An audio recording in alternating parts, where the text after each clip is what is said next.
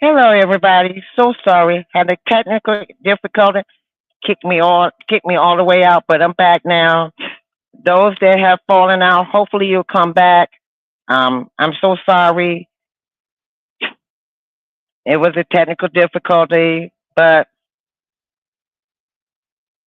if you would like to join me, there's the link. It's in the chat. I'm going to go out here and see can I notify some folks. Let them know I'm back. So bear with me one moment.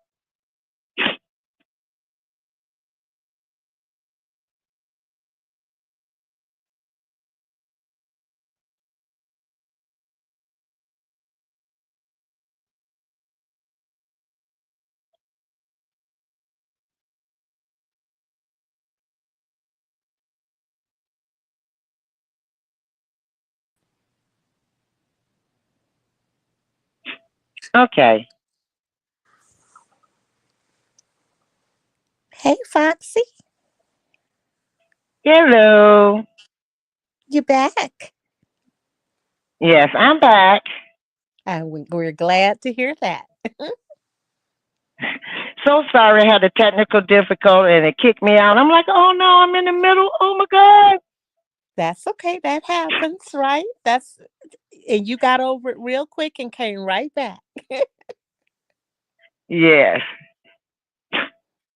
So, congratulations. I just wanted to come up and congratulate you.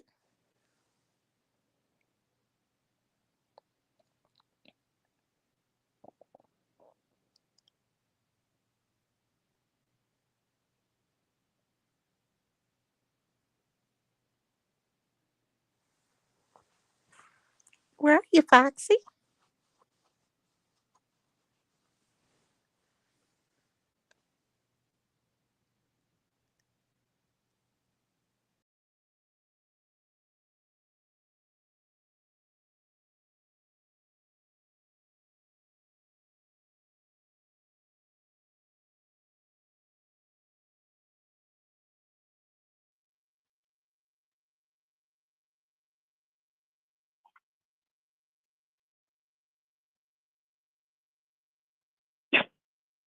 Hello, everybody. So sorry again. I don't know what happened. This time I didn't do anything. It just kicked me out altogether.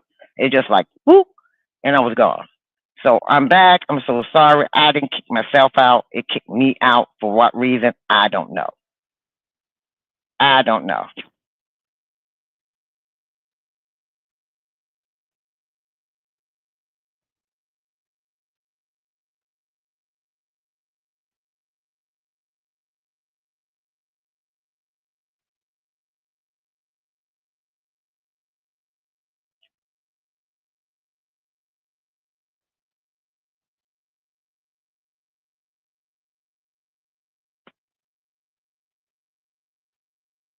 Okay, hello everyone. So sorry. I don't know what happened this time. I didn't do anything. It kicked me out on its own. I'm just a talking and I'm so whoever was on there with me, come back on, please. I'm so sorry. Anybody want to come on? Come on. I'm so sorry. It wasn't me. This time it wasn't me. I don't know what happened this time. I was just talking and next thing you know it was gone. How? So just come and join me. I'm back on.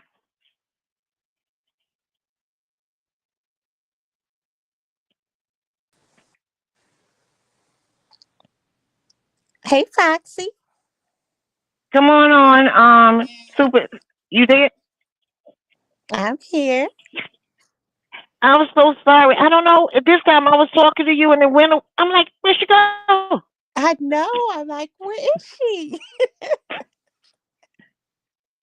I look. I'm on my tablet tonight. Everyone, I'm on my tablet. So I have a little small tablet. So I don't know what it's doing with me. Maybe it's not too used to being live on this. So just bear with me. This is my first night. I'm trying. I'm doing the best I can. But this is just That's a okay. test of my faith. So tell us more about some of the things that you want to do. We know you said that you wanted some fun stories, but give us some examples so that when people are sending you some things, they'll know, what to kind of be on the lookout for. What's your vision? some fun things like I wanted, like some comedy, some, some clips that the not the old clips, the old clips like, Martin or some of them, nothing like that. Some fun clips that, you watching on TV and there was a clip that came on YouTube that was funny, that make you laugh and make you think at the same time.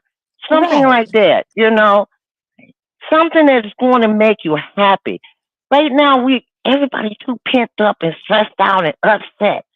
And it's time to relax, have fun, have some grown up fun, have some, some grown up topics.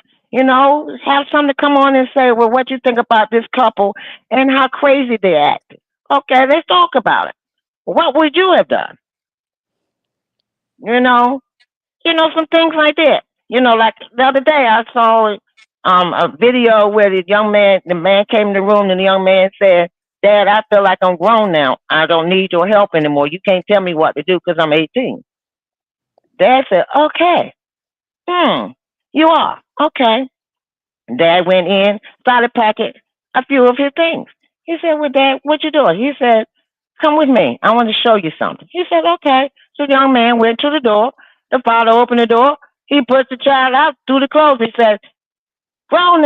He said, "Now you're grown," and closed the door. He's outside. How many of us have thought about doing that? Well, You some know, of us would not be here to talk if we would have thought about saying that to our parents. We wouldn't be here to tell the story about it. right. But see, now we're talking about nowadays. You have to look nowadays, parents. You got to revent. You know, you got to figure things out a whole lot of different because of society. Society got almost to the point that the children supposed to boss us, Yeah, well, and it's society limited what we does, can do. and society, I think, has some people trying to play the friendship role v- versus being the parent. Right. And that's because okay, if everybody think back, way back, like the song says, some of you have to think back further than others. Uh, Okay, at Betty the White. time we grew up, And it was you good. know, some of it was real good, and some of it was not so good. Well, here's the But story. but here's the story. And you had to think back when we grew up, like you said, we might be getting up, like they show them videos where they said to show the kids standing and then the parents standing on them and say, "Oh, there you go. You still Right. here. You coming around. All right. Hi. Now you want to retalk that again? Or you got the ones that's the friends. And they've been Right. friends with the parents for so long. And believe it or not, there are some young people out here that's been friends with their parents so long, they don't know how to make other friends. Well, my They daughter really, was like they that, really don't know how. where They don't it know how to make wasn't, other friends. my daughter was not interested. Like, for instance, a friend of mine was a state representative in Florida. And so she had asked me to be the host for the tea. So I was kind of checking people in. And there was another person there that was close to my daughter's age. And I was like, go over there, talk to them. And she comes to the table where I'm at the front and she says, "Mom, I have a new friend." And she brings this adult with her who's a VP at the University of Florida. "This is my new friend. She's from Chicago." And so for her, she liked people that were older more than she liked people, her own age. Although at school she had friends, she had friends she would bring home from school, but she was also very comfortable, with people that were adults. She was Right, not but I didn't do the friend with her. Like, she was not, I didn't treat her like she was my friend. right, But, I know nowadays, I think some people, they kind of think that if they treat their kids like they're their hello, Hello, succeeding too? Can you hear me? Yes, I can hear you. Okay. I think something changes in that respect level when you break something to me, because I think kids love discipline. Because think about it, this is a scary time. Kids are coming up missing Yeah, kids these are coming up days. missing. No, okay, look, that's all everybody think about it. We're not going to bring down the downer too much, but we just want people to think about it. See what we could do to change the atmosphere where these young people can come and feel comfortable now. I don't want you to be their friend, but also have them comfortable enough to be able to talk to you about Right. anything. It's a Sometimes parents, balance. yeah, and some parents, they look, you do what I say and that's it. Don't come with me with no mess. Don't come with me all this. But Right. they deal with a lot of things out here in life. There's a They lot do. of intimidation, temptation out here for them. And there's what you don't teach them, the street will. That's true. You can sit back and act like the street don't oh, it was just as good. No. Every generation has something different from the generation before. That's true. So you're I, gonna have to that's adjust. true. If you're 60, I'm 63. I got my level of generation. I got my children level of Right. generation. I got my grandchildren level of generation, and then I got the great grands. So you Right. got four different levels of generation. Their their their thought mind frame is different. Things are Right. different for each generation, and if you don't help those generations out to mold them, they're going to be lost, and they ain't going to be Because able they to help want their it. other generation. They really do Right. want it, because like I used to be the house where all the kids would come over, and I told my daughter once I was going to create a dinner party for one of her friends. So I worked really hard and I created this party for them where I had all my crystal out, and I made lasagna, got like I did like a dessert table, got them some sparkling cider, and had the candles, and we went and picked up the girls, and it was like going to be my daughter and two other friends. And so as soon as we walked before we walked in the door, I said, "Oh, I hope I forgot to tell you." I said, "I hope you didn't mind that I got Kentucky Fried Chicken for dinner." And her face kind of dropped, but she was like, "Oh, that's fine." And then when we opened the door, they saw the candles. And my daughter knew I had everything set up, but and I let them be kids and enjoy that time with me, pouring into them. I wasn't in the room with them, but I created an experience for them. And see, that's with me. I have a large family. I have a large family. So our aunt's kids call me auntie because I'm the oldest of the grandchildren in my grandmother's family. So all their kids call me auntie. All their kids call me auntie. So I'm the big auntie. I'm the cool auntie. So all I used to have 13 to 17 kids in my house at one time at some time. And there was times look, my son would come home. I get up the next morning and I'm going one, two, three, four, five, six, seven boys. Okay, all on the floor, couch, chair, everywhere. I opened the refrigerator. Now the boys already knew they were coming home to my house. They had done went and bought the sausage and bacon and the eggs I need to cook for them that morning. Right. Yeah. And see, that's what they need, though. They love that. They love having a comfortable environment. And they don't mind discipline, because it shows them that you care. But they love that. Right, and the thing is, they were like, oh, remember this is funny. One morning I woke up and the young lady, she was sitting in the chair. She was sleeping in one of the chairs, right? Right. And I said, I woke everybody up. Everybody get up. I told her, come here. She got up. She said, yes, ma'am. I said, in my room. She said, oh. She was looking at them like, what am I supposed to do? I took her in the room. I said, young lady, did you have a ride home last night? No, ma'am. I said, okay, I understand my boys out there protect you.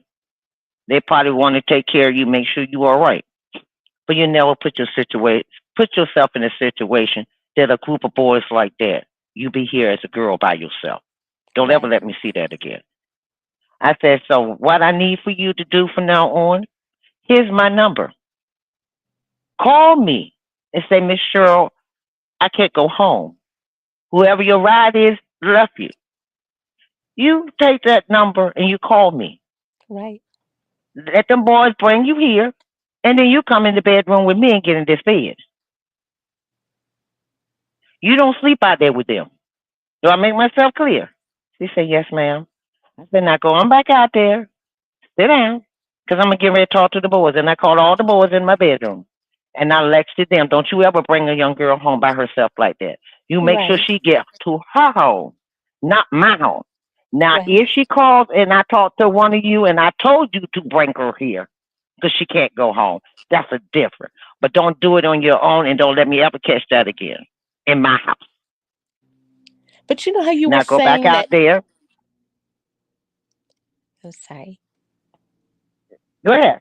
I was going to say, you know how you were saying that you were naming the different generations and how things have changed. Well, one thing Mm-hmm. that the okay, so the old part of me would have said, yes, but the new part of me sees that there are things that some kids are going on that, like, for instance, I was telling my best friend, I said, you and I lived a good life.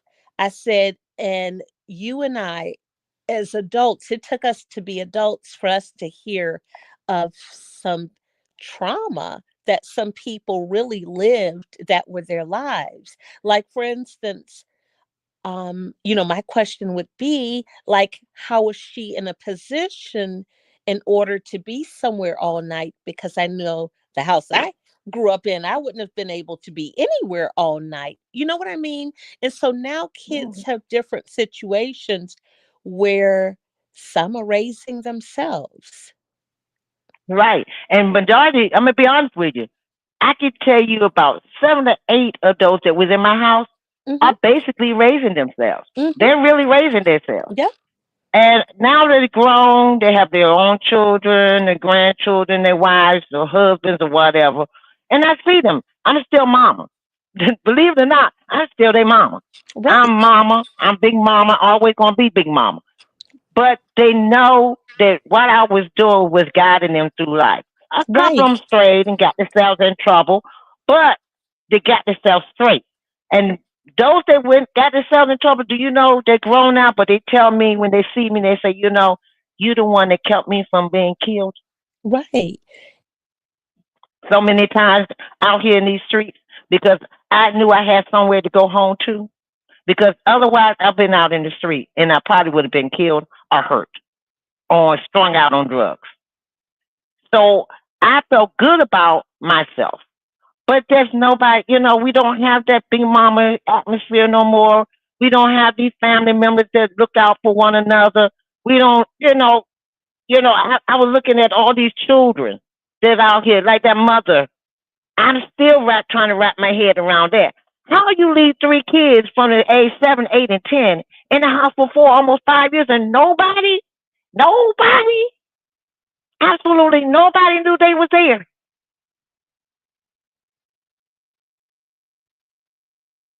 I can't understand it. I want somebody to tell me how 3 kids are left in a house at age 7, 8, and 10, and nobody. Y'all say, "Oh, I knew she was a bad mama, but I didn't know it was this bad." Did you try to find out? Did you go bang on the door? But then I sat back, and then I found out that the children was afraid to open the door because the mother threatened them. If they open the door, the consequences. So they was afraid to open the door. So these are the things that this generation have ended up being, and a lot of them are surviving the best way they know how. And to us, we feel like they're hopeless, but they're not. If you Right. talk to some of these young people out here, you'll be surprised what their life is like, and they just want somebody to accept them. That's all they want. But although they still had to know something was different, because although the kids aren't coming to the door in a real situation, you see parents and their children coming and going. You see Right, kids out. So there, so that should be something. You know how you have a neighbor, and it may be not be a neighbor that you see every day, but if you don't see them, you're kind of wondering how they are. You know what I mean? right, right. And okay, everybody's looking at all the bad in the community, but remember the block parties. People got to know each other. Had a back, had a block off the street and cook out. Everybody bought a plate. Everybody bought a dish. Everybody mingled with each other. And it's sad the children get along more than the adults. Well, yeah, And I'm like, how because the kids get along more with each other and we can't? sometimes we the problem. Exactly. And like Boss Linda said, the parents are wild like the kids. Yeah, because their parents was wild. Yeah. When are we going to, no, when is the change going to stop? We hope one chain hooked to another chain, to another chain. When is the change going to break? So let And me we, ask in you. society, is let them stay that way. My sister and I were having a conversation yesterday, and I was saying to her, you have kids that are raising kids. You have some people that are have children that are very close to their age. And for some people, Mm-hmm. having a child, it doesn't make that person suddenly turn into a mature adult because they're still a child. Do you know what I mean? They still haven't fully matured. And so Right, you have them in that place. You have them, carrying on in front of their kids with their behaviors, and their kids are learning. Some kids learn, from that and mimic that. right, and right. I live in a high rise in D.C., Washington D.C. Hmm. And this is known, this part of DC, Southeast, those that live in the DMV area just listening, is supposed to be one of the baddest areas. Hmm. So one day we had a fire alarm and didn't have a fire, thank the Lord, but we had a fire alarm. And, they said there was well, no, let me correct it. There was a fire and it burned the whole apartment up. But because of this building being so old, it had the firewall, so it never passed Oh, on to okay. any other apartment. Hmm. It just had water That damage was for the good. ones on the bottom and the side. So I was sitting in the car and I was just observing. It was a warm day, and I'm just observing. Hmm. And I'm listening to this young lady cussing this baby out. The baby is standing out there. It's hot. He's in the sun. He's miserable. And I say he's about 5 or 6 years old. And the name she called the child, you would think that's the child's name. You were Right. MF this and the MF that and blah, blah, blah. You need to stop. Blah, blah, blah, blah. So my little butt, I got up and I got out of the car and I walked up. I had a bottle of water. I had few bottles of water in the car. I said, because I keep water in the refrigerator. So I grabbed a few Right. of them. I was like, I don't know how long I'm going to be outside. So Right. I grabbed a few and I walked over and I said, here's one for you. Here's one for you. She had two kids. And she said, well, ma'am, I said, no, this baby's hot. I'm hot. I'm old. So if I'm hot, I'm old. You hot. I gave you water. They're hot too. Right. I'm giving them water. I gave up my water for them. Right. And them babies drank and they were fine. And I said, hello, kid, little prince, and hello, princess. And I said, hello, queen. I introduced myself. And I said, it's okay. There's no harm in asking, baby, or accepting. But something like this is okay. It's all right. It's going to be all right. And she's like, well, thank you. I said, you're too pretty to be sitting up here all upset. You upset, they upset. You got to relax so they can relax. And see, look how peaceful they are. They drinking their water, now they're sitting on the grass. They all right. Sometimes you just got to figure out what makes them happy. And then you'll be happy. Why they upset? Figure out why they upset. So you won't be upset. You got to figure it out, baby. You can't just fuss all the time because you're going to be miserable and so are they.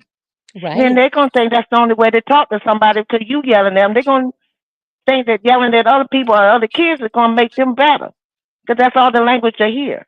And I'm Right. not criticizing you because I know I have my days where I used to cuss my kids out and fuss my kids out and tell them I would knock them into next year. But then I realized, what am I doing? I'm making my kids act just like me. So I had to regroup. And I'm not telling you what to do. You can make your final decision, boo. I just want to let you know you love, and I love you. You don't know me, but I love you. It's okay. And I wanted to walk away. She said, "Excuse me, ma'am." I said, "Yeah." She said, "Can I give you a hug?" I said, "Yeah, come on." I hugged her. Do you know that girl cried so hard? My whole shoulder was wet Yes, she may because not have nobody ever talked had to that her. compassion given to her. And it was something to you that seemed small, but it was a sacrifice. Right, and that's the thing. We don't know what these young people going through. No. We sit back and point a finger at them and tell them, listen, they ain't gonna be nothing. They get okay. Prime example. I drink beer. I got on the elevator. I had my beer with me, my little 6 pack of beer. This young man Right. got on the elevator. He smelled just like weed. Whew! Did he eat weed with weed? I said, "Ooh, look, sound like somebody had some good ooh wee." And he said, "I'm so sorry, ma'am." I said, "That's all right. You had your ooh wee. I got my ooh wee." He said, "You got ooh wee?" I said, "Yeah, right here in this bag." He bust out laughing. I said, "That's my form of ooh wee. That's your form of ooh wee." He said, "I said, but next time, make sure you air yourself out a little bit more. You won't have to worry about that. Just air yourself out a little bit. You know, step out on, if you got a balcony, step out on your balcony. You don't have a balcony, go to the door, open your door and just let the air blow on you a little while. Blow the fan on you and let your body air out. Then you go get some body sprays and shoo shoo. Buy a can of Febreze. Spray yourself with some Febreze. And then you won't smell as strong. Hint hint. He said, "Yes, ma'am." I said, "Hint hint." He said, "Yes, ma'am," and started laughing. I said, "You got it." And now he see me. He said, "Hey, mama." I said, "Hey, baby." I didn't talk mean to him. I didn't talk nasty to him. I just talked to him where he was at. And that's why I said we have to make people happy and stop putting people down and being mad at people and be happy with people. Talk to people. Laugh with people. These young people, they want the love, they want the attention, and they want the laughter. They don't want every time you turn around somebody fussing them out or cussing them out and tell them they ain't gonna be a mountain, nothing, they ain't gonna be nothing. You never know. They might be the one that might be the next president of the United States. Right. Right. So he might be the next president of the United States. Never know nowadays. Yeah, you definitely have to speak So life into them. right, and that's the problem. Nobody speak life in them. They speak death. They speak. You miserable. So you want to make sure they miserable, honey. There's some people out here that wish they had some of the stuff that they got. You know what I mean? And they say, "What do you mean stuff they got?" They got freedom. They're Right. living life to the fullest. They're enjoying life. They might not look. They might do their weed. They might do their drinking. They might do their partying, but they're enjoying life. Right. They're handling business because first of all, they got to pay for the weed. Second of all, they got to pay for the liquor. Third of all, they got to pay for the beer.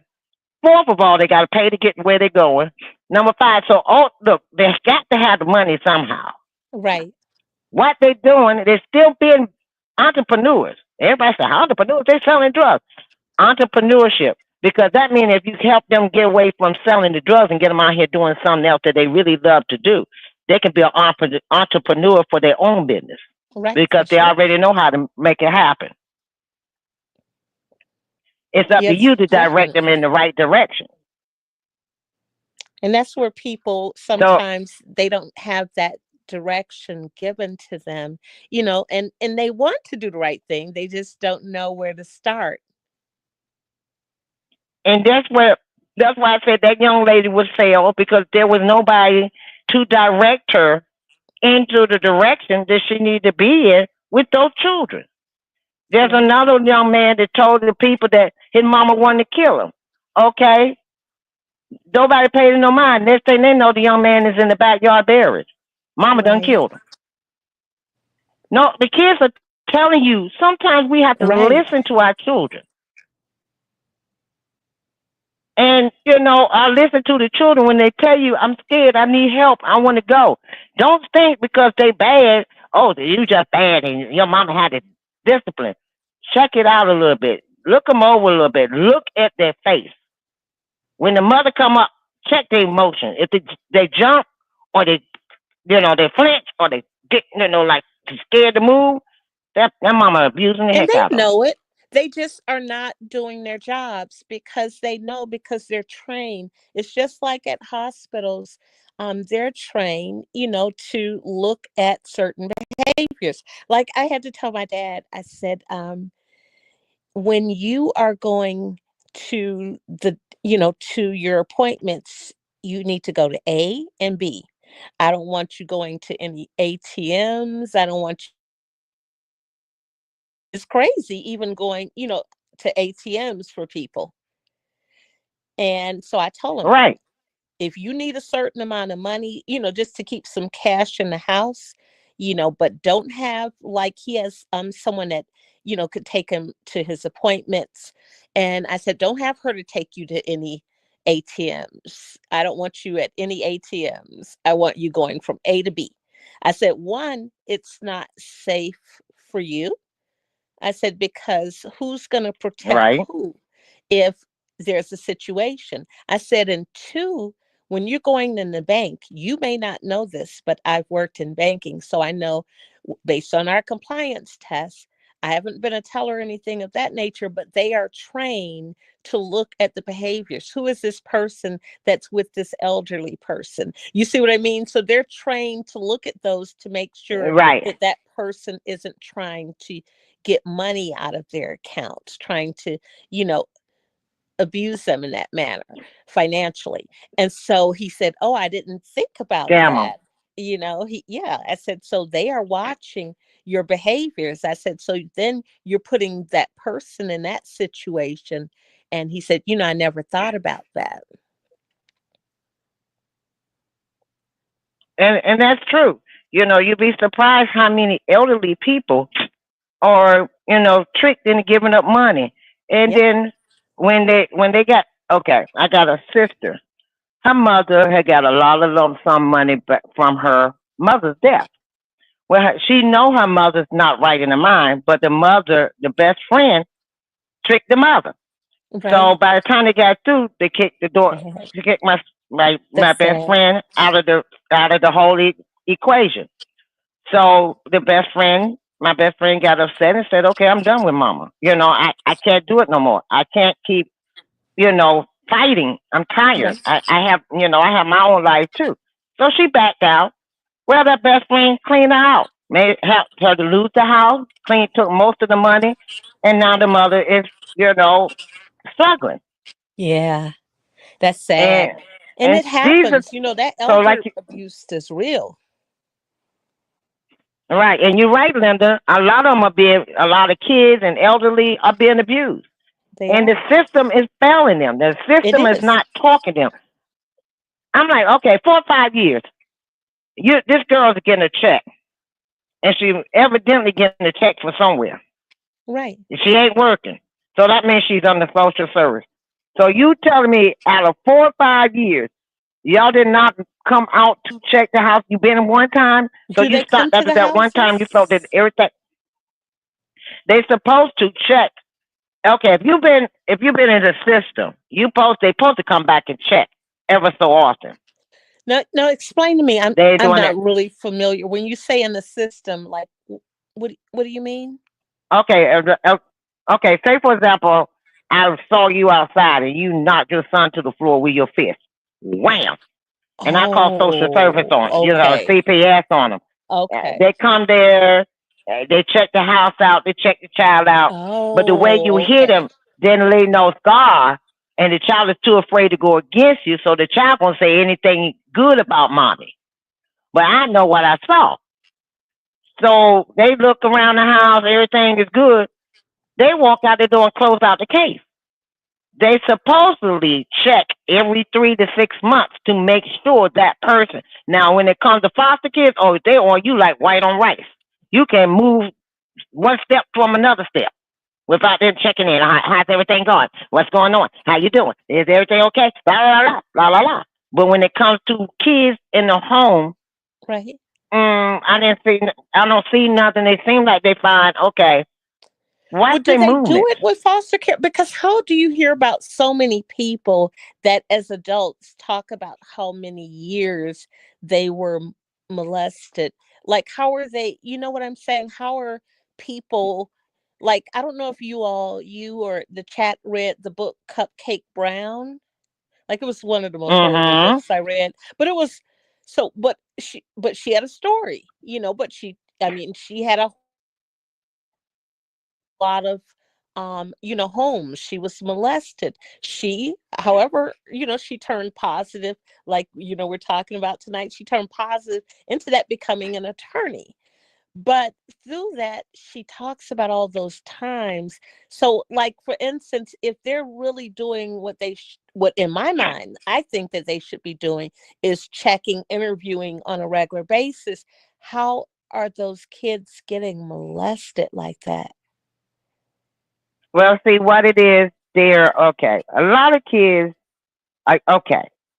A lot of things is that the system is failing the children. The system itself. That they're okay. There's so many mothers out here, so many young people, so many people out here having babies.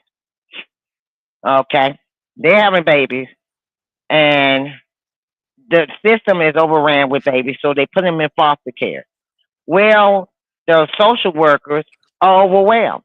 They get 40 to 50 cases a day, and they're trying to go through all of them. Some of them are worse than others.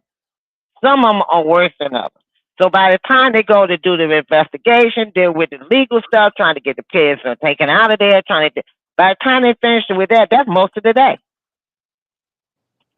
So now that's two people, two kids that could have been checked, two or three kids could have been checked on that day.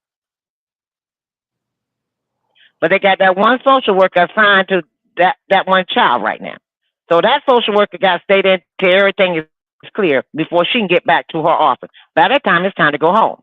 Now the next day she got to start all over again. Now she done missed the appointment with the other two. By the time the other two come around, they done been abused, raped, whatever. I mean, sex, FAs and everything. So there's nothing left for them to do. That's how some of them fall through the cracks. They don't have enough people to work, and they don't have the funding to keep it where they can check on them all the time. And they have too many children.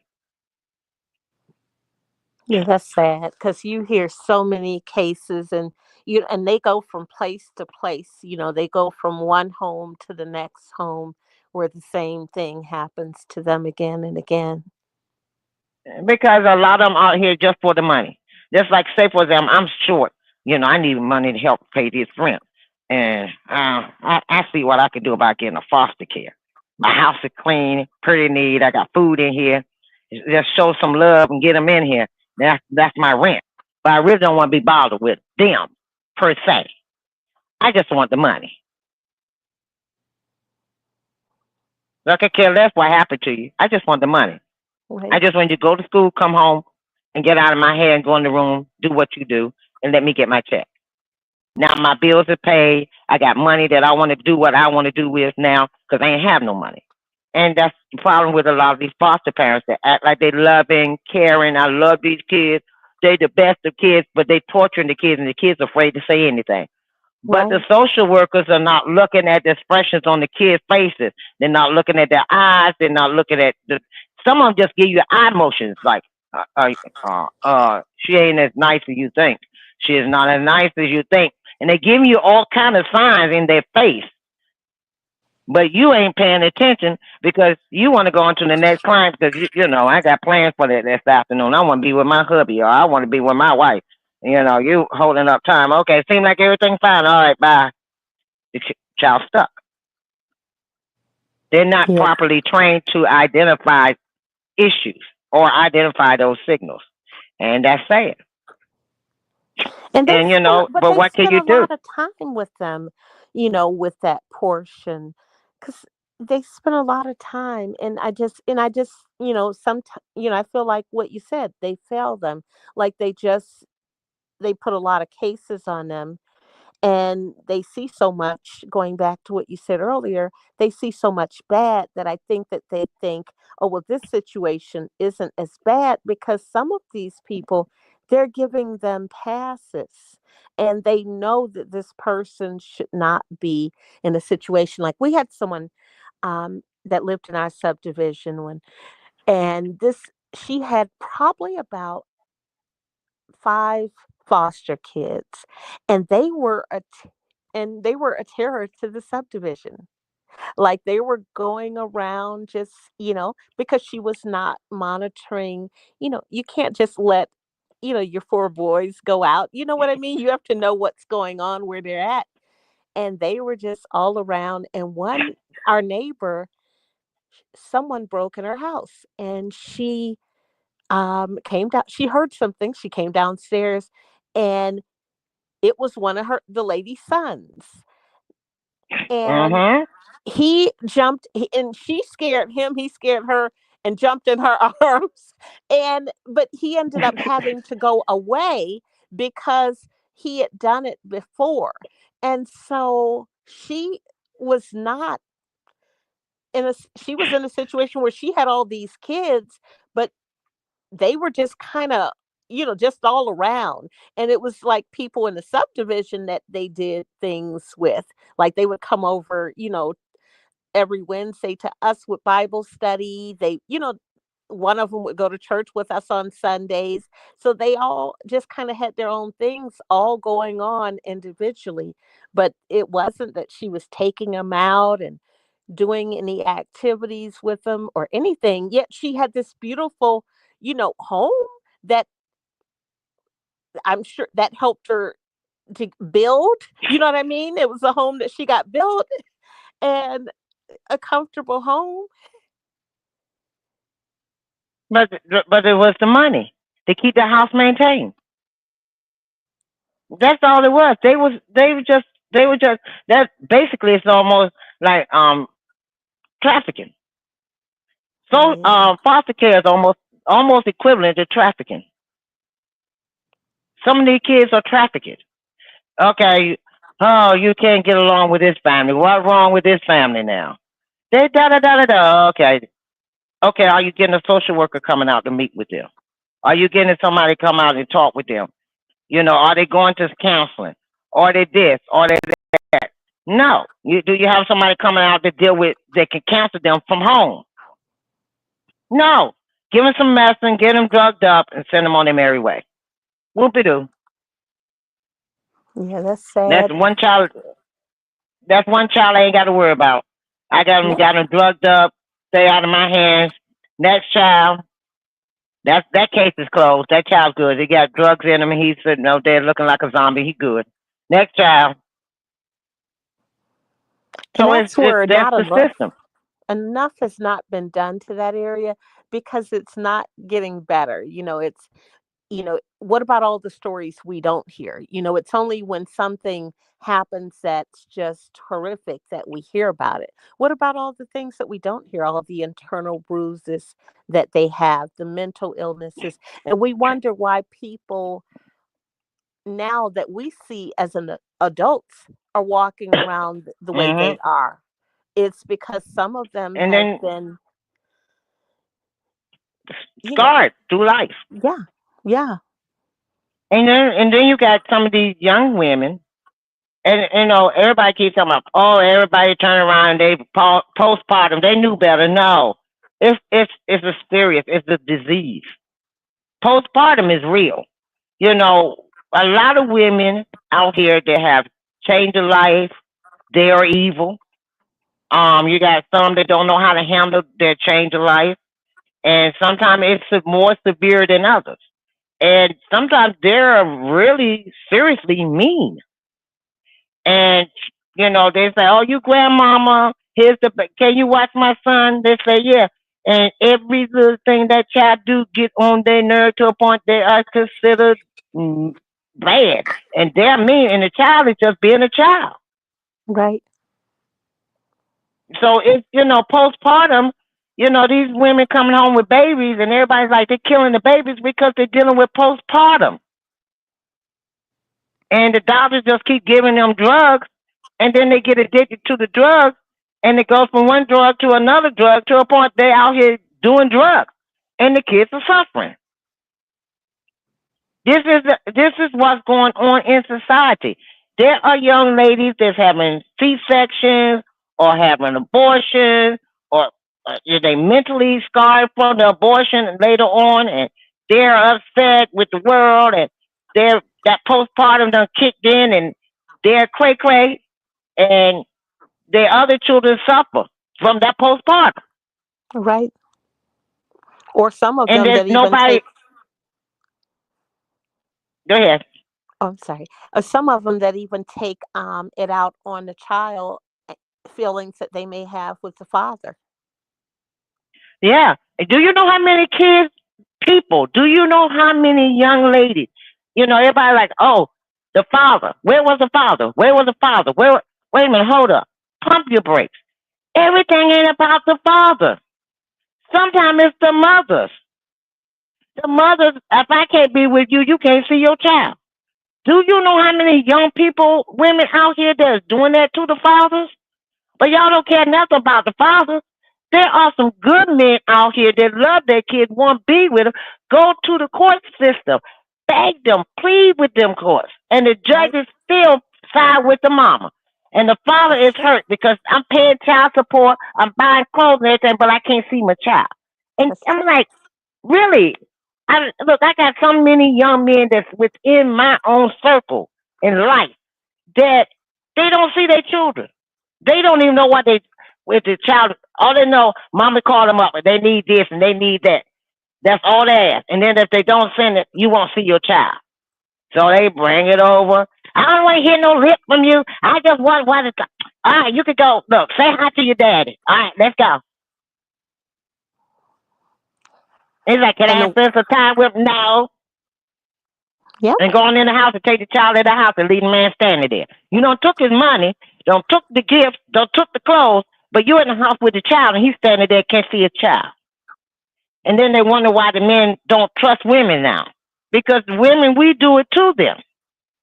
We do it to them. Some men don't want to have a child, don't want to be bothered with any kids because they're scared to get attacked because what happened? Mother flip, she done found a new boo. He good to her. Don't care if he good to the children, but he good to her. So the father suffer. He can't see his child. We don't need you now. I got a man. He take good care of me. He take good care of us. No, he don't. He take good care of you. The kids suffer because they can't see their father.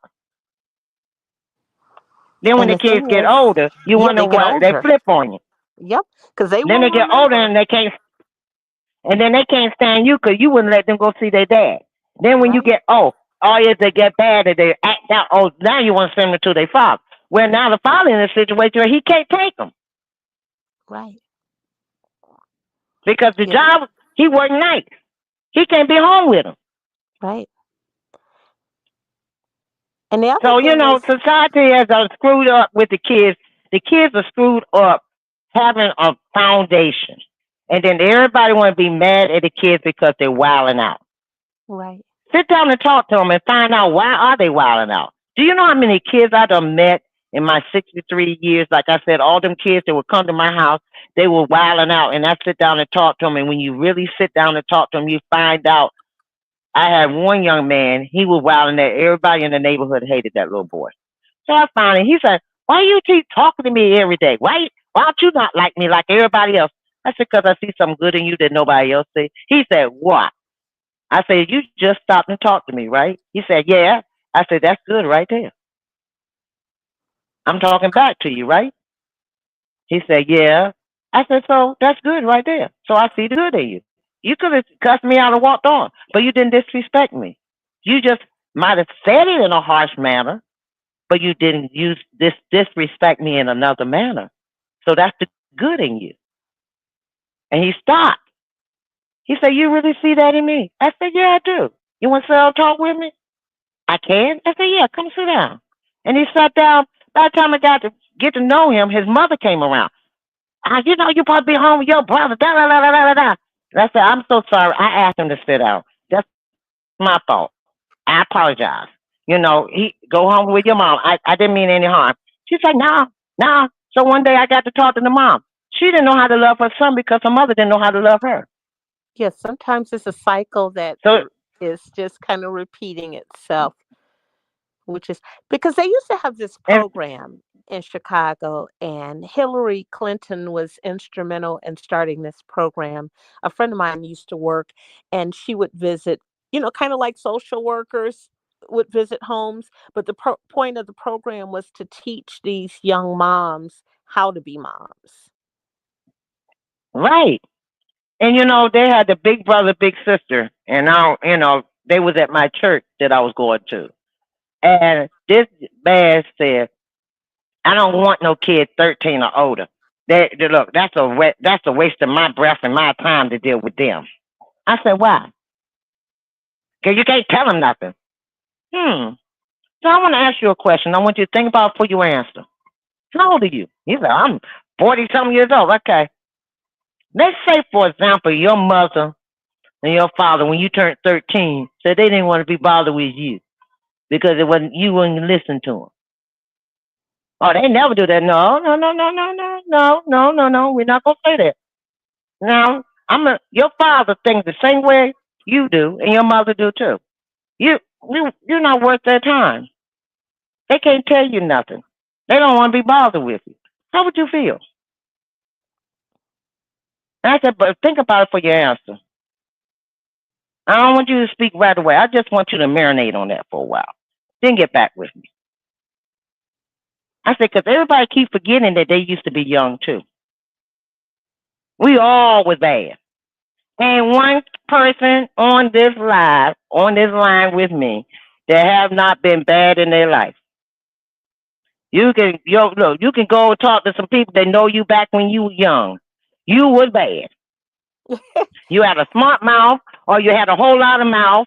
You was sassy. You didn't want to do what everybody told you to do. You did what you wanted to do, and you got punished or beatings or whatever type of punishment you got. So don't sit back and act like brand new, like you never done that before. Yeah, you did. Then when you got out here and became a young lady or a young man, you was out here wilding out because you thought you were grown. You were out here doing whatever you want to do because you figured you ain't none of your parents no more. So you went out here wilding out, doing whatever you want to do, thought you were grown, and made a whole lot of mistakes. Look, I think I was allowed Remind, my get smart time a couple of times a month, but when I walked outside that door, I better act like I have some sense. So my neighbors would probably say the opposite because, I couldn't, act a fool. You know what I'm saying? Because those times right, parents cared about how they were viewed as well. right. What you reflect on who they are. Right. Like, okay, people gonna think, especially like in the South, when I would visit my family in the South, the first question they ask you is who are you related to because they're judging you based on that, you know. And Yep, so sometimes exactly. some places you gotta act like you got some sense because otherwise it's gonna get back. It's gonna get back to somebody that's gonna deal with you, whether it be an aunt, an uncle, somebody is gonna get back. Look, whatever neighborhood you was in, wherever you lived at, you used to have big mama, auntie, cousins, cousin's mama. Sometimes it's just the best friends of the mama, and they tell on you. And if they had to jack you up, That's what by my the time mother you get told me. home, you get jacked up again. She told me that's how it was for her growing up. Now, by the time, thank goodness with me, it wasn't that way. But she did tell me when she was growing up that this person would be able to spank you, and then they would tell your mom, and you would get it again. Man, let me tell you, I was living with my grandmother, right? And I Hmm. went up to my cousin Bessie's house. Her name was Bessie. I went to cousin Bessie's house, and I got up there and she was telling me, "Sure, didn't I tell you to stop doing that?" And I'm like, "Okay," and kept right on doing it.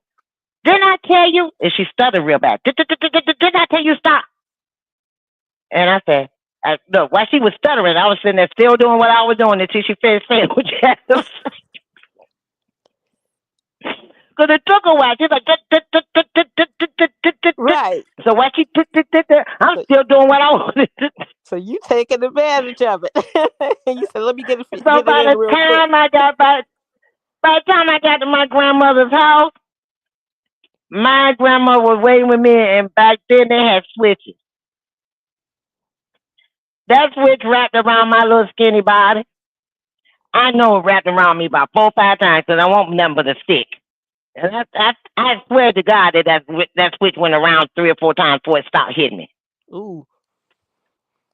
So I said, oh. So after that, she said, did, yes, ma'am. And then get a chance.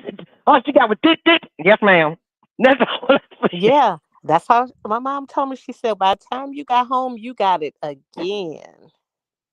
Yes. And she didn't hit me. She didn't spank me. But she was fussing, and I was taking advantage of her stuttering. Right. And my grandmother knew that's what I was doing. Right. By the time I got home, I got the whipping of my life. And, I call myself being grown one time, y'all. I decided I going to put on this little short dress and go up to the club. And the club wasn't that far, but I met somebody to take me to the club. So I got on my outfit and told my grandmother I got my stockings and my little skirt ready and everything dressed for church. So when grandma and granddaddy went to bed, I eased out the window. And I went up to the club and I partied my butt off. And I came back and eased back through the window and got up the next morning, went to church. Now, not knowing, being young, that if you drink alcohol, it's still going to be on your breath or on your body. And it ooze out of your pores. So I had me a few drinks because I'm grown now. I thought I was. So, my grandmother could smell the alcohol on me. And there ain't no alcohol in her house. So she Right. knew what I did. So my little dumb butt decided I'm going to do it the next weekend. I eased out the window and I went up to the club and I partied my butt off and had my couple of drinks. With this particular time I had on the skirt that was a little too short and I didn't want to show all my little hind part. So I put an extra stone up to the window so I could climb up to get in the window. So she happened to see that stone. So when I got home, I went to ease in and some said, don't put your head in, put your leg in first. So I said, well, ain't nobody going to see anything because we in the country. Ain't no housing but maybe another half a block away. So I could put my leg in there. So I put my leg in the window and the light came on. All hell broke loose. She grabbed that ankle and I'm like, Sinbad, that belt came from nowhere that says whoop ass. And I got the whoop ass of my life with that one leg. That one leg, I'm straddled the window, and she whooping that one leg, and I'm screaming and hollering, telling her, please stop, please stop. When she let go, I fell back out the window, y'all. Oh Landed on no. the grass and was rubbing my leg in the grass, trying to stop it from hurting. So she knew that you, so she must have no, she heard you leaving, or she knew that You you know had how she done it, found so she out? was gonna She watch. Right, no, she knew I had done it, so she figured I'd probably do it again because I Yep, so thought I she got gonna away with it. watch. Mm-hmm. So she didn't watch. She just walked back in the bedroom. She saw that I wasn't in the bedroom and she called my name and I didn't answer. Oh, Because, she was waiting when they up call for your name, you. you say, yes, ma'am. So she was waiting up and she was in the Yeah. room right there at the bed. There's a space between the window and the bed. And because it was so dark outside and inside, I couldn't see her silhouette. When she hit that light switch and I looked and saw her, it was over. Yeah, she I was bet you I waiting on you. never, ever, bet you did today. I would have never, ever did that again. I bet. Never, ever.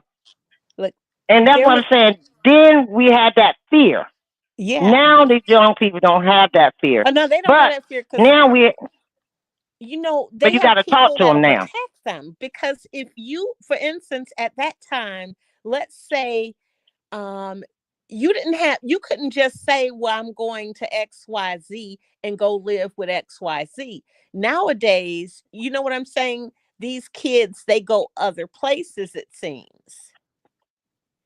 Right. And Where see, now society, like you said, they're trying to be friends. And right. there's a whole lot of you on here that know about them being friends, but, parents being friends with their kids. So they don't see what they see because they so busy being friends and they think the kids tell them everything. Um, Parents, please stop being fooled. Your daughter or your son don't tell you everything.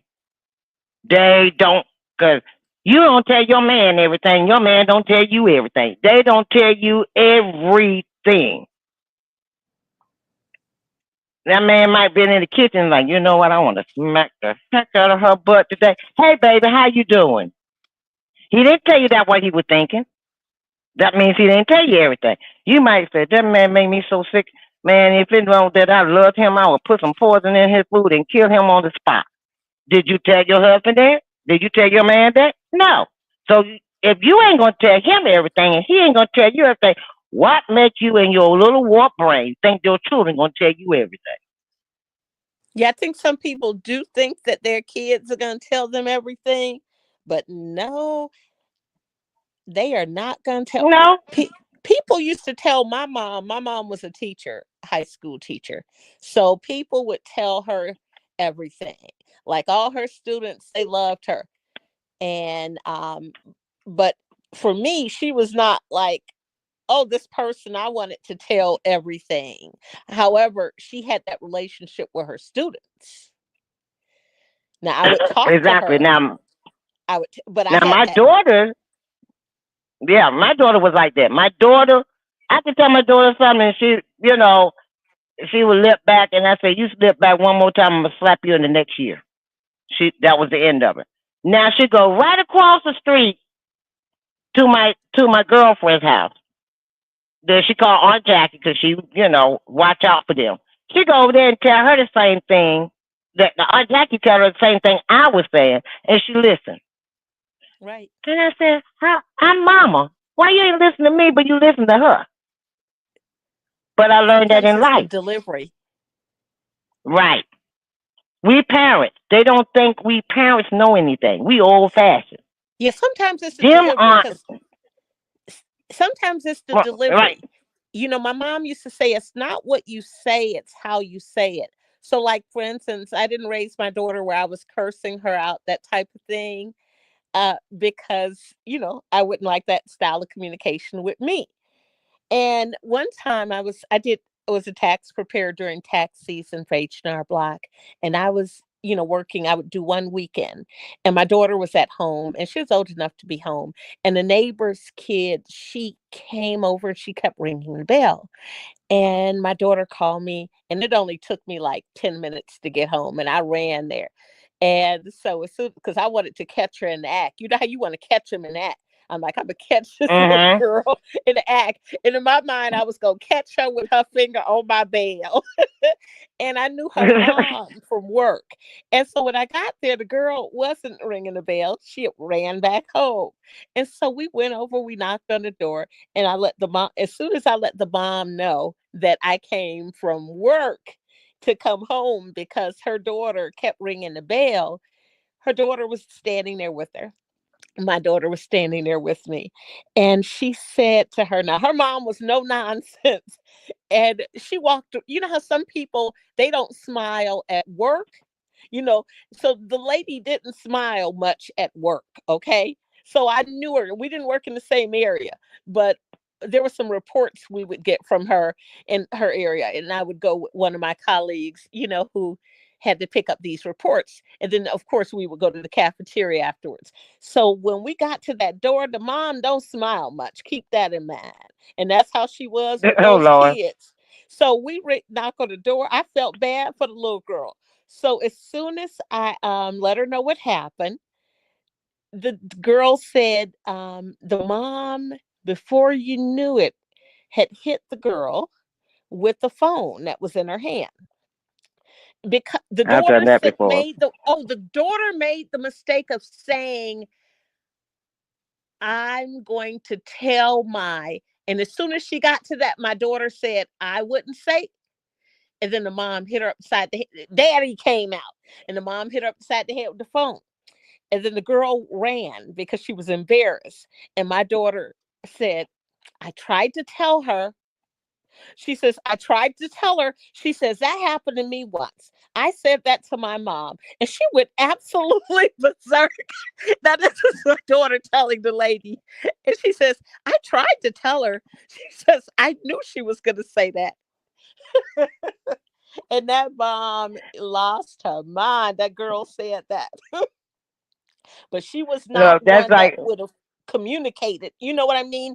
She wouldn't have, like, I right. would have talked to my daughter and said, girl, like, you don't go to people's house. And I would, explain the why. Whereas her, she just was more of a reactor. And so that's why I say it's all in the delivery, with kids. I do believe kids like discipline. Even the ones that don't think Right. that they want it, they keep coming back to you, because those would be the Right. kids that would want to be around my mom, are the ones that, she had the most trouble with. So they still keep coming back, because they that makes them feel that love, that makes them feel that someone cares. And see, that was one time my son. I was working security at the time, and I worked at J.C. Penney's. I was in between jobs. I working for. I was in the federal government, and they closed up the department I was in. And at that time, they had a freeze on the federal government, and we're hiring. Hmm. So I couldn't go to another department because so we had a choice to either get unemployment or go ahead and use go ahead and retire. Go ahead and use your retirement money. I'm not using my retirement money. I'm letting that calculate till I can find another job back in the government. So Right. I took the unemployment. So in the meantime, didn't look like they were unfreezing the government at that time from the hiring. So I got a job working at J.C. Penney. So I was working with apprehension, and at that time we was allowed to apprehend the people. So this one little boy, I say about 15, 14 or 15 years old, and he came and I caught him, and he had about almost $300 worth of stuff in the state of Maryland. $300 was a felony. Under that was a misdemeanor. Well, we finally got in contact with the mother, and the mother came. The mother worked with the FBI. Oh, no. Mother walked in the door. She said, she said, I got a credit card. She threw it on the desk. I got a credit card. I got another credit card. I got a gold card. I got a checkbook. I got money in my watch. She was throwing all this stuff on the desk. And you had the audacity to come up in here and steal? Man, every time she threw one thing down, she was slapping. Pow. Throw another down. Pow. We had to stop her. She was in there so much. We had to finally stop her from slapping the child. She said, "Didn't you know I work for the FBI and how embarrassing this is?" She said, That's "How the much you thing. owe?" And I said, "Well, man." So we said, "Man, we have to blah blah blah blah blah." She's like, "Now I got to go to court. Do you know I got to tell my boss that I work for the FBI? I got to tell the FBI that I got to go to a courthouse because my child want to steal?" Man, that woman went berserk. And when she finally calmed down, she said, "Huh, get your ass and come on, let's go." The boy grabbed his little bag and he was walking behind. She said, "The only thing to keep me from hitting you again is because they all looking at me and they wondering if I'm going to kill." So she said, she said, And "So for I her, think you done had enough slack for today." it was not only about the embarrassment, but it was also the fact that he knew that she had the resources. Right. And what it was, he was hanging with some boys and they left him hanging with the clothes. When they figured out that we was lost prevention, they took off and left him holding the bag. So we was trying to explain it to the mother that he wasn't the only one. There was some other kids. She said, "It don't make no difference. He know I told him stop being a follower and be a leader. So that ain't go, I ain't taking that excuse at all." And she went back to hitting him again. I said, "Lord, we got to stop this woman from killing this child, hitting this child so much that he ain't going to have no face left. You know what? Well, at least But one side of his face." so you know how you said that was her delivery. It's all in the delivery. of trying to be, but she knew, and her son was probably trying to be friends with these people, and they may not have known that he had those types of resources Right. because he And was trying to because he fit had in. them types of reasons, he was trying to fit in. He was the only child and he was trying to fit in. Hmm. And he didn't know how except for to do it that way and hang with them. And you know how kids will tell you, "Oh, you scared? You scared? No, I ain't scared. I ain't scared. You sure? Cause we get ready to Right, do it. I ain't scared." And he got caught. And then they left him hanging because he was naive. They done did it so much they knew what to do, but he didn't. right. So I kind of felt sorry for the boy. We didn't want to. So we trying to explain this to the mother before she started slapping the shit out of him. We was trying to spare the child, but it wasn't working. But in It her was case, not it working. wasn't because you have a child that has resources. And I'll tell you this, my sister was 11, 12. She was on my credit card. So he might have even been on hers. You know what I'm saying? Where he had Right. access. So it was just no excuse, but because he was trying to fit in. And that's the part of us that have to be where we teach our children, or children that we have, in our families, our friends, our that to be comfortable with themselves, to be comfortable with their own intelligence, that it is okay to be intelligent. Now, there's one time I worked with J.C. Penney's, and this elderly man he came in and bought. There was cheap jewelry. You know how they have them little stands and have the 99-cent jewelry and $1 and some jewelry in little stands, right? So the man had pocketed a few of them, and they had apprehended him and brought him in the back. He was an older man. I'm saying maybe in his early 60s, late 60s. So he sat there and he cried and he handed everybody the stuff. He was shaking as he handed the stuff out of his pocket. He said, "I was just fine." And it was little kiddie stuff, like little Mickey Mouse stuff and, different cartoon jewelry. And he said, "I just want to give my grandkids something. I'm on a fixed income, and by the time I pay for my medicine and pay for my bills, I don't have anything, and I wanted to I'm going to Christmas dinner, and I wanted to give my grandbaby something, and I thought these would be nice, but I just don't have the money." All of us looked at each other, and then we said, "Sir, how many grandchildren do you have?" And he was sitting there trying to count them. And then we said, "Do you have any pictures?" "Yeah, yeah, yeah." So he pulled up his phone, and we saw all the pictures of the grandkids, and we counted them. So we went out. What he was short of, we went and got. And we told him, That was we nice. added it up on that. On the look, we added it up. Told him, "Come on." He went with us. I back out in the stand. He apologized to the jewelry people, at the stand. We said, "They fine. He's fine. We gonna go ahead and pay for it." So we went ahead and paid for the jewelry. And he looked at us. He said, "I'm free. I'm free to go. It's okay. Go have fun. Look, go be with your family. Give them babies the gifts." Right. And you have them in a That bag. man. So we put him in the bag for him and handed to him. And he said, Mhm. "Go home, enjoy your grandkids." That man cried, stood there for a while. I don't know, about 5 minutes before he moved. He just was still in shock and was just crying. So we finally walked him out to his car. And the man, you could tell he had, like that shaking, where old people, their hands shake a lot. So Right. we walked him to his car and made sure he got in his car all right. He said, he said, "Won't nothing but God." He said, "Because I've been praying to God, and the only thing I could think of was to steal. And I realize now I don't have to steal. All I have to do is put my trust in God." He said, Wow. "Thank y'all again." And we all came back in and said, "Okay, we done did our Christmas Eve. Okay." And we had a few repeaters that we didn't have no pity on. We didn't have no pity on because we already knew what they were doing. But that gentleman was that day that made everybody feel like we was in the Christmas spirit. I bet We it was did. And okay. it restored his, because, sometimes, I think about that song by Phil Collins, one of my favorites. Think twice. It's just another day for you and me in paradise. And he made that song. Yeah, I love Phil Collins.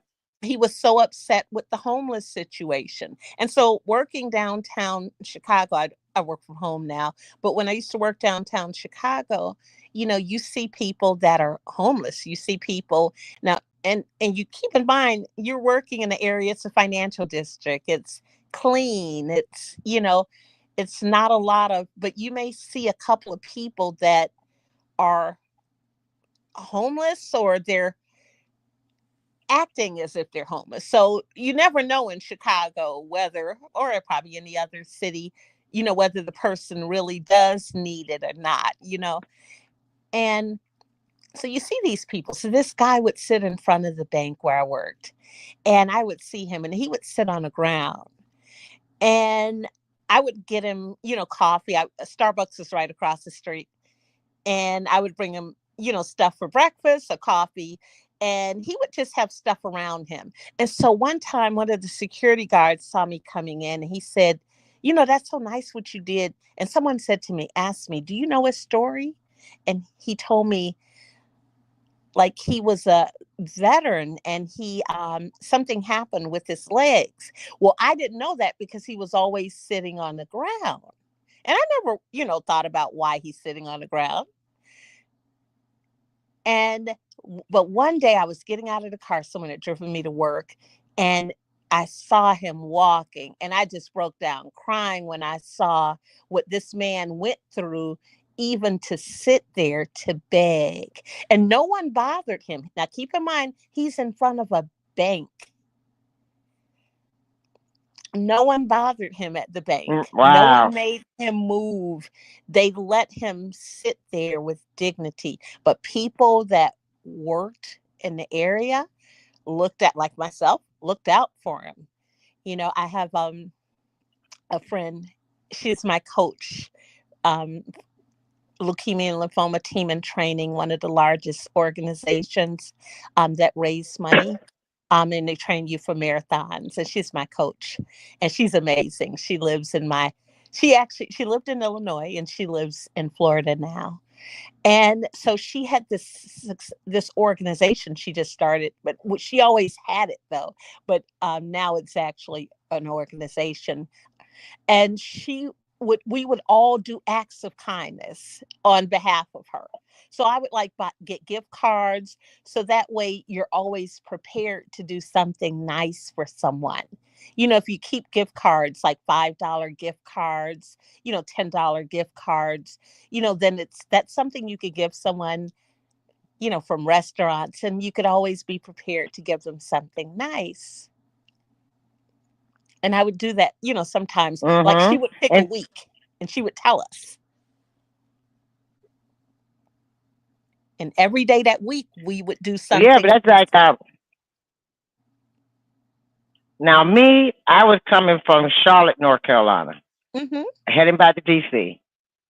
And I stopped at this gas station, get some gas, and I got out. And I walked in the store, and as I'm walking up, I'm seeing this man on cardboard paper, and had blankets on him. He had his dog, and the dog was laying beside him, and he had the dog wrapped. He had a blanket over the dog, and he and the dog were laying on the ground, and he had put a lot of stuff together to try to have a pillow, and he was laying on the ground. So the dog, I'm looking, I said, I don't see no bowl, don't see no bowls for him. So I walked in the store, and I they had bowls, like for whatever, things they had at the little soup thing, right? I said, "Can I get two bowls?" The guy said, "Yeah, why?" I said, "Is that none of your business? I'm buying them, right? I gotta pay for them. You said they were 25 cents a piece, okay? Does it matter?" "No, no, no, ma'am. I'm just wondering." And so I went and got the dog food. There was a small bag of dog food in there. I got the dog food. Went over and got a sandwich, and I got the bowls. And I went to ask him, and I got a bottle of water. So when I got outside, I asked the man, I said, "Is your dog friendly?" He said, "Not really, ma'am." I said, "So can you keep your dog still while I do this?" And I walked over and I put the bowl down and poured the water in the bowl. And he held the dog so I could bring the water over to the dog. And the dog looked at me. He growled, but he looked at me. Then he started drinking the water. And then I brought the bowl over with the food, put the dog food in the bowl, and handed it to the dog. And then I handed him a sandwich, some chips, and a soda. And I handed him the rest of the bag of dog food. And I said, "And y'all have a blessed night." The man said, "Ma'am, ma'am." I said, "Yes." He said, "God bless you." You an angel. I said, no, baby, I'm just called by God. That's all. He was like, thank you. And I went on to my car and I filled my tank up and headed on to GC. And then I'm driving down the road. I'm just thinking about how many times people have rode by that man and not even offering him or his dog anything. And That that's why man I was think eating the about sandwich before I home. even. Think twice. It's I another mean, he day was ripping up.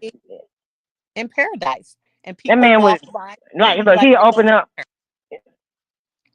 Like he opened that sandwich pack up. He was chewing. I mean, I turned around when he said, "Ma'am, ma'am," and I turned around. He was still chewing and talking to me. He was so glad to Because eat something. people The act dog was like like, they're "Oh, oh, oh, oh." invisible. That's what Phil talks about in the song. People act like they're invisible. And there are people out here that we are all in a position to help, and they're suffering. Like anytime my car needs air, you know how you go to Discount Tire or wherever tire shop, whoever Mhm. puts air in my tire, they get whatever treat that I have. So I live close to an Amish bakery. So I'll get, Mhm. like Amish bake, items because I know that they'll like it, the guys at the gas at the Right. so whoever's going to put the air, I don't know who it's going to be, or sometimes I'll get them lunch. So they used to be, and the guy remembered my name last time I had to go last week. He remembered my name. I could not believe it. He's like, yeah, because you got me the hot chocolate. And I got him hot chocolate. So of course I got to get him two chocolate chip cookies. Right. You can't have chocolate. Hot chocolate without chocolate chip cookies. Right. Man, it was just to see him And he smile remembered my and name because of that. And so, so it's those things that make people know they're not invisible to us. I made the pumpkin bread. right and They fit me in. Okay, they said, come on in.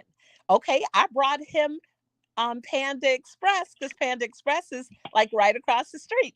And I said, whoever checked me in was going to get that Panda Express. right.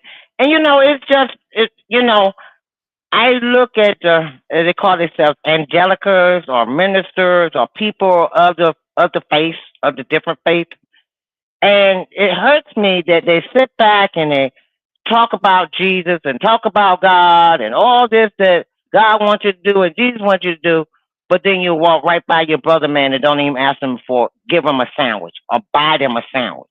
Right. Now, I'm not saying all of them can't afford it, but majority of them can afford it. Buy one of them sandwiches in there that's in the little packet and a bottle of water. If they can't drink soda, give them a bottle of water. At least give them something to eat. But that's And because it some of bothers me. them, they're not, by our fruit. So, like, based on your fruit, you are what your fruit is. You see what I mean? But some people, they could say that they're pastors, but even the Bible tells us that at the end, he'll say, "Get away from me, you wicked," and yeah, I never knew you. And so Right. we'll know people by their fruit. It's all right. It's, just love. That's why I put it the channel. I want everybody to love one another. Be there for one another. Stop backbiting and being angry and fussing with everybody. That's why I say, if you got video you want me to upload so we can laugh about it, talk about it. Everybody can, put it in the chat, man. Da, da, da. It's something to make you laugh, make you have fun, make you, because it's enough out here. Like we just said, all of these people are going through so much. You don't know if you got a job tomorrow. You don't know what the government going to do the next day. You don't know if you're going to have you're going to be able to keep your house. And like the young lady that, y'all only one paycheck from losing your house and all this stuff. But people are already stressed enough about worrying about the government. We don't need you to sit back and remind us that we might lose our home because we voted for one Right. person or some people. Okay, we voted they in. Now how we gonna deal with it? Let's get over this. Now they finally got over the hump. They are happy. What's wrong with them being happy? Okay, because you miserable, you want them miserable. Really? That's what you say is a solution for everything. Because you miserable, you want to make them miserable. I'm like, come on. That's why I said I want to come on here and say, look, let's be happy. Let's have fun. Cooking with Frank got you laughing. You know, the Real Rap Show, he have you laughing. You come on me and Missy show, we have you laughing. We take it in a minute. We have fun and ain't nothing you can do about it. This is what we do. This is what people need to do. Have fun. Let their hair down. And Shake do it you know off. what? When you're part of something, which all of us have been that have been following this story, when you're part of something, you can't help but to feel joy. So it's very obvious Right. why they wouldn't feel joy, because they've been to two meetings. They have not been part of this. Do you see what I'm saying? So most of us know Right. the story. That's why I don't really listen to like a lot of, honestly, I don't listen to like a lot of new people that are just like coming like to, I don't want anyone who knows the story less, where I know more than they do. Like this guy, Right. he has a big platform. Now, keep in mind, this guy probably has over 200,000. So in the chat, when he realized he was showing Tiffany, this was several months ago, when I wrote a couple things in the chat, he was trying to get me to come up there. I would not come up there. I'm like, no, you need to do your research in the story. I didn't tell him that, but that's kind of what I thought is, you probably should not be talking about a story that people have been talking about for a year now. You're kind of coming in the tail end. You At know the what I mean? end. And you don't know this story in depth. And I saw two of them, and they were big block. They, had a nice size, and they knew less. And there's another one where they know less, and so now they're like oversaturating in this story. But I don't want to hear about like that every day. I don't want to hear about it every other day. And so, because the story is coming to an end, and it's coming to a happy end where people can see the rainbow. They're getting to the finish line. And so now I'm kind of glad that the YouTubers have come together to get rid Hmm. of that cancer that's trying to come back in to mess that all up. Well, When they I were tell when you, they were miserable, you didn't hear from them. You didn't yep, hear from her at all. When they yep, were in bad shape, you didn't hear her say nothing. yep. Now that they're happy, all of a sudden you want to come on here every day saying something negative. Nothing, And not one time have I heard her say anything nice. Not nothing, one thing. nothing, I'm like, you not that once, miserable? You not that freaking miserable? not once. And then you get mad when people come back and check you. Just shut up. Like I said at the beginning, just shut the F up and sit If down. You and don't if want nobody to say nothing to you, then shut up. and if everyone, and some people have a feeling that people are looking at them a certain way because they're a certain way. Do you know what I'm saying? So if I'm carrying And the myself, problem is, right, people are miserable for no reason. Sometimes this even in your own family. They're like cancerous in your own family because they miserable. You know, people got cancerous people in their family, and they can't figure out why people don't want to be around because you're a cancer. yeah, they're toxic people. But I mean, if I'm carrying myself in a way where I'm not approachable, where I'm walking in like one of the California raisins. Mm-hmm. I like the California raisins. The ones that used to dance. Yeah, now And them was and you the know how temptations. And I used to tell my daughter, don't have your face like a raisin. She would be like a raisin. Well, you know how raisin is all shriveled up. That's what I meant. I'm like, not like a California raisin, because, their faces aren't shriveled up. And, you know, you said that All song. right, That's so funny. Yeah. So when you walk around like a raisin, you can't expect to be people to want to approach you. And if right, you're everywhere you're going, you can't just go through life just accusing everyone, no matter where you go. I walked in here and these people weren't approaching me. I mean, what do you do? Are you just standing in the middle of the floor just expecting people to just start approaching you? You know what I'm saying? So sometimes you have to realize, you have to ask yourself, am I approachable? Right. And I'm like, I want to say, hey, Missy was staying with me. Hi, my cousin just joined me. Hi, Anise. See, hey, cuz. You get people out here that's just so miserable with the world. They just can't be happy. I don't care what you do. They just refuse to be happy. And then they look at you. Sometimes they say, "What is there to be happy for?" Right. Hello, you're alive. And It's some a new people day. do, and I get some people have lives where in their lives they do really feel like they've had a lot of bad to happen, and they don't feel like they do have a reason to be happy. Like this lady, she's in the choir with us, and she worked for the state, and she had a baby that she had adopted, and this baby was crying. And all of us were like, okay, is she going to go and tend to the baby? And the baby is still continuing to cry, and she's still standing there with us, and the baby is still crying. But finally, she moved. So her daughter really likes me a lot and bought me a gift like at the end of her school year. And I said I was going to invite this lady who was mean to my house, you all. You hear me? I'm going to invite the mean lady.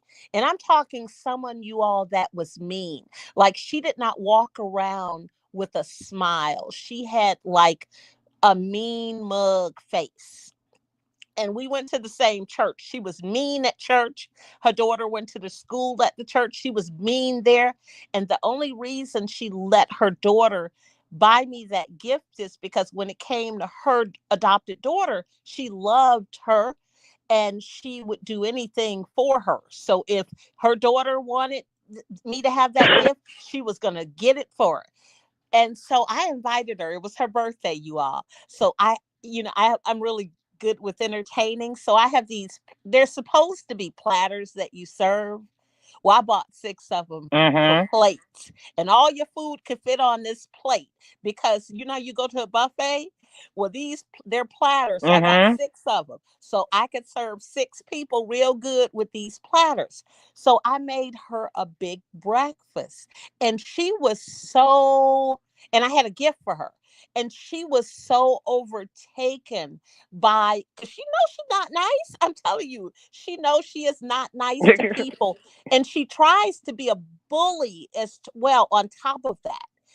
And so when I did that for her, it meant so much to her. And then she told me I learned something. We were judging her about the baby, not knowing that that baby had to cry because the baby she adopted was going through withdrawal symptoms. Okay. And I was like, "Oh, she didn't know that we were thinking what because we didn't say what we were thinking. You know what I mean? Everyone was just kind of looking Mhm. like, isn't, and you knew everyone was thinking the same thing that you were thinking, like, isn't she going to go see about the baby? But no one ever said it. No one talked about it. No one walked around talking about it or anything like that. I think people were just thinking it. I know I thought it. And so when she told me, she didn't have this baby anymore. And she said, yeah, the baby went, back, but the baby, was XYZ, and it was a lot for me, so that's when I learned, oh, then I learned she really was. And my friend told me, she said, she's really a nice person if you really get to know her. I sold her house. She's really nice. And I'm like, I don't think so. I'm like, because she's just, seems like she's just always trying to bully someone. But she turned out to be nice. Yeah, I had a lady at the church. Her face was always frowned up, and she didn't seem approachable. So one day we was on Zoom, and she called me out. She said, "I know how type of person you are, and you probably feel I'm not approachable." And I said, "Yeah." My big mouth, yes. She said, "Well, I am approachable, and if you get to know me, you figure out that I'm a really nice person." And she said, "It would be nice for you to speak to me." I said, "Okay." Thank you. That means a lot because you did not make me feel like I could come up and speak to you. She said, but you do it all the time. I said, but I couldn't come up and do what I normally do. And I said, some people don't want hugs. I'm a hugger. I love to hug people. I love to love on people. And that's just me. And if you don't want me to hug you, you're like, no, no, I don't do that. Okay, no problem. I just want to say I love you and may God bless you. And I'll walk away. But I had one lady one night. My brother was fixing my play brother. He was fixing some food. We had a cookout in the yard, and this lady was on the street, and she came over and was dancing at the end of the driveway and to the music, and they was yelling at her and call all kind of names and something. So my brother said, "I saw your face. You want to give her something to eat, don't you?" Yeah. He said, "Go get it." So I went and fixed her a plate, and I walked down there, and he said, "Get her one of the sodas out of the cooler." So I got her a soda, got her the food, and I walked down there and handed it to her. And she said, "Thank you, but don't hug me and don't pray for me." But it wasn't in that voice. Don't Right. hug me and don't pray for me. And I'm like, ooh, it scared me because I'm like, whoa, this lady, I'm like, okay, we got, there's a trans. No, it was a woman. It was whatever demon or whatever spirit that was in there that answered me. Right. So I said, okay, I won't. And I came back to the house, and my brother said, "Sure, you look like you saw a ghost. You all right?" I said, "Yeah, I'm fine." Because it shocked me. Because I heard people talk about demons and spirits and Hmm. stuff, but when it happened, you be like, "Whoa, whoa, whoa, whoa! Wait a minute, what was that?" And I sat on the porch, and I was sitting there, and my brother said, "What happened? Did she cuss you out? What?" I said, "No, no, she didn't cuss me out. It's just something I saw that I just kind of curious about, and I'm not a little uncomfortable about what I saw. I just got to figure it out." So when I went to church and I talked to my pastor, she told me what I saw and what I was Hmm. dealing with, and I'm like, "Whoa!" I'm like, "That's for real?" She said, "Yes." I said, "For real, for real?" She said, "Yes, for real, for real." You see it on TV, but you But you know, never know you're going to experience. And for when real, that that's happened, why we can't hug everyone for real, because when they right? used to say in the South, you don't know what kind of spirit may jump off of a person. I know we don't think that that's real, but send our kids I somewhere with found it some out, other kids that act a certain way and see if our kids come back a certain way. right? And I found that out, and I was like, "Whoa!" After that, I kind of cut back on my hugging. You know what I'm Right, saying? right. That's what And I'm saying. and I cut back on my hugging because I was always a loving person. But when that came out, I said, "Okay." Then I looked at her. I didn't see no Adam apple, and I saw that she was really a woman. I'm like, Right. "What in the hell did I just Yep. happen to me?" And I walked back, and I was thinking, I said, "Did I drink too much? Did I have one too many beers?" Yep. That's what happened. I thought I had one too many beers. I said, I didn't even drink no more beers that night. I stopped drinking the beer. I was like, You can't I was hug thinking I may have everybody. drunk one too many beers. You But I can't hug guarantee you I don't everyone. do that anymore. You can't go to Nope, you everybody's can't. house. You can't invite everyone to Nope. yours. That's why you notice when I said I even invited her over, but my friend told me first that my friend vouched for her because she had known her for 10 plus years. And she told me she was a very nice person. Two people had told me, it took a couple of people. My church dad told me that she was very nice as well. I'm like, okay, if y'all say so. But you got some people out here they really nice underneath, but they put up that persona to keep from getting hurt. Well, I think for her, it was her job, because it wasn't that it was, she worked for the state. She was in child protective services, and I think that's what it was. It was her job. Some people are the way they are based on their jobs as well. I got a cat that snores. I've heard of dogs that snore, so I'm not surprised. I mean, this cat is actually snoring. At first, I'm like, what is that noise? Look over, it's my cat. He's I, snoring. Now, my neighbor doesn't know this. I'm scared of cats. I, I've had two neighbors that have asked me, like the one neighbor in Florida, I would cat sit for her, but it was like I would, get food, take the food over and, make sure they had the water when she went out of town and she's in the hospital once. But my neighbor, he does my snow. He takes such good care. So this neighbor gets good treatment because look, even his mother has got, I sent his mother a throw blanket. I sent his dad some pumpkin bread, his brother, because this neighbor, he takes such good care of me. He makes my dad even meatballs.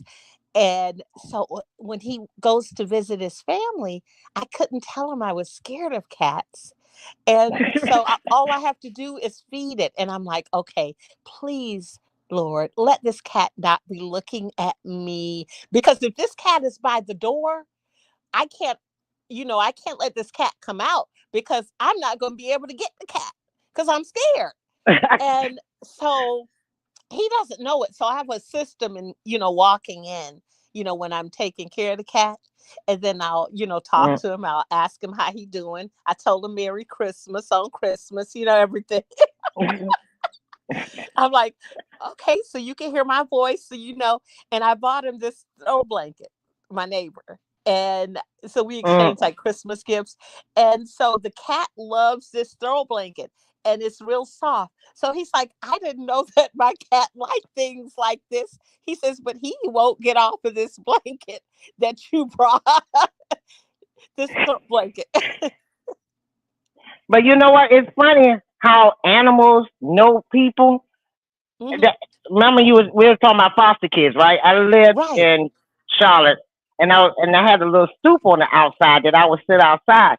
So the ladies' kids would come up there and I asked her, "It's all right?" I give them a little freeze pops, and she said, "Yeah." So I went out and bought a box of the little freeze things, and every time they come, I hand each one of them whatever flavor. And after a while, you know which one like what flavor.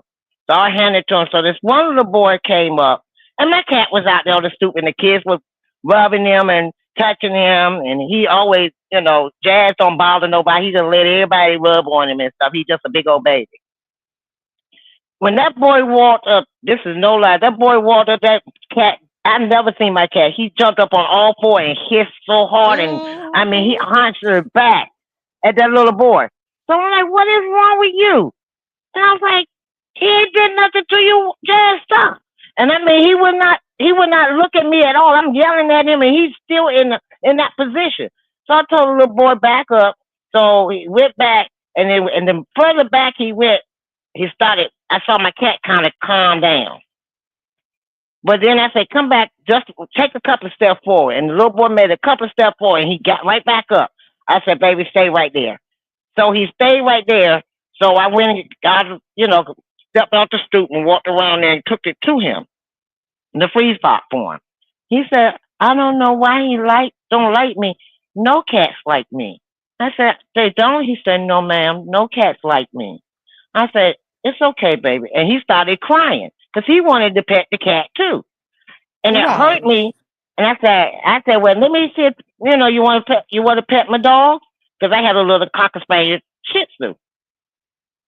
My dog he started growling lower than low. Oh, wow. So I'm like, what kind of spirit you got in you, baby, that the animals don't like you? What is it about you?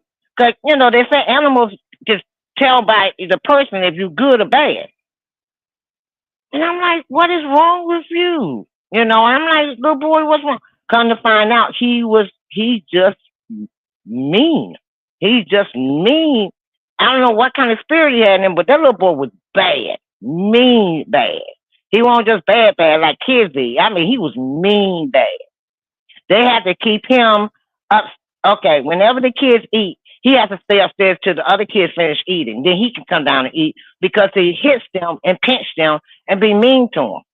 And they Right. try not to, they punishing him. They punish him, but I think what it is, he's jealous of them because he didn't get the attention that Right. they did. He used to get abused. He used to get beat on.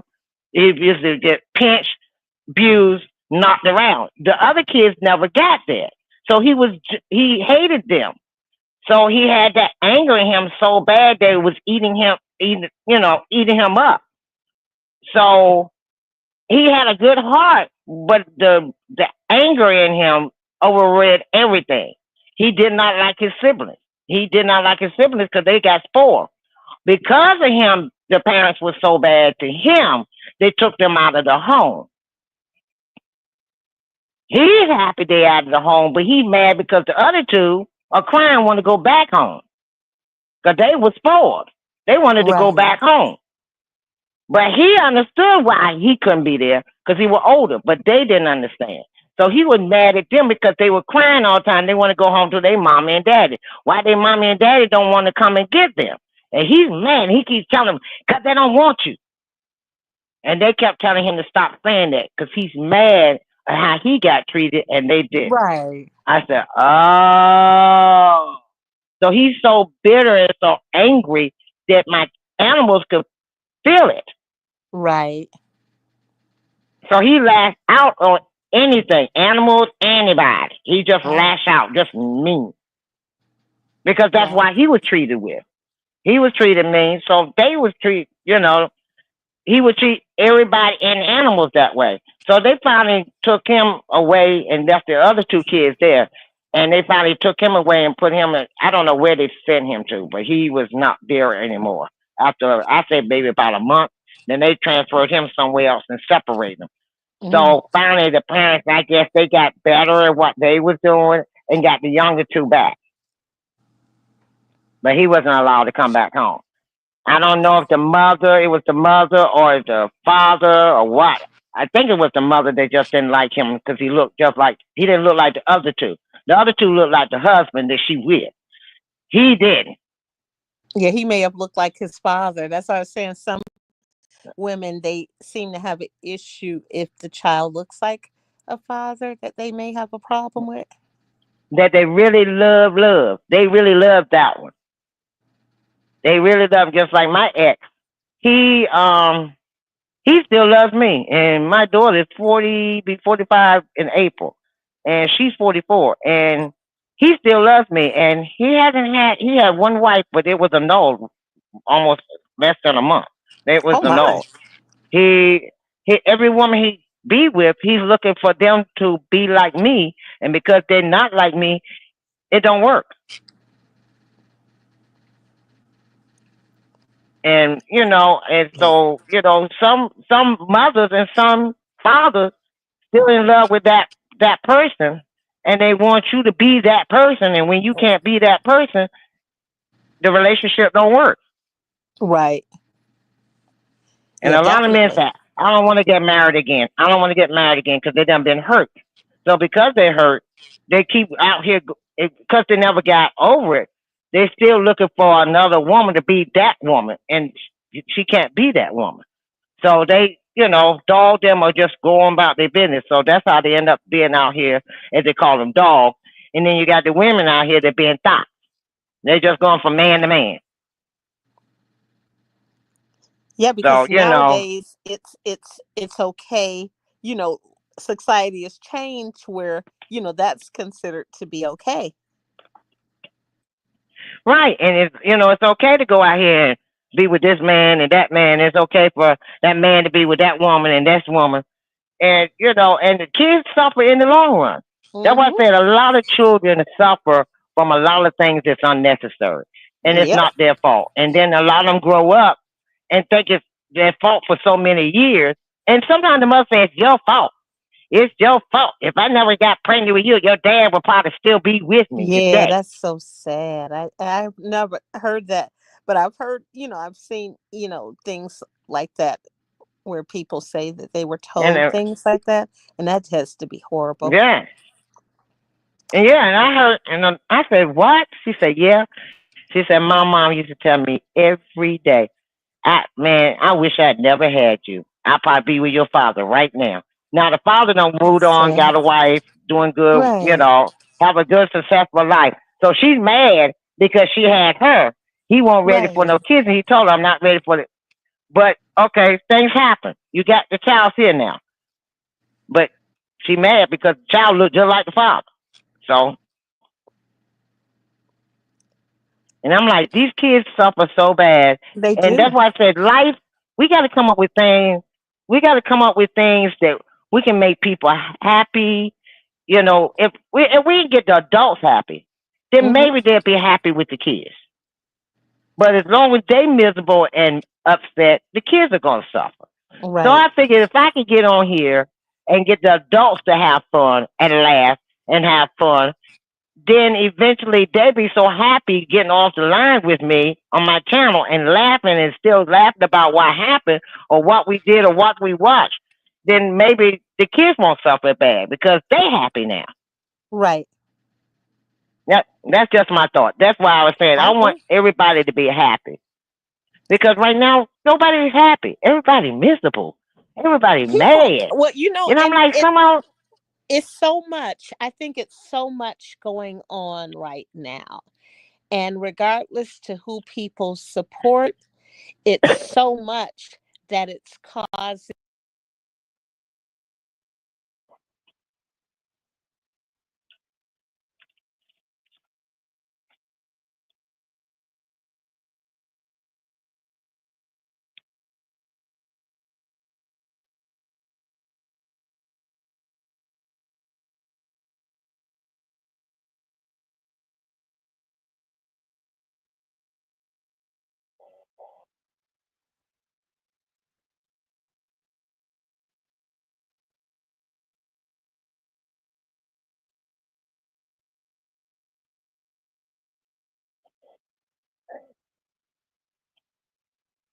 Hello? I think I lost my co-host. Succeeding two. I think I done lost my co-host. You hear me now? Okay. I can Okay. say, oh no, I lost my Y- co-host. Yes, and so I think people are just kind of heavy, things, and like you said, they have to get to that happy. We have to find our own happy and not let things that are going on around us, even if it's doing something for others, like you and I like to do, doing things for others. Right. And if we do things for others, sometimes it will take away. Because I know, like that year that the first year of C-19, and remember they were like, and I had prepared for Thanksgiving, my family was coming over, and then we canceled everything. And my daughter still had a newborn, and I was really sad, but I didn't show my sadness. And so what I did was I Mm-hmm. still made Thanksgiving dinner because I had to take some to my dad, and then I made it for two of my neighbors. They both worked for Ford, and neither of them at that time knew me really well, but that's what got that neighbor to keep that snow off, to keep my snow. And the other one would always make sure any packages I need, I don't have to worry. He gonna make sure he get me all together. And so it was that act of kindness. I gave them both like food, and it looked like it came from like a restaurant. I had my black containers. My dad was like, "I thought you said you were cooking. This came from a restaurant." I'm like, "No, those are my containers that I got." And because I go, to GFS, I get the containers with the clear, lid. So it looked like it's from a restaurant. So I had them like enough servings for 2 days. And then I even had them both a bottle of sparkling cider, and I put it like in a box. And then I made them both fresh pumpkin bread. That one neighbor, I didn't even know he could smile, and he has these beautiful like blue eyes. So like when he smiles, he really smiles. And when I made him that pumpkin bread, when he saw me again, he was like, "That's the best thing that I had all year." I was like, "Oh my gosh." you know and that Right. all it took, was something small like that. And it's just those small things of doing something for others. Like, have And you it's gone, true. like, I've been at a Starbucks where the person in front of me is paid for my order where I live. I've been, at a restaurant a couple times where like my best friend and I were going to meet my sister to pick up my car years ago. And so when we were at what do you call that restaurant? Cracker Barrel. And there were these old guys and they were all retired. And my best friend and I were just like picking on them. We're like, oh, you're trouble. You always brought trouble out with you all. So we're bothering these guys laughing. So when we were getting ready to leave, we're waiting for her to bring our check. And she's like, oh, your food was already taken care of. And then she pointed and it was all those guys, and they're waving at us, and like those little things like that people do for us or that we do for others that could just bring them joy. And it brings us joy. Look, that's what happened with me. I worked at this gas station, right? Mm-hmm. And I was a cashier, and in like you said, the South in North Carolina, Right? if you work like a place like that, they don't have to give you breaks, a lunch break. That's a Right. privilege. You said they So don't I'm have like, I to? didn't know that. Nope. In the state of North Carolina, in the state of South Carolina, if you're not working in a factory or you're not working in a corporation building, Really? and you work in like gas stations and stuff, they don't have to give you breaks. If that supervisor mad at you or he feel like he don't want to give you no breaks, they don't have to give you one. It's not illegal. Oh, wow. They don't have to give you no breaks and no lunch break. That's what the That's not Department of illegal in the Labor state. says? Yes, I called them because I was upset Wow. and they said no. I waited till I got the job and I worked there for a while before I checked Right. because I was going to make a complaint. And they said Right. no. In the state of North Carolina, in the state of South Carolina, they Wow. don't have to give you a break and they don't have to give you a lunch. It's a privilege unless you're a corporation with 70 or more people. Oh, wow. I said, So oh my so God. even if the gas station is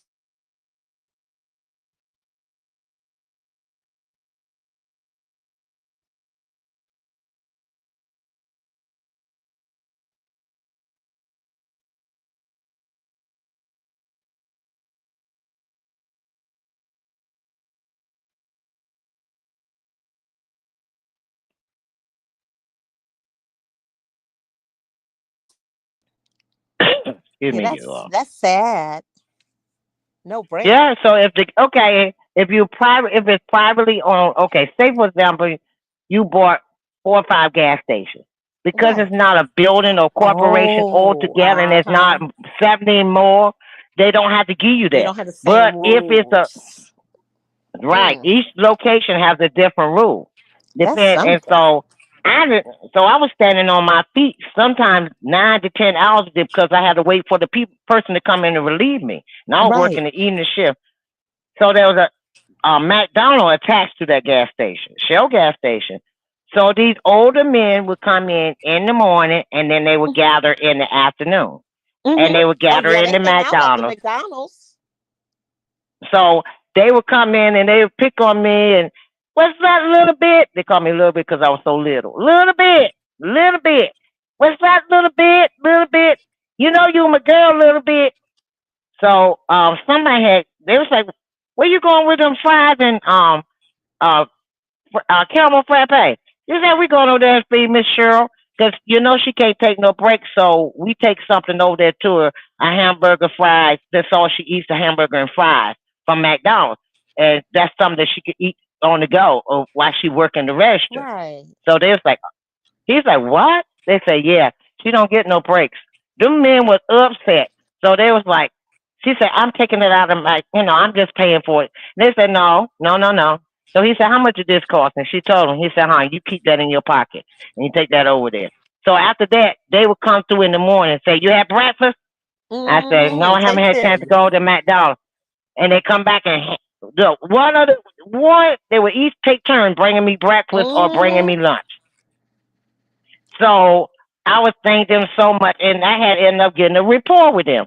So when I left, what happened was the owner, the manager, he got mad at me because I was a hard worker. So I would work all the time. I worked all Right. 3 shifts, and whenever he needed it, I wanted that extra money. I would work it. So I asked him, could I?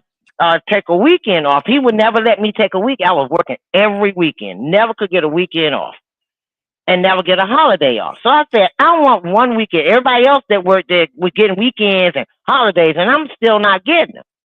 So I'm like, no. So my aunt had got sick, and I needed to come up here because we didn't think she was going to make it. So I said, I want to see about my aunt. She was like my second mother.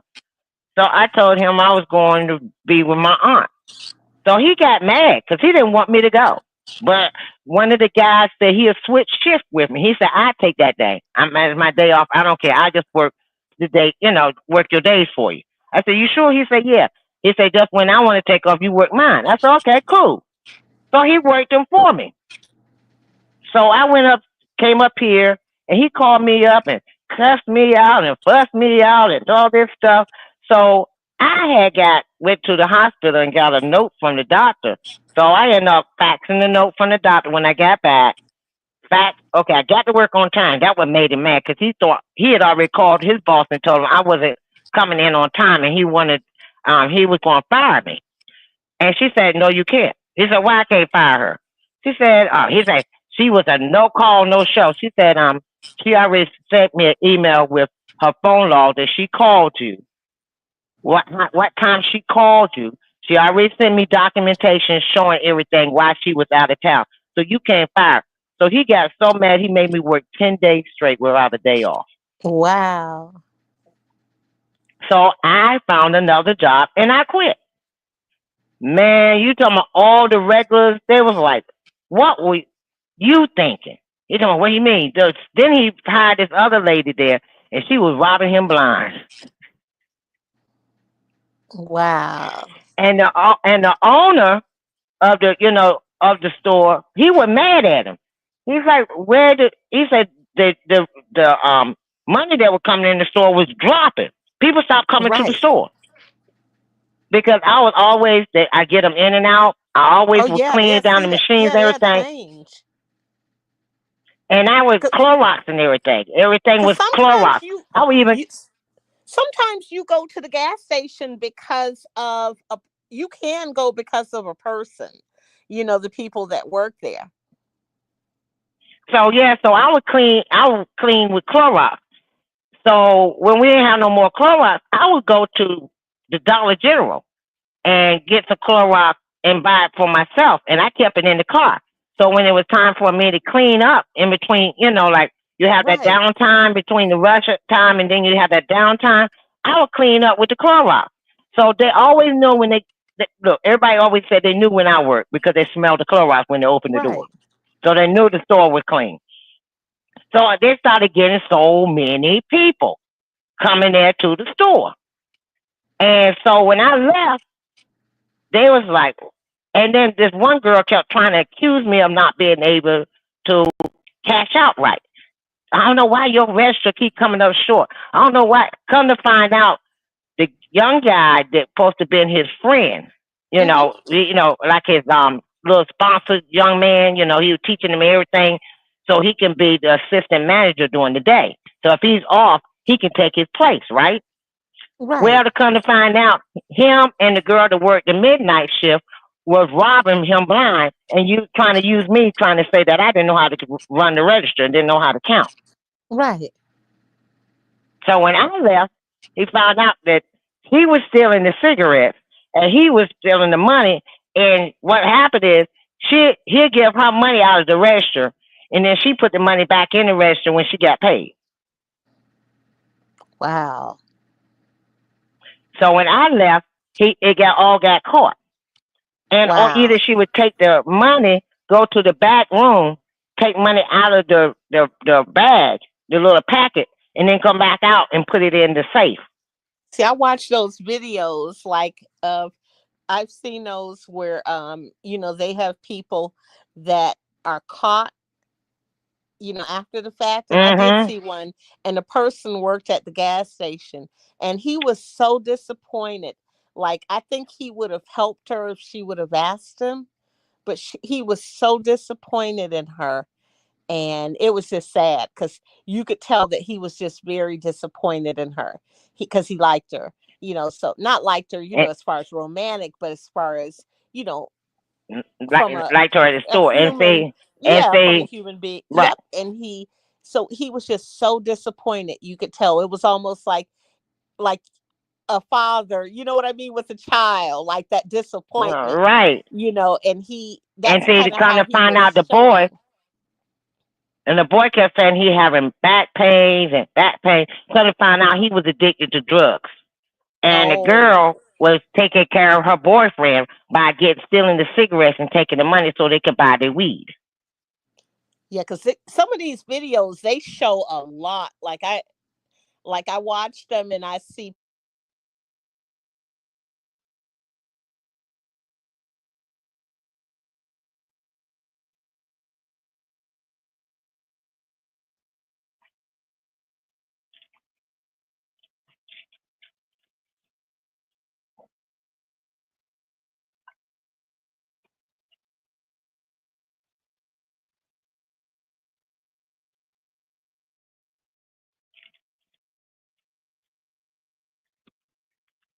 Okay. So hi, Linda. I'm glad you're still here. Missy, I'm glad you're here. Cuz, I'm thank you for you being here. And of course, I got the seating too on here with me. Sometimes she go in and out. So anyway, this is my platform. This is my first night. Eventually, it'll get better. I'm gonna do it again. Probably tomorrow. I'm gonna see can I get some videos to upload to make everybody laugh. We're gonna try to get everybody laughing. And we talking about some things tonight that, some people want to just get off their chest and think about and talk about, you know. And, my cousin, if you come on sometimes and you hit me up in the chat and say, bring me on, I can bring you on too. You don't have to, it will show you that you don't have to show your face. You can hide your camera and your avatar will come up, just like mine is succeeding too. You see that we have our avatar to come up instead of our face. So you can come up that way and you want to say something, you want to talk about something, but it's a certain subject you want to talk about, you want to laugh about, you want to talk about something that happened when you was young and make everybody laugh. We just trying to relax everybody, so we from could come all back the with a drama funny that's going on in the story. world.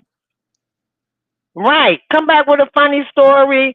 Come back with a video that you saw that was funny. You think that might make everybody laugh. Bring it back and let me know. Send it to my email.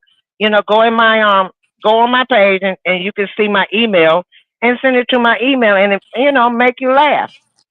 Okay. Can I make It's y'all laugh? it's not Tell y'all something and make y'all yeah, laugh? Okay, so right.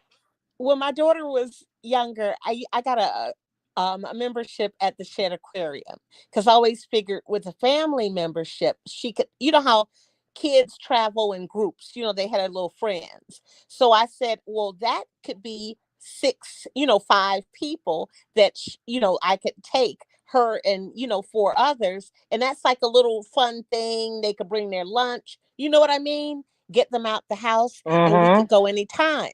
So you all, I used to go to the Shed Aquarium every week, once a week. And I got attached to this beluga whale. And the beluga whale was pregnant at the time. And I would go visit her once a week. Her name is Naya. And so I would go visit her once a week. And so if I went, she would come and she would start talking to me, in the whale sounds, that you've heard her make. And I thought she knew Uh-huh. my voice, but the trainer said, no, she actually knows your face. So Oh. she was pregnant, you all. And this was in 2000. And she was 5 years old. And I cried, you all, about a week and a half ago, maybe 2 weeks, because Naya has had several miscarriages. So she was pregnant at the time, Oh. and that calf did not make it. And so I even would call the shed, like to check on her, see how she was doing, like is she back on display. And and they like, I guess they're like, okay, they used to crazy people like me, you know what I mean, that call and they're like, how is she Uh, doing? And so you all, 2 weeks ago, So Naya was pregnant in 2021, I think it was. And my daughter was pregnant, you all. I'm like, wouldn't it be fun if you and Naya and Naya ended up having a miscarriage though. And Oh, my daughter had a preemie. But Zoe's doing well, did well. And so Naya had a baby, you all, like 7 months ago. oh, And so, oh, it takes some time to know how belugas, like, each month is critical. So 1 month, 2 month, 3 months. So now the calf, just like maybe about 2 weeks ago, was old enough to where they know he's gonna be okay. So she had a boy. So I'm worried about Naya, you all, because Naya is 35 years old. And Naya, they call her Nurse Naya because she has helped an orphan beluga whale. She has helped them. She's nursed the other, because there was another beluga whale that was pregnant at the same time as her. And of course, in my mind, I'm oh, knowing, because I know Naya, so I know how she feels. So I'm like, Naya has to be depressed, but she will take care of the other calves when they're born. She teaches them how to swim. And so Naya now has her own baby, you all. And oh, that I'm is so so sweet. excited about it. Well, there was a monkey at one of the zoos. It's either in California Mhm. or in Texas, and she had a couple of miscarriages. Mhm. So what happened? This lady was leaning over the fence, and her child fell into the closing, Oh and people yeah. were screaming and hollering. So the mother monkey went over and was comforting the baby.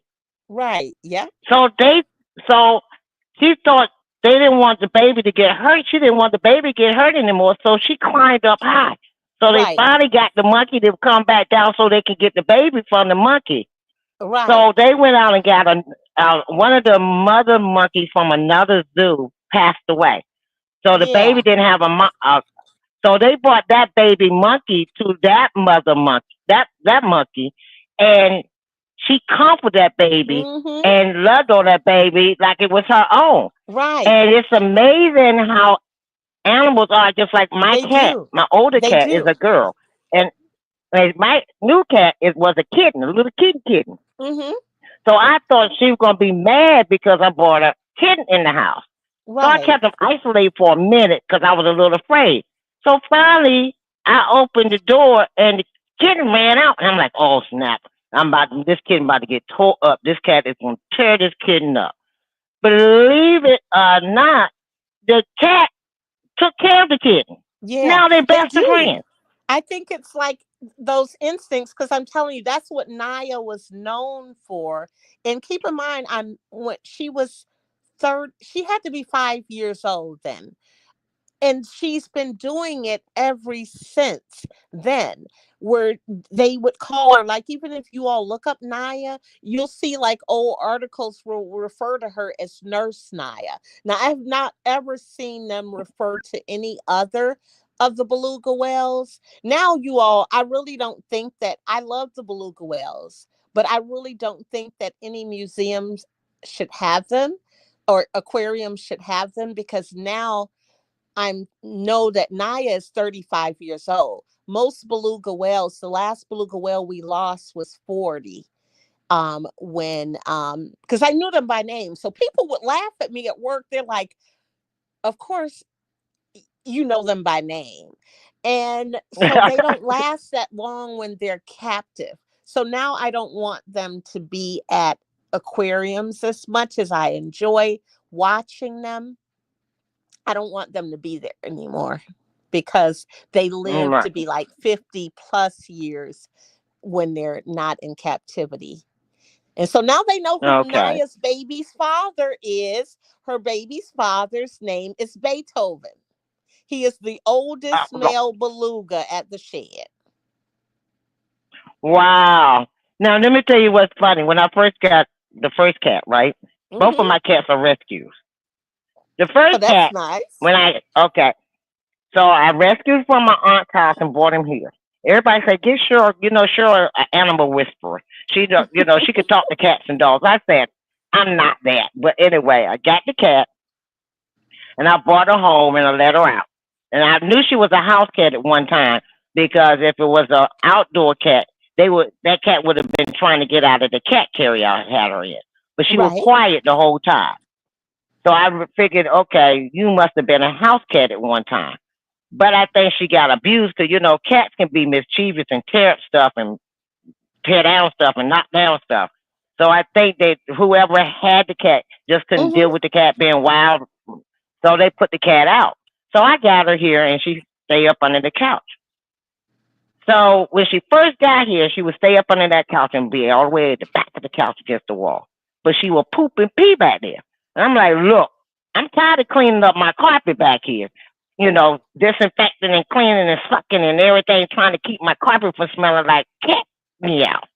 Right. So I'm like, you're gonna have to stop. One day I got so mad at her, I got on my knees and I looked under the couch. I said, let me tell you something. You got two choices. You either stop pooping and peeing on my floor and use that damn litter box, or you go and no, let me stop saying that. I said don't. I said use that damn litter box, or you're gonna be outside, across the street, in the woods, fending for yourself, or you're gonna be in the pound where there's some dogs that's gonna want to get a hold of your ass. So you might want to stop peeing and pooping on my floor and start using that damn litter box. You ain't got but the night to do it. Do you know she been using that litter box ever since? Oh, she understood that, huh? See, that's all you had to do was speak English.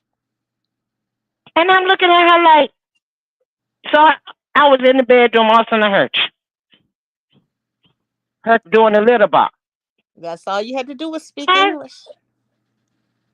I said, now this one here, he come to the door. The other one would come to the door. Diamond, one is Diamond, and the other one is Tiger. I call him Tiger Lee because he got the tiger stripes. I call Diamond because she's kind of gray and white, but she's dainty when she walks. So I say, you walk like a diamond. So I call her Diamond. So she walked up and she sat at the door and she cries for him. Oh. He gets off the bed. No, he gets to the edge of the bed and he'll look at me and I say, go ahead, go play with your sister. And he'll jump down and go play with her. But before he do, he'll stop, look at me like, is it okay? I said, go ahead, go play with your sister. And he'll jump down and go play with his sister. He wait for my.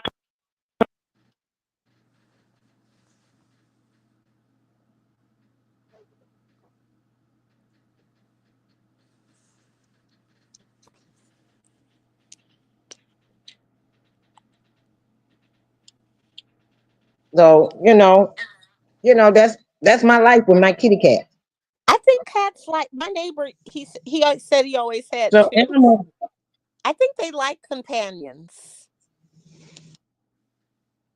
they do. Cats get when she was here by herself, she meowed all the time.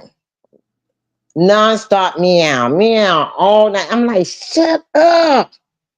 But Yeah, when I I got think this they cat, do. but when I got this cat, she started being all right. Right, And because now she even don't cry like that no more. my neighbor in Florida, the one I would cat sit for, she had two. And this neighbor, he only has one, but he had two before. And so, and from what he said, like they got along very well together. Girl, I buy the cat So toys for Christmas. I buy the cat toys. this one here, I bought him the one in the bedroom, Mr. Tiger. I call him Mr. Tiger because he demands attention. His name is Tiger Lee, and Diamond's name is Diamond and Diamond Antoinette. Okay. So does anybody in the chat have pets? Huh? I asked if anybody in the chat has pets. No, my cousin in the chat, she has two dogs. Okay. I'm I'm a cat lover. I Right. love cats because I'm in a high rise, I'm in an apartment, And there's so many dogs in this complex Mm-hmm. that, you know, and you got to walk a dog. It be snowing and cold outside. You got to walk a dog. I don't Right. like the cold like that. But with a Yeah. cat, all I have to do is make sure the litter box is clean. They got food Right. and water. And then number two, I can, like, like he asked you to cat sit. I Yep. don't. I don't. I put okay. I got a thing that lets out food for both of them, and I fill it up to the top if I'm Yeah, going I out of do the town. I go twice in a day, and I do the food, and that's what I used to do for my neighbor in Florida. And I do the water. I check the water, and then I'll do the litter box. So Just to make sure it's okay. when I had one, I had a cat feeder, Mhm. and I'll fill it to the brim with food, and then I would pour some of the food out in the little tray, and then I put some more in there and make sure it's full. Then I had a double dish, cat. I mean, a dog or cat, bowl. So I filled Right. both sides with water all the way up to the brim till it's almost overflowing. And Yeah. I be gone for the weekend, as long as her litter box was clean. Now that I got Mister Tiger, Mhm. who seems like he have a never ending belly for eating, he eats more than she do. Right. And I'm like, you eat like a dog. Every time I turn around, you at the dish. But I realize every time I go in the kitchen, he goes in the kitchen, he wants to eat. I said, oh. I said, I ain't paid that no mind with Jazz before. So I guess that's what they do. If you go in the kitchen, they feel like it's time to eat. Well, So yeah, you because go in there. that's how her cat knew. The one in Florida, she like her cats were not social cats. Like she wasn't a social person, and her cats were the same way. And so the cats would come out because they would hear the can opener, and so they knew it was time for them to eat, so they would come out, which was fine with me, that they were hiding under the bed in her bedroom and didn't come out until I got the can opener going. And with his cats, my neighbor's cats, like for instance, with his cat, the cat does not, just that one day, the cat was by the door, and I'm like, Oh, oh my gosh, okay, I gotta come back. I can't open this door. I gotta come back because the cat is by the door. And so the next time the cat was not by the door when I came back.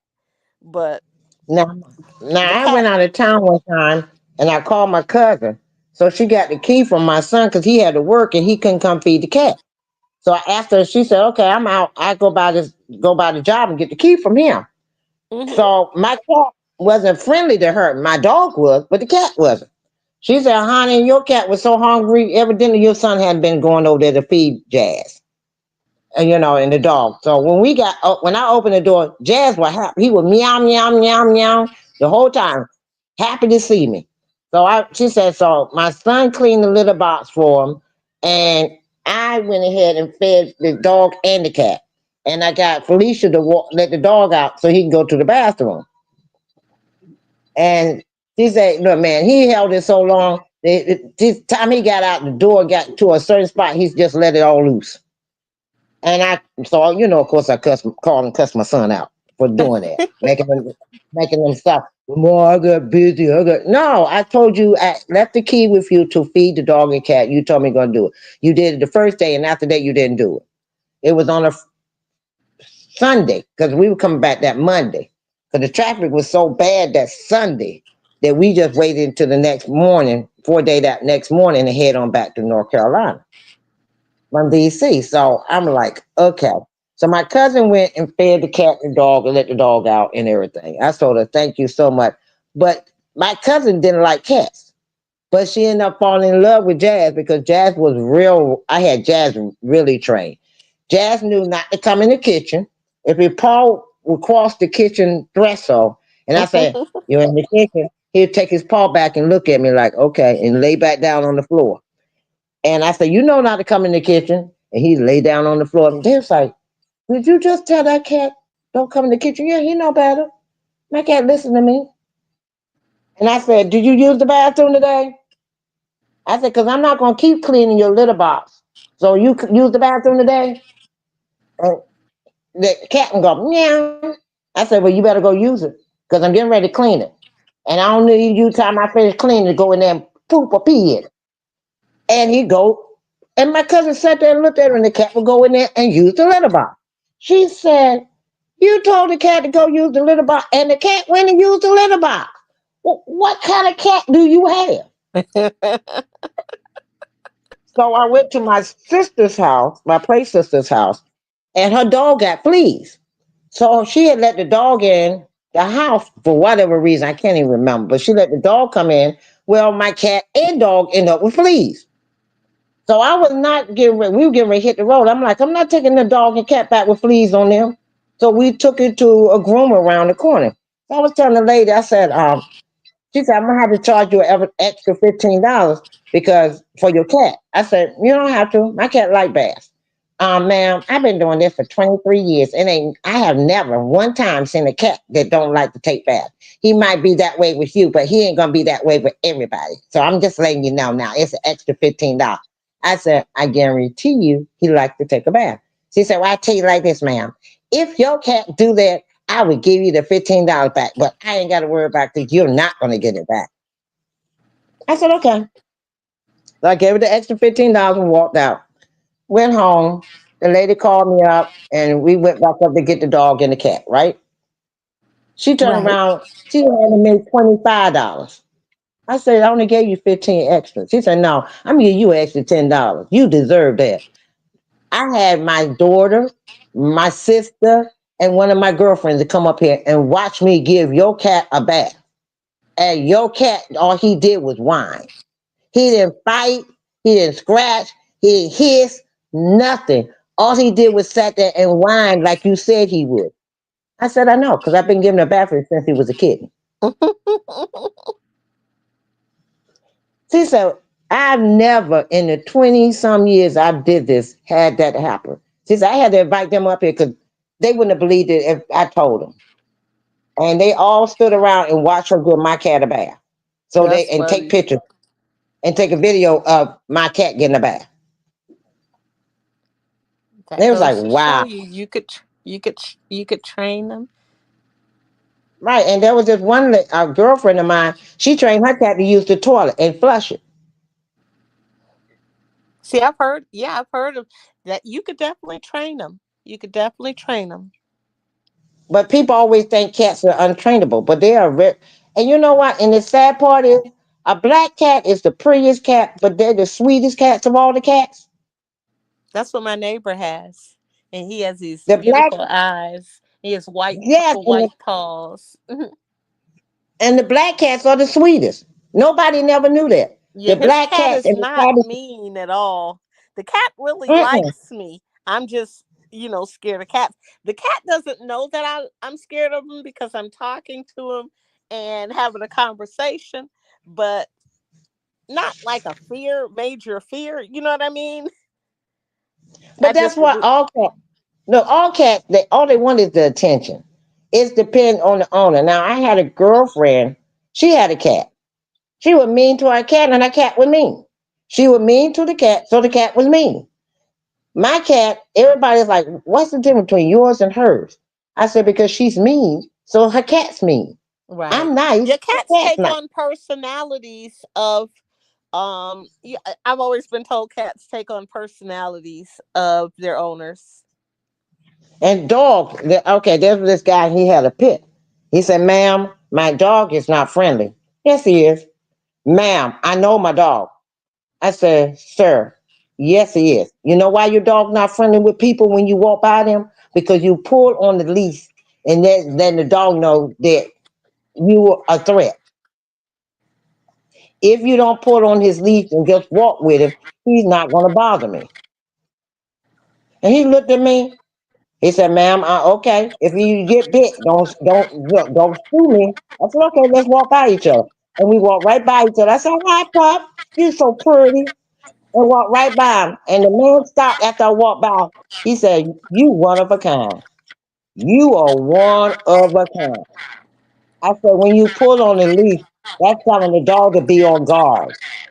that means you a threat. That person is a threat. Well, that's what you do with horses too, but it's not so much with them that you're telling their threat, you just kind of, taking control. Cause like on the running trails, like I noticed, like if there's dogs, like people will do, cause some of them, they want to train their dogs so that their dogs aren't, cause they know dogs, like Judge Millian always says, are unpredictable. Like I grew up with, Mhm. dogs, never, had a problem, but you know, I can tell you that I have had the one time, two times that I remember with us having our dogs growing up, where the dog did bite someone. That was not the way the dogs are all the time. However, dogs can be unpredictable and it can happen. So, we've had, at least I know at least twice, I want to say.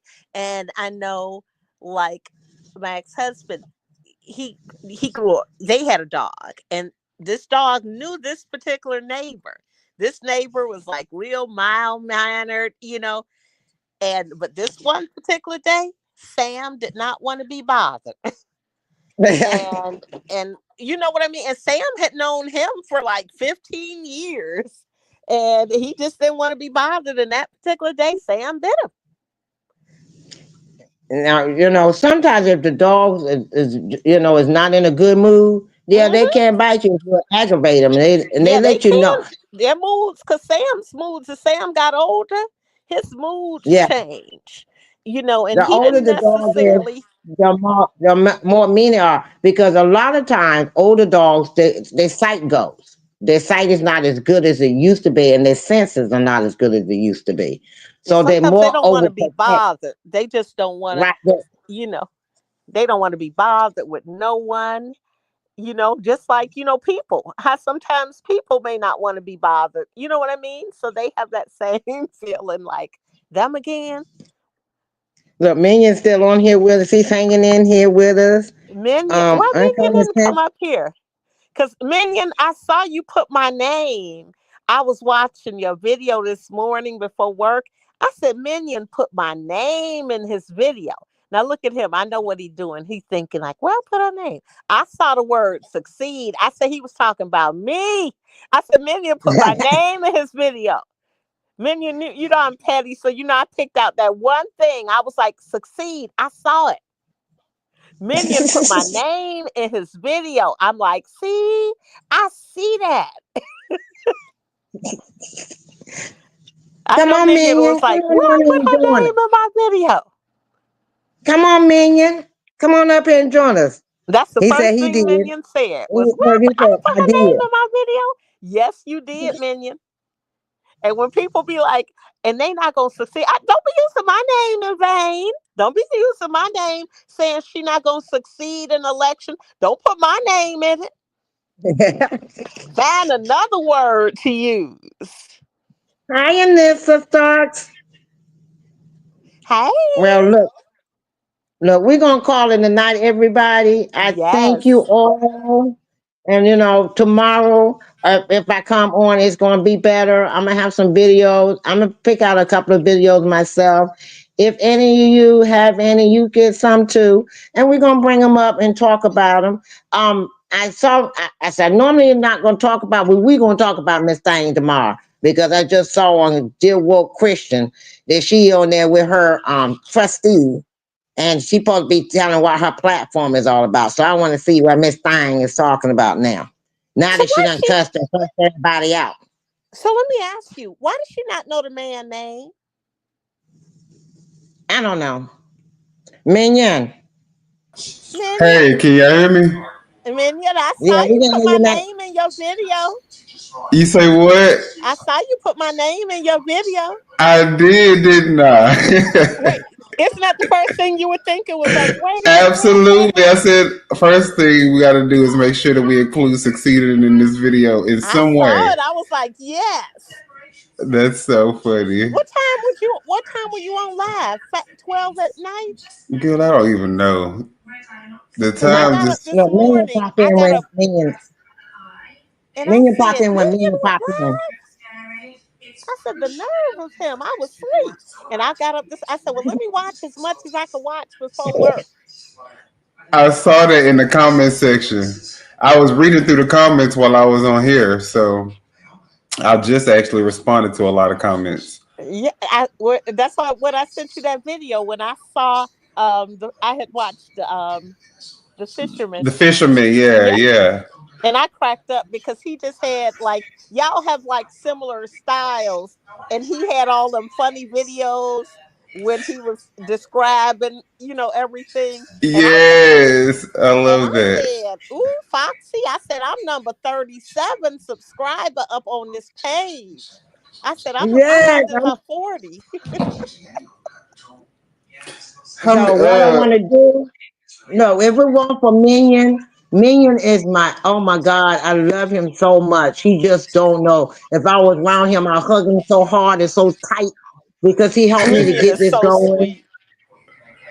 I was like, you getting on live today, regardless. I know it may be some obstacles, but hell, you getting on because that's the Minion first step. cracked me up. Sure, when this morning when Minion was my morning when Minion was like, "Wait, I can't cuss. Why can't I cuss?"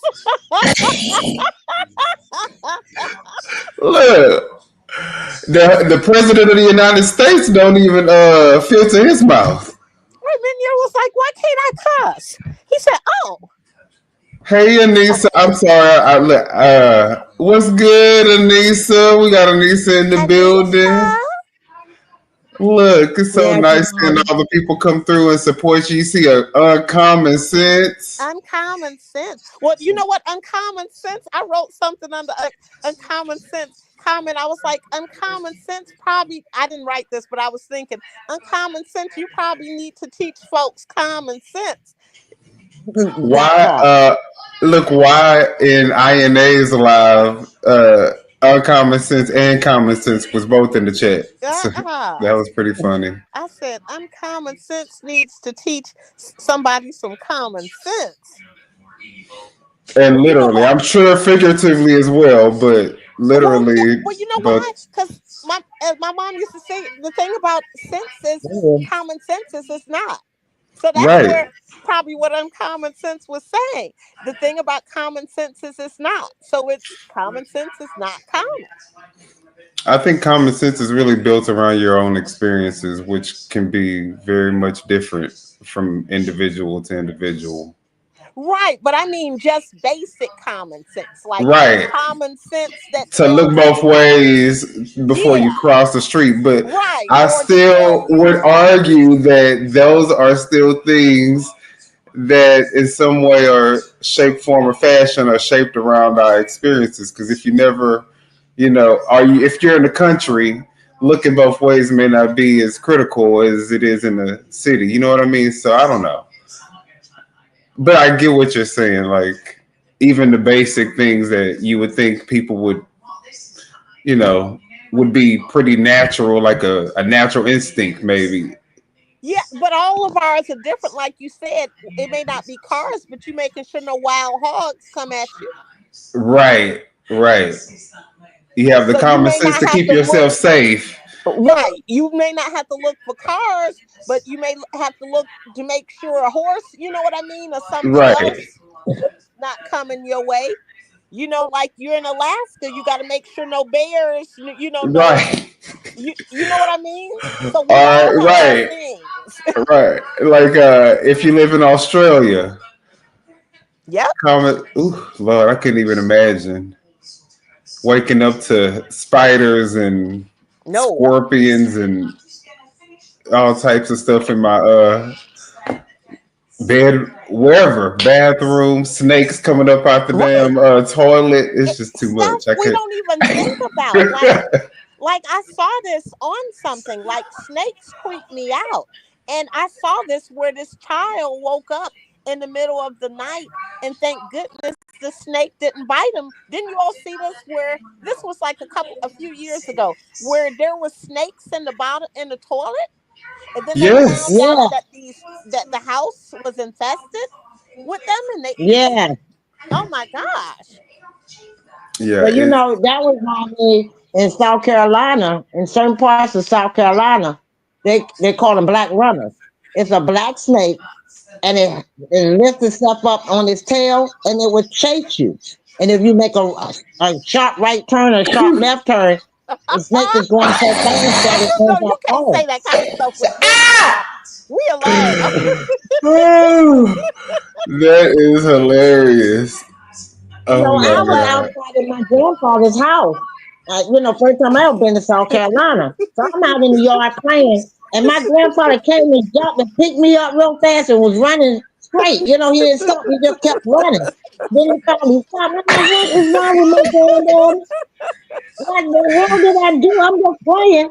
And come to find out, that's when he pointed at, and that's when he told me about it. I said, oh, I won't be back here no more. I don't It's know like nothing about them things. it's like flag football with the snakes. That's what I'm Right. picturing. I'm picturing like a quarterback. Right, right. Turning it up. You can't tell us stuff like that. We'll be picturing like a football field, first down. Right. And they would call it a black runner.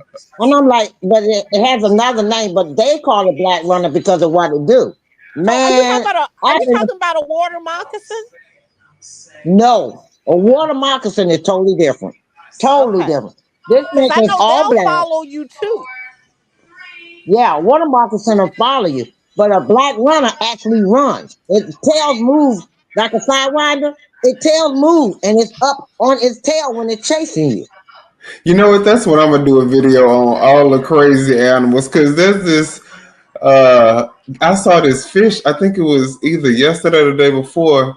They put something in the tank, and literally before they even, I didn't even see the fish take it. It took it that fast, and it was like everything that they were throwing in there.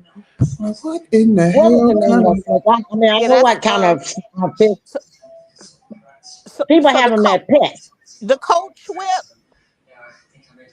I'm not sure. I gotta find it. I gotta It's find it, but I can't think of the name of that fish. It gets real big. You have to have a big tank because it gets real yes, huge. yes, it gets big. Yes, they were big because there was a few of them. So make sure you And put my beluga whale in your video. I know, Maybe right? We got to do the beluga whale. We got to do this but snake that that since you know how I feel about Naya, I mean, just imagine 35 years that it took, and belugas don't it just always that was her have first that. offspring Yeah, that she 35 actually was able to carry to full term. Yeah, so she was able to carry, but see, it's not that they're not able to carry him at full It's term. just that after they born, they Yeah, have a low. they don't do those milestones because it's very difficult because they're not in their natural habitat as Mm, much as they try to make it like it is. And hmm so, because they're watching them, they have people that are like down there watching them at the take. So that's why I would go visit her because I love to watch her swim at the bottom because you could really see her, and they would have the monitors and they were monitoring every movement. Well, I would imagine no matter how much foliage you put around to make it look as natural as possible, when a whale hits a glass wall that looks like they can go through, I'm sure that kind of messes with them and I don't think psychologically. they go to the glass. No, they make it like I'll just send you a video. The oceanarium looks really like The I'm telling you. ocean.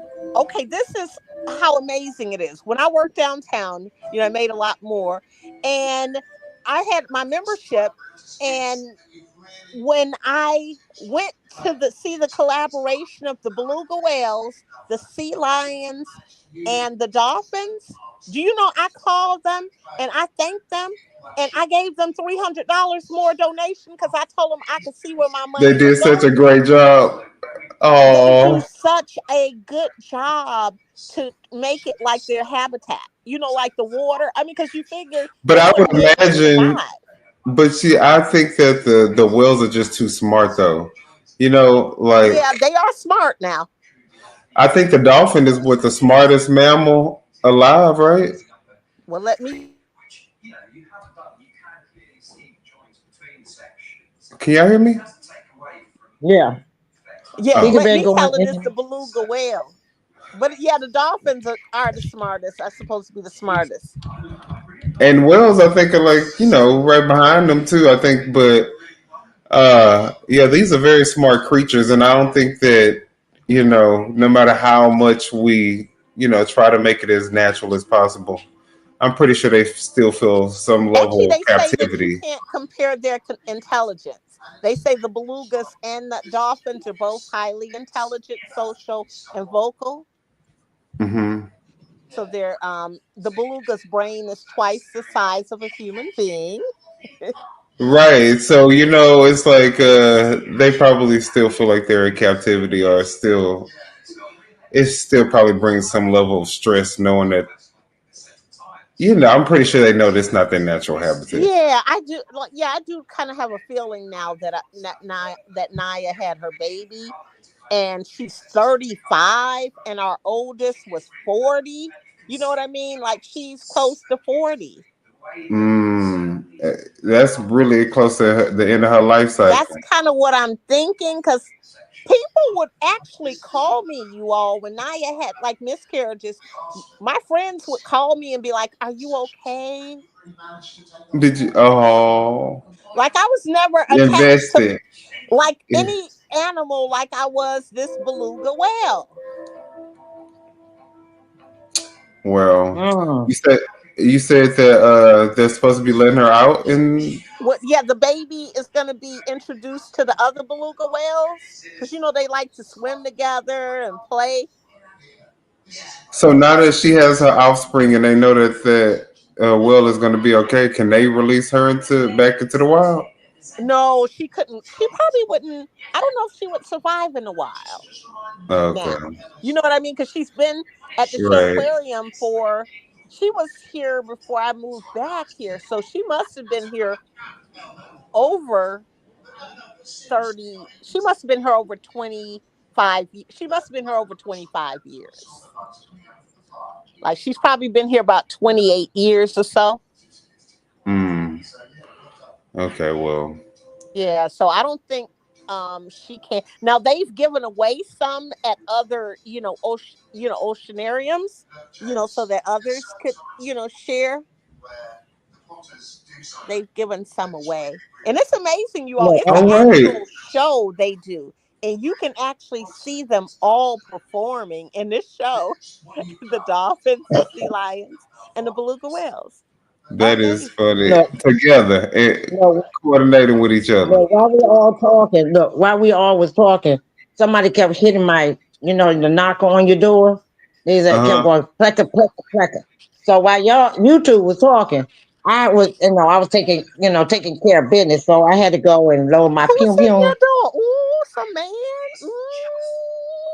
Girl, if it was a man, he had to let me know ahead of time that he was Come on, coming. Sneaky Link. Okay. He like, So I hey. went ahead. No, no, no. When you come to my door like that and you ain't, and I didn't invite you, you better He might like, want to hey, walk away. I know you're not so busy with the Dalton stuff right now, so I know you got time. Okay. I see you on So your live. Look. no, they don't want me. So I just, while y'all was talking, I was putting pum pum back up. Okay. Oh, okay. Okay. Look, they say chimpanzee is the smartest Oh, animal they in the are world. smart. They are the smartest, the chimpanzees. Like when I've gone to the zoo and seen them, it's amazing when you visit their house. Oh, have Like you the seen the things that miniature they do. one? And then they say right behind that is orangutans. Yeah, they are so smart. Have you seen the miniature monkeys that got the beards? I've seen them Um, at those little. They look like little men. Yeah, Hmm. they are so cute. I always But think my that. favorite animal I love to go see here in DC is the red panda. Oh, I haven't seen a red panda. I like pandas. I haven't seen a red panda, but I do me like either. pandas. They got a red panda here at the zoo here in DC, Yeah, I and I haven't haven't seen been in that. a couple of years. They need But to he got a call the waiting pandas time. the right names because I'm sure they red. I'm pretty sure it's more like a maroon or a brownish red or something. It probably is Yeah, red. They do have a. I read I'm that about they to have a lot Google of. it. They have a lot of Google it. different pandas. Oh look! Oh! I'm about to. You want me to It put it is on the it's called screen? a red panda.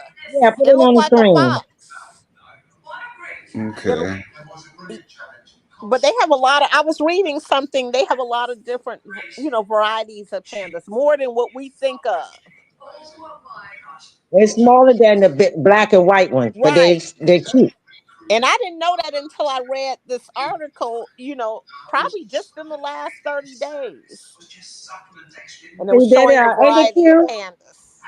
Mm-hmm. Aren't That's they so. cute?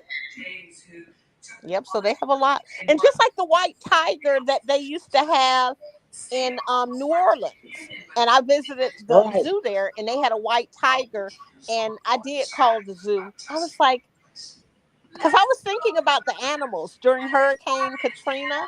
I was like, what are they going to do with Uh-huh. the animals? And they did tell me that the white tiger had an Oh, they're accident. so cute. You They see? are so Okay, cute. now pull up Naya, the beluga whale. Okay. Naya.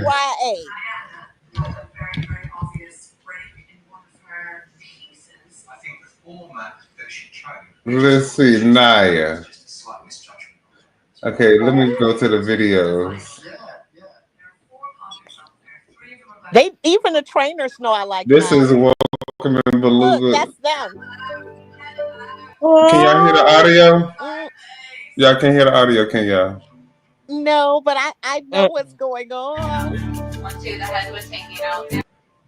Good, because I got music. Look at that. I love when they do that. Oh, So they start teaching them how to do. You see that?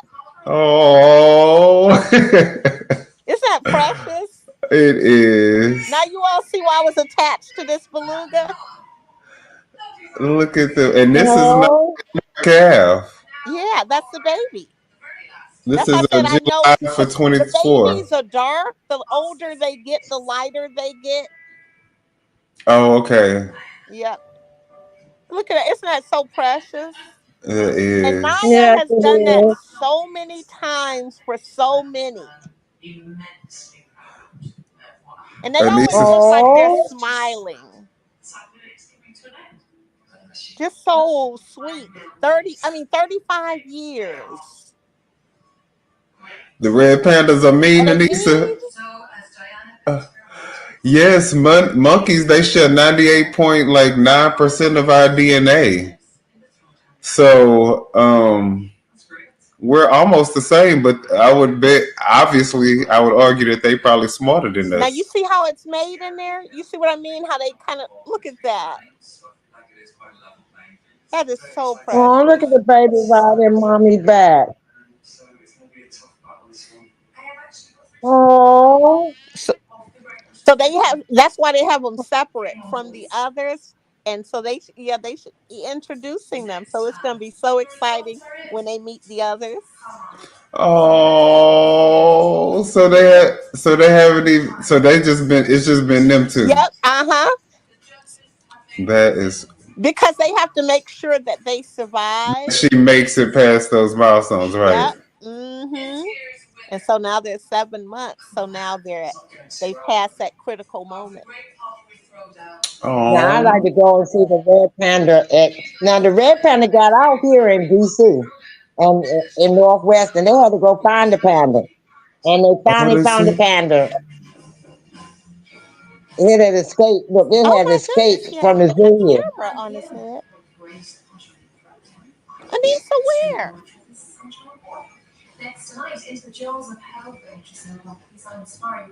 Anissa, what Um, state are you in? Illinois, Anissa? look, let me Google it real quick. You know I'm doing the same thing. Okay, Wow. it's Oh, a Let's Russian spy whale. Look, I wasn't even spelling beluga right. Look how it's spelling beluga. The sometimes beluga. your fingers could kind of The beluga whale Haveldemir, Yeah. nicknamed the Russian spy whale, died from a bacterial infection and a stick lodged in its Oh, mouth, according to Norwegian that police. was the one that died of that infection. Haveldemir. Yeah. But I didn't know about the camera. This may That was the not one. be. Yeah, that's the one that they think was trained, right? Is that the one that they thought was trained? Well, it gotta be because he said Russian spy whale, so it had to be the one with the. Because they're smart. You could train them now. But he probably had a camera in them too. Because why would they call him the Russian spy whale? Right. Take them to Foxy. Foxy will train them to go to the bathroom. Okay, and flush the toilet behind them. Okay. Go in there and cook you something. Now, Yeah. now if the cat cook, I will. Yeah, go ahead and cook me. While you doing it, cook me something too. Yeah. So Foxy, you have to do something on April the 19th. April the 19th. Do you all know where you all were last year? April the 19th, I just moved into my apartment Where were you, Minion? in April the Washington, 19th. D.C. 19th, 2024. April the 19th, 2024. I was out here, but on that exact day, I'm not sure. I'm going Wow. to tell y'all about that day and y'all going to remember. I was at the VA with my dad and I didn't have internet. I wasn't really, with my phone like that because we were busy. And then I got home and I saw that the FBI, the agents had came to the village on April the 19th. That is too funny. My birthday is April the 20th. That's how I know it was April the 19th. That was my birthday present. That is hilarious. You will forever remember that day. April the 19th. So look at this. March the 17th. Another birthday present for me. Look, okay. Well, actually, April the 1st, too. April the 1st. That's going to be the other birthday. Because, my birthday isn't celebrated just a month. It's celebrated several. So those are just the start. And then there's going to be some other stuff in between there that's going to happen. It's going to be like fireworks. I know that's right. Because you already know it's about to be bing, bop, boom, bam, boom, bop, bam. Once they start. I'm the only one that doesn't trust Sit Down Brown.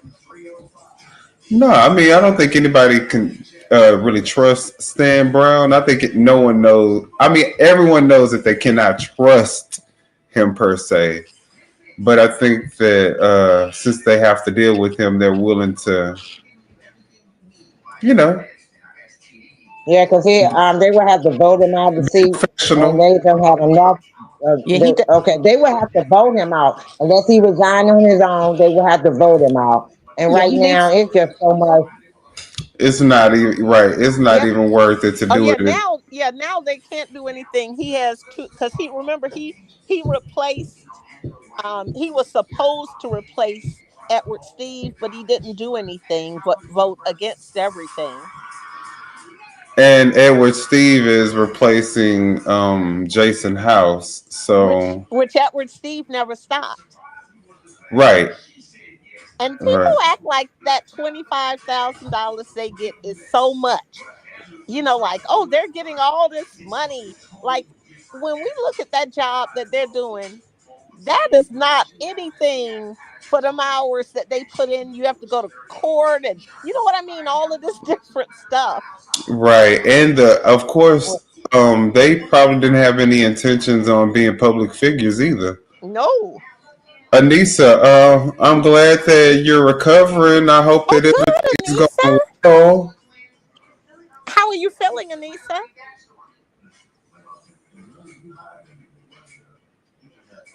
Do your meds got you right? No, I'm joking. Man, let me tell you, I have my I had my hysterectomy. Y'all gonna laugh at this. I had my hysterectomy, right? Uh-huh. So they gave me some good drugs, y'all. Good drugs. So I ain't feel no pain. So I said, they said we're gonna start you with rehab to get you going, so so you won't get, so you can go home. Addicted. Oh, So I decided I'm gonna be Miss Smartass, and I'm gonna get up and go walking myself, right? you talking about physical So rehab? what? So my room was at the end of the hallway, right? Right. The nurse's desk was at the other end of the hallway, and it was a long hallway. To me, it looked like a short distance, but when I started walking, it wasn't a short distance.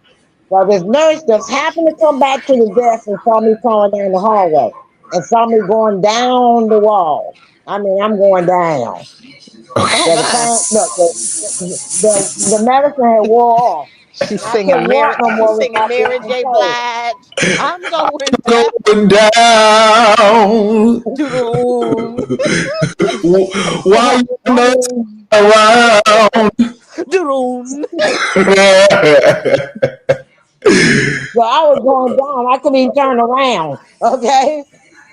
So the nurse in there came and got me. There was two nurses. They grabbed me. They said, "Miss Ingram, why were you trying to go down this hallway?" I said, "I thought I could do it. I called myself trying to help the rehab person out to help me."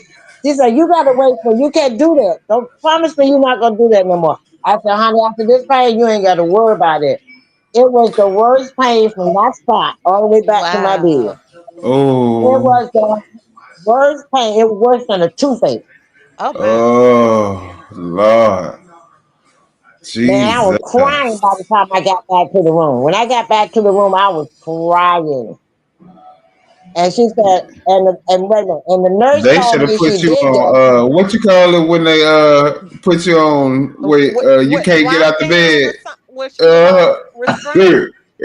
like yeah, I forgot the So they name, didn't have to but worry about.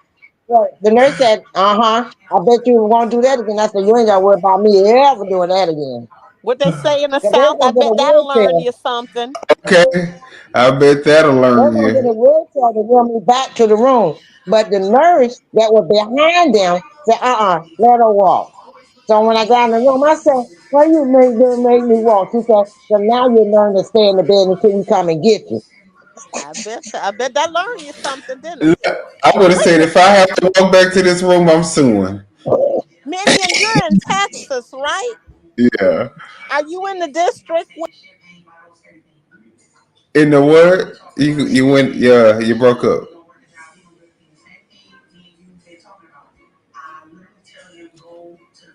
with Representative Green? Okay, I didn't hear nothing that you said except for Representative Green. Are you in his district or like near the district of him? No. Mm-mm. I don't know. Who Who's is your Representative representative? Green? Look.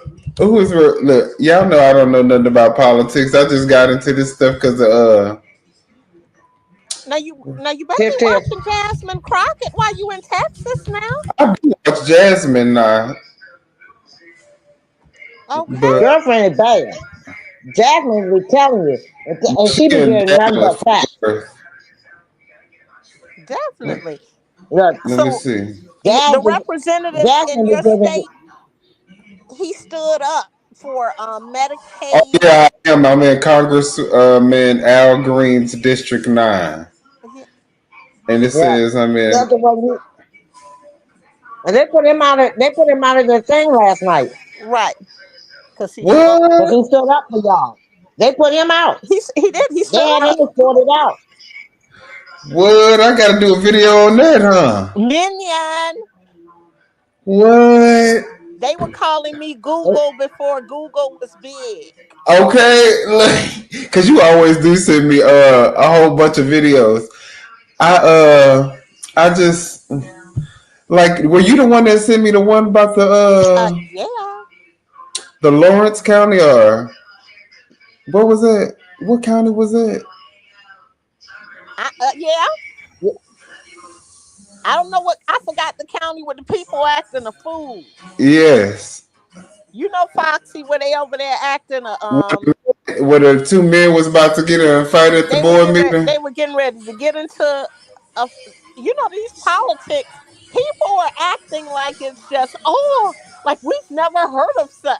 And this stuff is going on all over the world. And if you don't believe it, even when you look at what the Watchdogs, when he put some of the stuff in his, and you read some of those stories, it's crazy stuff going on all over.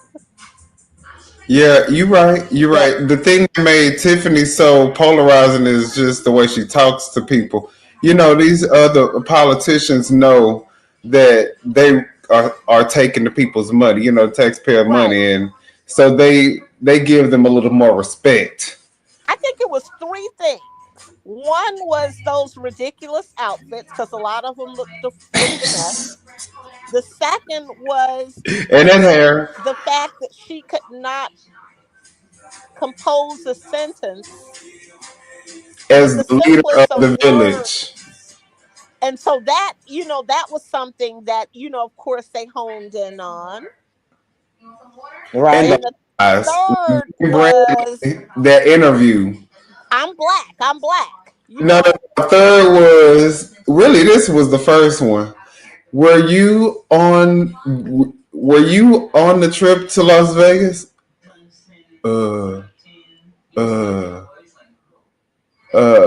No comment. I think I'm black came before that one. Did that come before that one? That's the one that they show a lot. And that's when she was talking to, she wasn't talking to the news, but the news honed in on her. You know what I mean? Because that's actually when I saw, and you figure I only live I could get there. Like they need me. I could get there in like maybe, because my friend used to live in Dalton. She moved. But I used to be able to get there in like 25 minutes. Oh yeah, you really. And I'm in a different state. I'm in Indiana. See, them states. Dalton ain't far from Indiana. Right. Them states get real small and and compact the further up north you get. Yeah. So because DC, they call this area DMV, Maryland, DC, Maryland, and Virginia. Right. And I think a lot of them are like that, because if you think about Florida and Atlanta, you know what I mean? So a lot of them all are close like that. Texas is probably the one that's the most area. Yeah, we got the metropolitan areas and they got the outskirts. Yeah. Texas be thinking they another country. You know how that is. Well, I don't think that, because I think that everything is bigger in Texas. Everything is.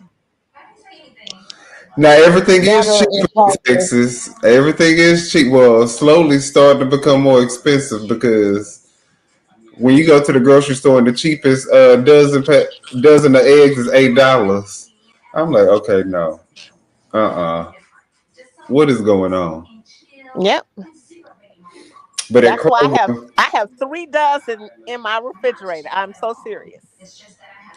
You got to, when you find something at a decent price, you just got to go ahead and stock up. I pay $8. Oh, look, because I like the ones. I like the I like certain. I don't like the other ones anyway. And if you ever buy those other eggs that are more expensive, honestly, when you open it up, you're gonna be like, oh my gosh, this is a different color yolk. Well, no, I do.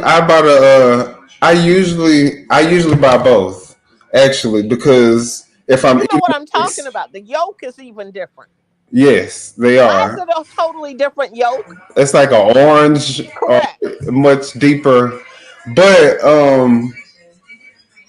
I don't know, because I still feel like the egg. I don't know. It's so hard to tell whether or not the eggs are real cage free, or if the I don't know. But remember, it depends on the diet of the hen that lays the egg. So if put that on the egg carton. Yeah, if they're eating like corn and alfalfa, stuff like that, then they're gonna have the deeper orange. The only thing is because I've also had because in my mind, I'm thinking the brown eggs are the ones that are, I buy the brown eggs. and so sometimes when I buy the brown eggs, they come out looking like the white eggs. The yolk's not as deep, so sometimes I'll be like, "Is this even?" Well, see, are you buying the cage, the free range, or cage? See, I Because that matters too. usually, I don't know. I I got a look 6 sometimes. egg I diagram. look sometimes. I look sometimes, but I usually just think that the brown ones are usually. But I'm starting to think that maybe they all. It's a conspiracy. I, I just. I'm starting to have my feelings about eggs altogether. I know, but I'm telling you, I'm not. Because the reason why I was gonna say that is because now they have it where you can rent eggs, like I mean rent Rent chickens, chickens, yeah. and the eggs are coming out white. Well, that's because it's going to depend on what you're feeding the chicken. Yeah. Oh,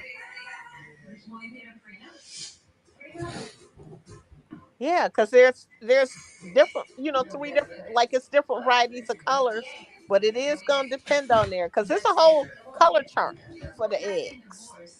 well, we need to. I said I might get me some chickens. It might be worth it the way that these prices keep going up. Now, Nisa, is that a real video?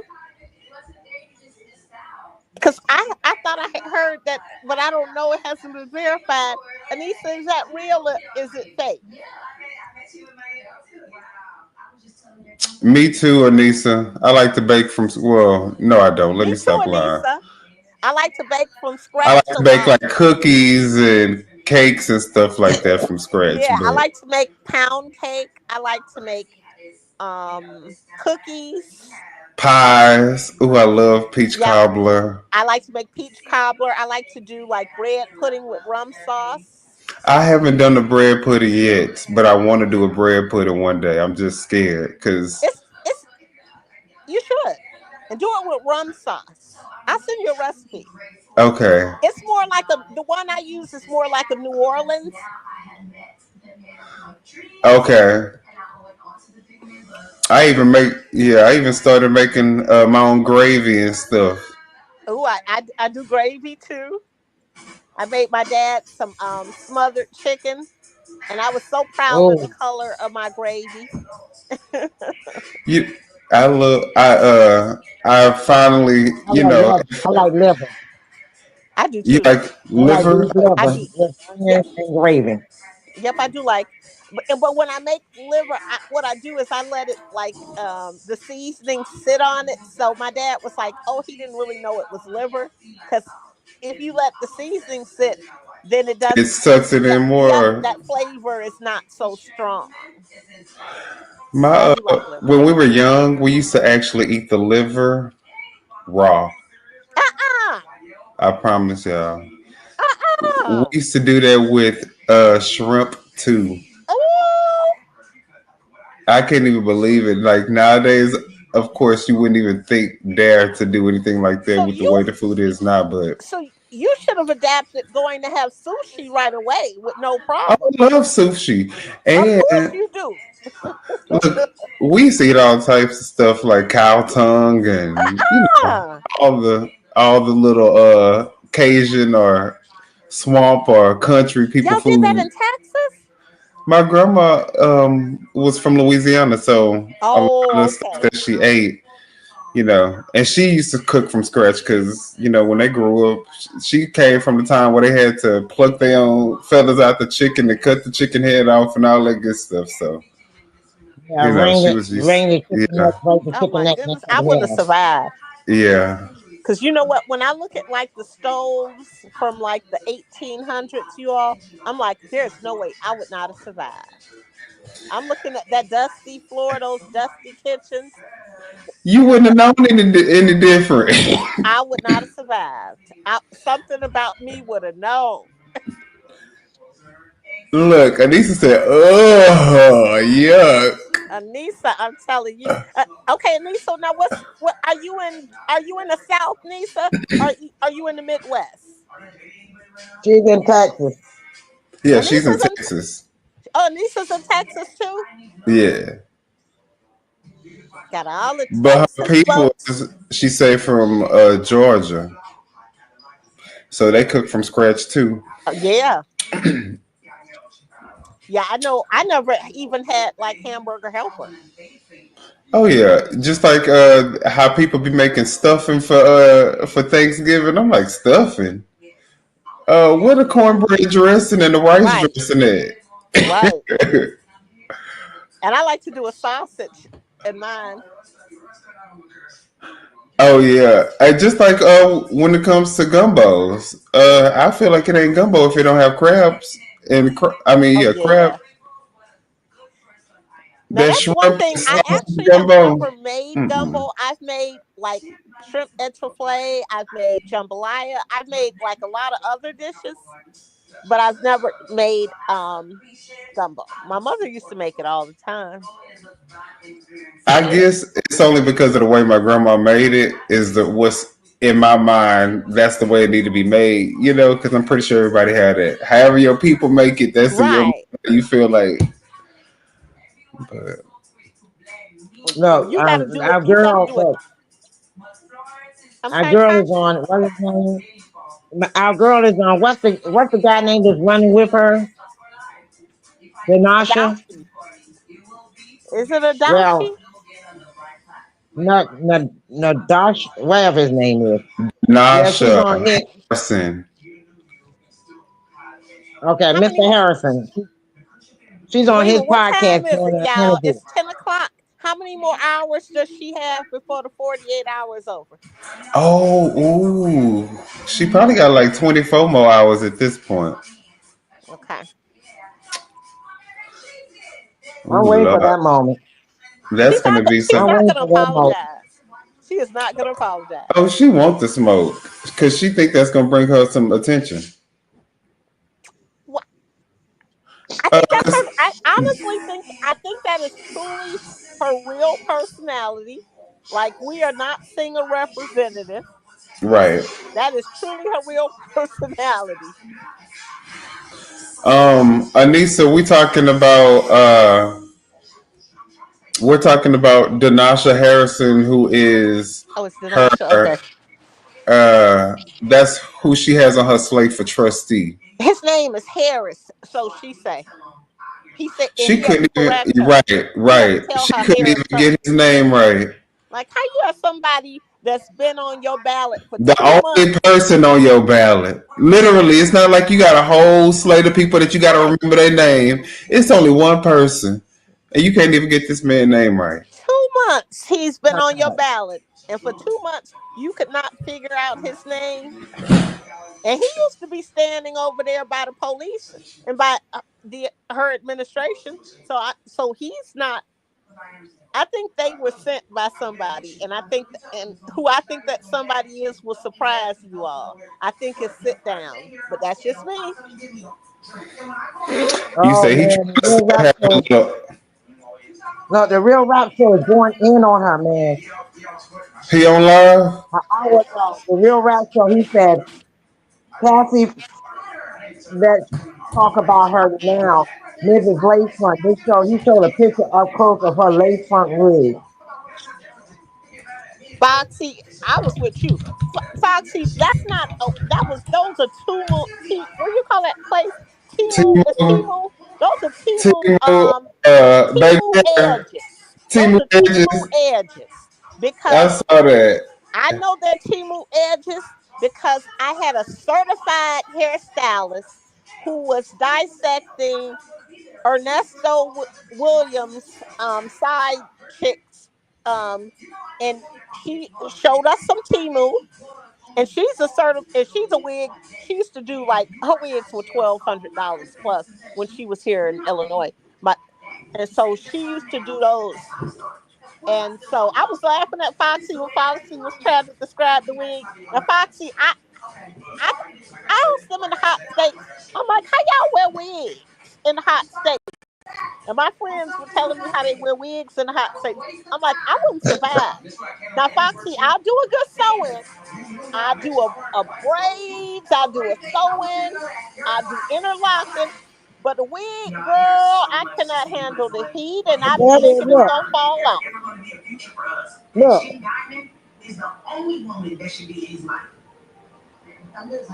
I You couldn't see even what do I'm? the ponytails. You know when people were wearing the ponytails? I was on the Uh-huh. train on the way downtown. I was like, this ponytail gonna come off. I wore it for like 2 days. I could not do it.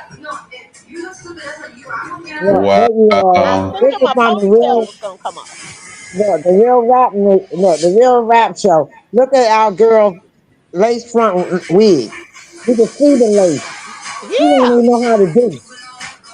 Supreme, and you are now tuned into the real rap That's them groove. Timu edges. Okay, I'm y'all, telling you, that's we got a Timu. bootleg Tiffany Oh, that's just as bad. fine. Oh, that's a wig. It's Oh, that's that time. bad. We got another nigga the Oh best. my Yeah, God. see, Y'all that's ready? bad. Hit the like Now button that's and bad. subscribe to the channel. Now, I told you the That's other like night, TJ, you that went to if I had to Party come back City on kind of here, wig. You want to That's watch not even it? a real wig. That's like kind you by the kids. Maybe for a holiday for Halloween. Right. You're gonna be Yeah, let's Princess watch it Leia, with so him. you Let's don't see. need a good wig. Oh my, No, let's watch it with him. Let's see what he's saying. things were this is gonna get bad. rough. Now, when you went live the other day, you sent the subliminal shot at Jedediah. Now, with me being a member of Investigate and Advocate, I did a little bit of investigating. In your video, you said men May want I to hear be your women music and women want to be men. Huh? or Ladies and TV? gentlemen, I present I hear Exhibit your A. music or TV. We can't hear them CJ, because of that. yeah. You say my music? Yeah, your music or TV is so loud it's drowning that out. Okay. He got a 60-inch, 80-inch TV on. Member of it gonna get rough. Now, when you went live the other day, you sent the subliminal shot at Jedediah. Now, with me being a member of Investigate and Advocate, I did a little bit of investigating. In your Oh, video, you said men want to be women and women want to be men. Ladies and gentlemen, I present Exhibit A. Now, CJ, who is this right here? that's her daughter, right? Uh huh. Uh huh.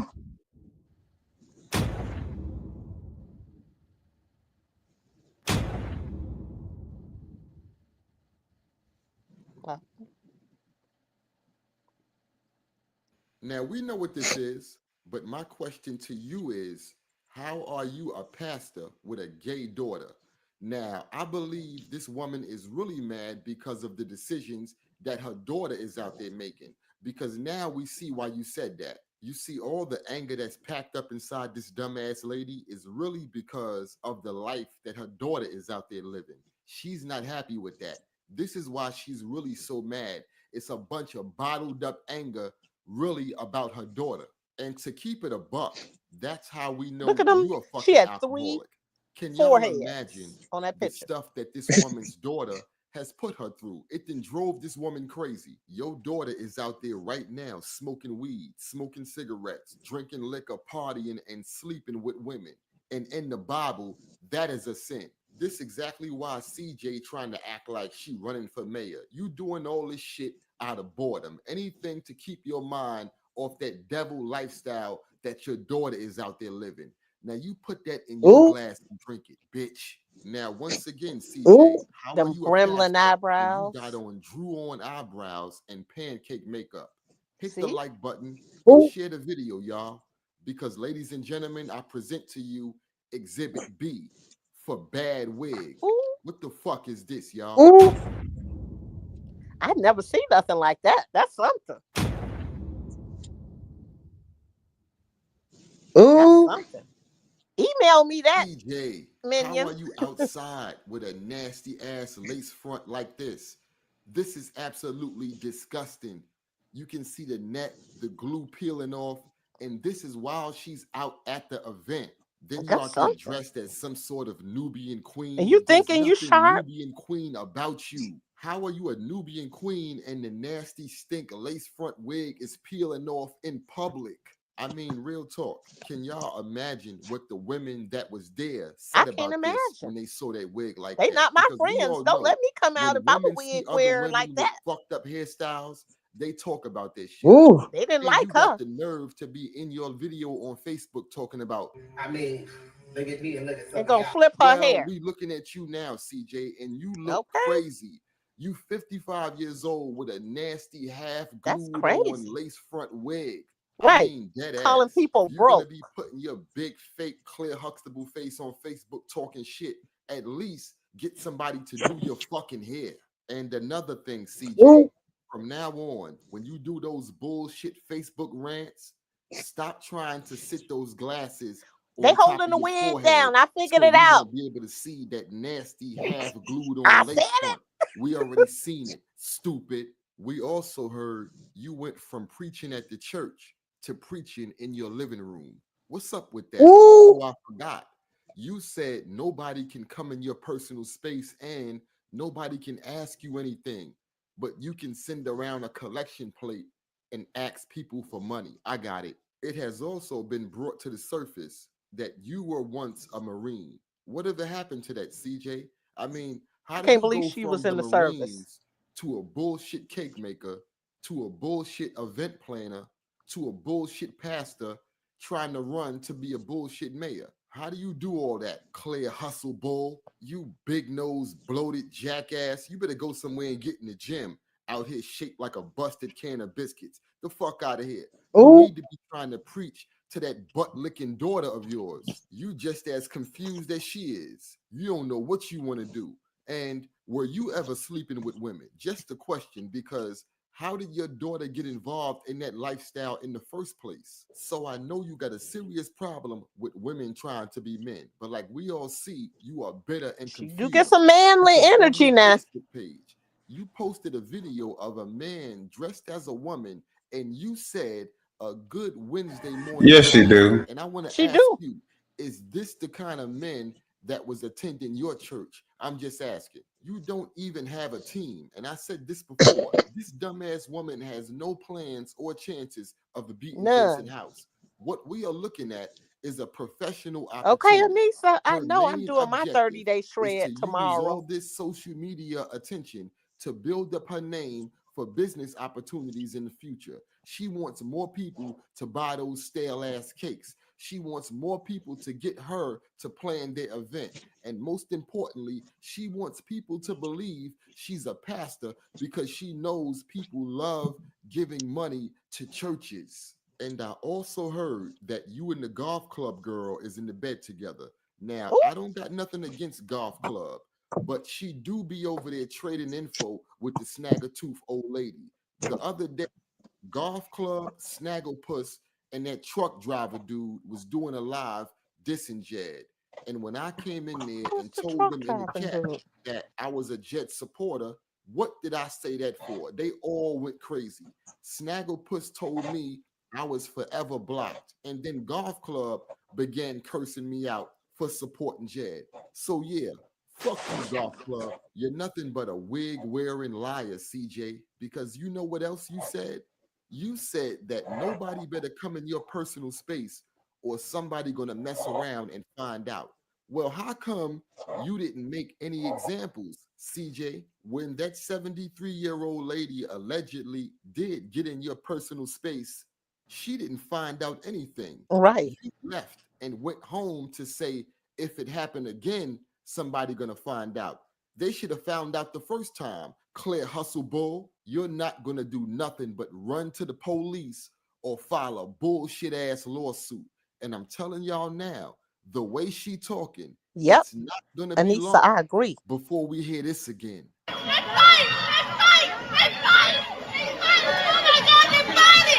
Give the video a like and subscribe to the channel.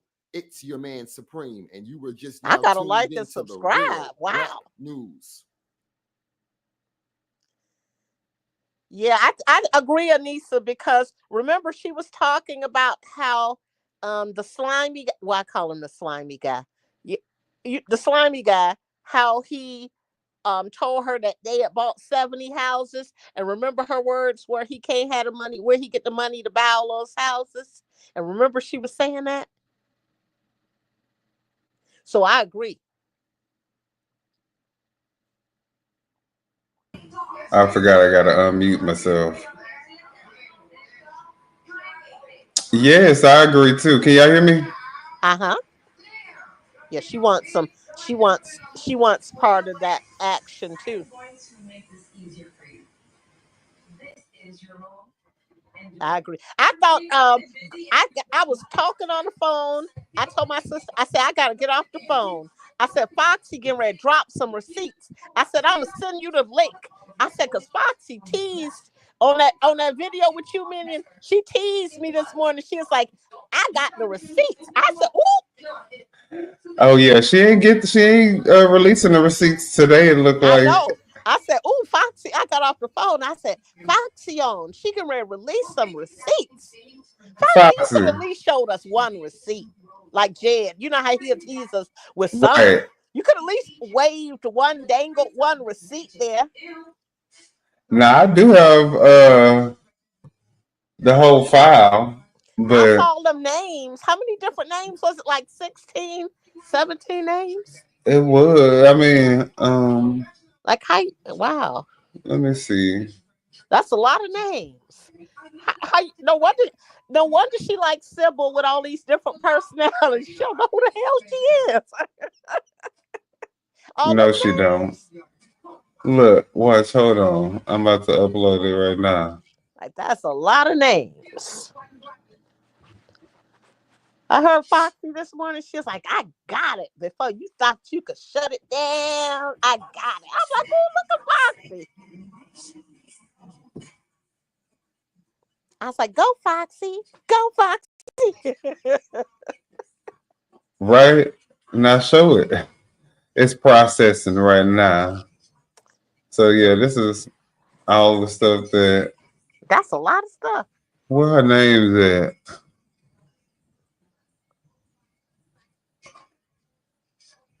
I passed it up. I think this is known aliases. How many aliases is that? 16? 17? I think Foxy said 16 or 17. It's on the screen. Somebody else posted a list. It was a lot of them. I'm like, wow. That's a lot of names. You should not, I mean, no one, you should definitely not be calling your neighbors one paycheck from being broke. You should never. Like, what are you doing to help your neighbors since you feel this way? Right. What are you doing to bring Habitat for Humanity there since you feel this way? What are you doing? What is your part? You say that you're Barbara the Builder. What are you doing? You got those broad shoulders. What are you with those broad shoulders doing to help out? She do look like she can build some stuff. Barbara the Builder. Yeah. Put them overalls on. Okay. Dimash. Dimash look like he'd probably be more concerned about breaking his nails. He'd be like, wait a minute, don't get no dust on me. Okay. And she'd be like, you just come over here. Like, why? What's over there? It's a spider. Right. That's exactly who he would be. Man, haven't you seen a spider?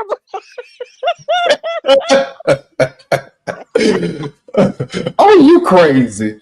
I know you not jumping around here over no damn spider.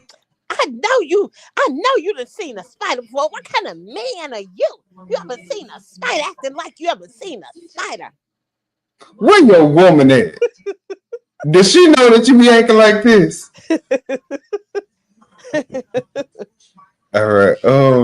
Yes, Anissa, she do have issues. Telling the residents to get out Section 8, but how many renters she has on Section 8? We need to know. That's what so, Minion, what is their one thing I have not checked before is what is their demographics as far as um like people are always asking about the number of people that vote in the elections. And and I know people focused in Dalton, but I actually looked up all the other areas, and it wasn't just Dalton at that time. Everyone was low, and there was some that were lower than Dalton. Didn't they say it was because of the It was C19, yeah.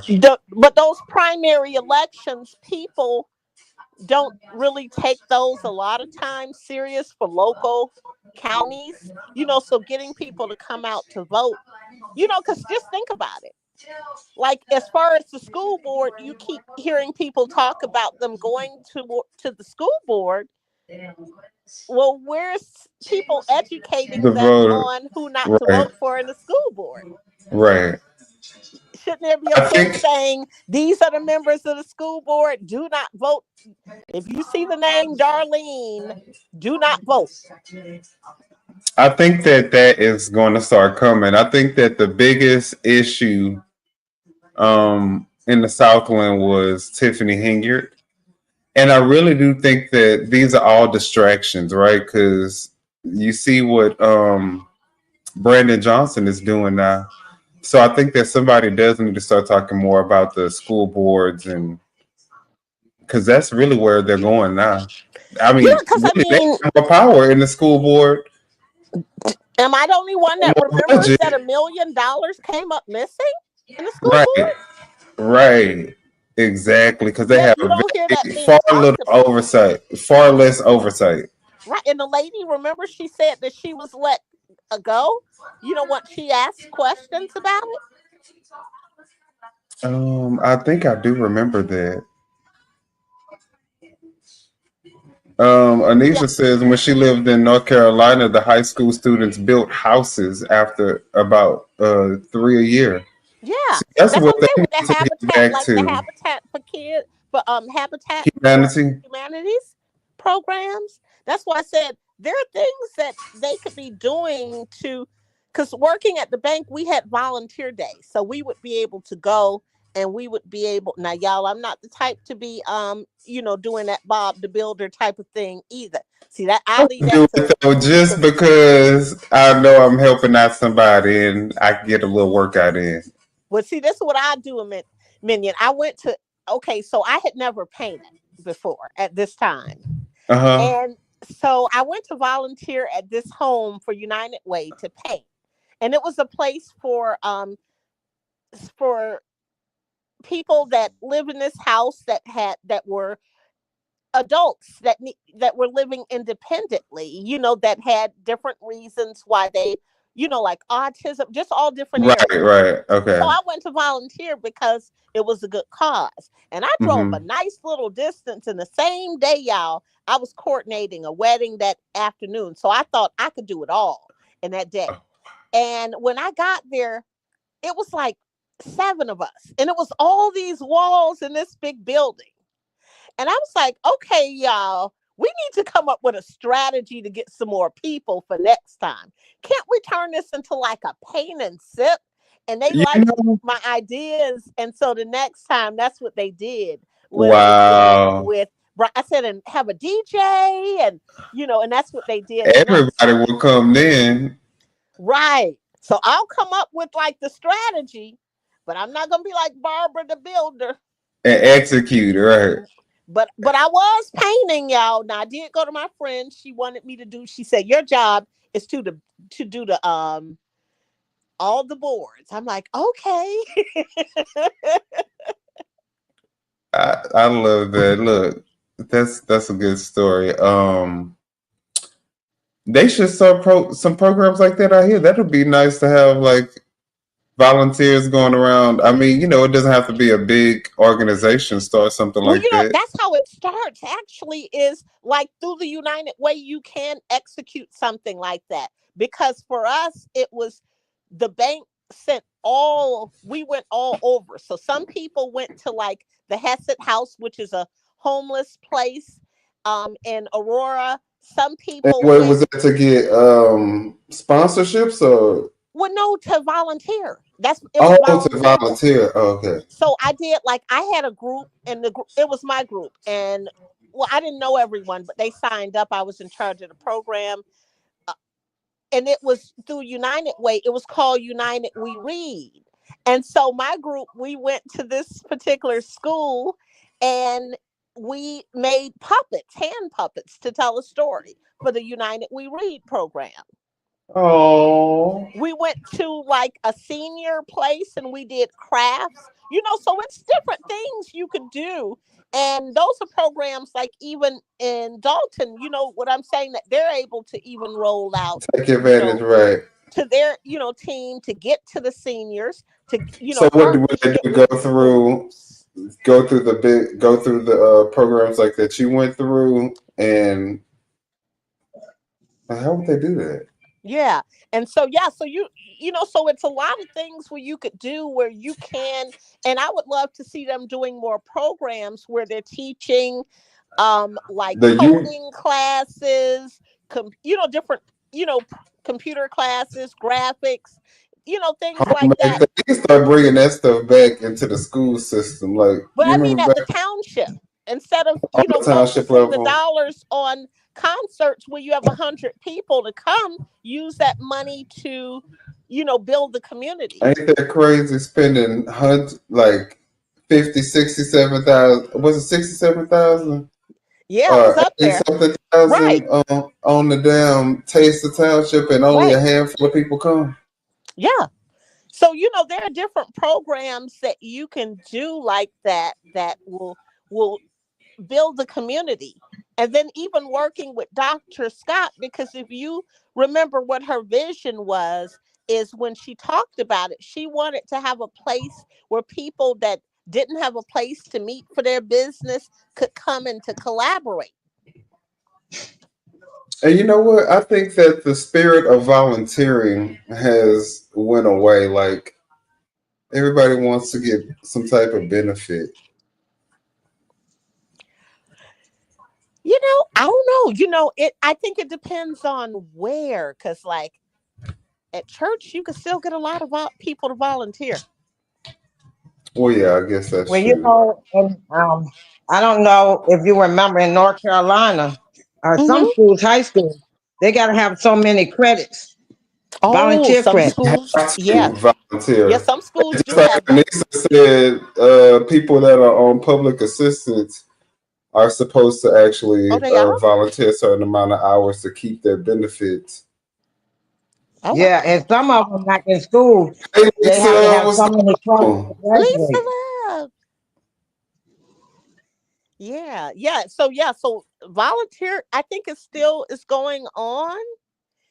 It's because I get, like, emails of all the ones in the Chicagoland area. I was just about to say, well, the people in the Southlands, because the way that they couldn't find nobody that wanted to cut any of them, no youth that could cut the lawns. Now that's different, though. You know what I mean? Because that's totally different. One that They I don't had you know. take one of that. Remember, because one of the ladies got up and was fussing about it. Remember Yeah, that she Miss said Janelle. were qualified, but Tiffany said no because what it was, she was trying to get the money to stay in. Yeah, she Yeah. was trying to get them to them contracts. I mean, Well, yeah.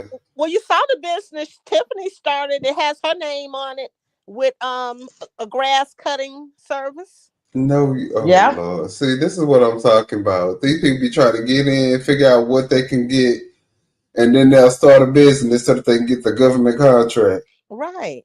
Yep.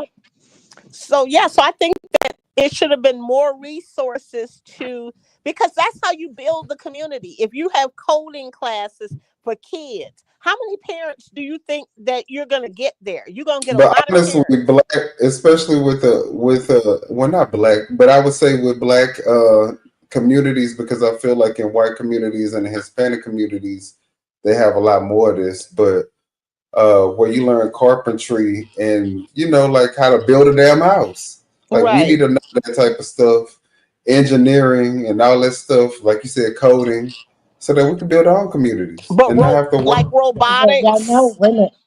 Now, let me give you the other 411. Remember the fire department couldn't get no money, couldn't get Right. no funding. Hmm. There was a grant for them to have that money, Right. and she was using that grant money and refusing to give it to the fire department. She wasn't using that money the right way. She was using that money like it was a charge card that when I get this money, I'm gonna pay this off. And the crazy thing Mm-hmm. is, the funny thing is, like they hadn't even received the money before she started spending it. But isn't that kind of what people use your charge card? You don't have the money yet, but when you know what I mean. Within that month, you're gonna get it to pay it off.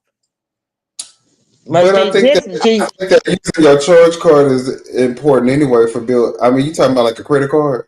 Like for instance, that's how to me she used. Like for instance, I'm a person where I pay my charge card balance off in full every month. I don't charge more than I could pay off, and I charge Right. everything on my And that's good charge for card. building your credit if you're being responsible. Correct.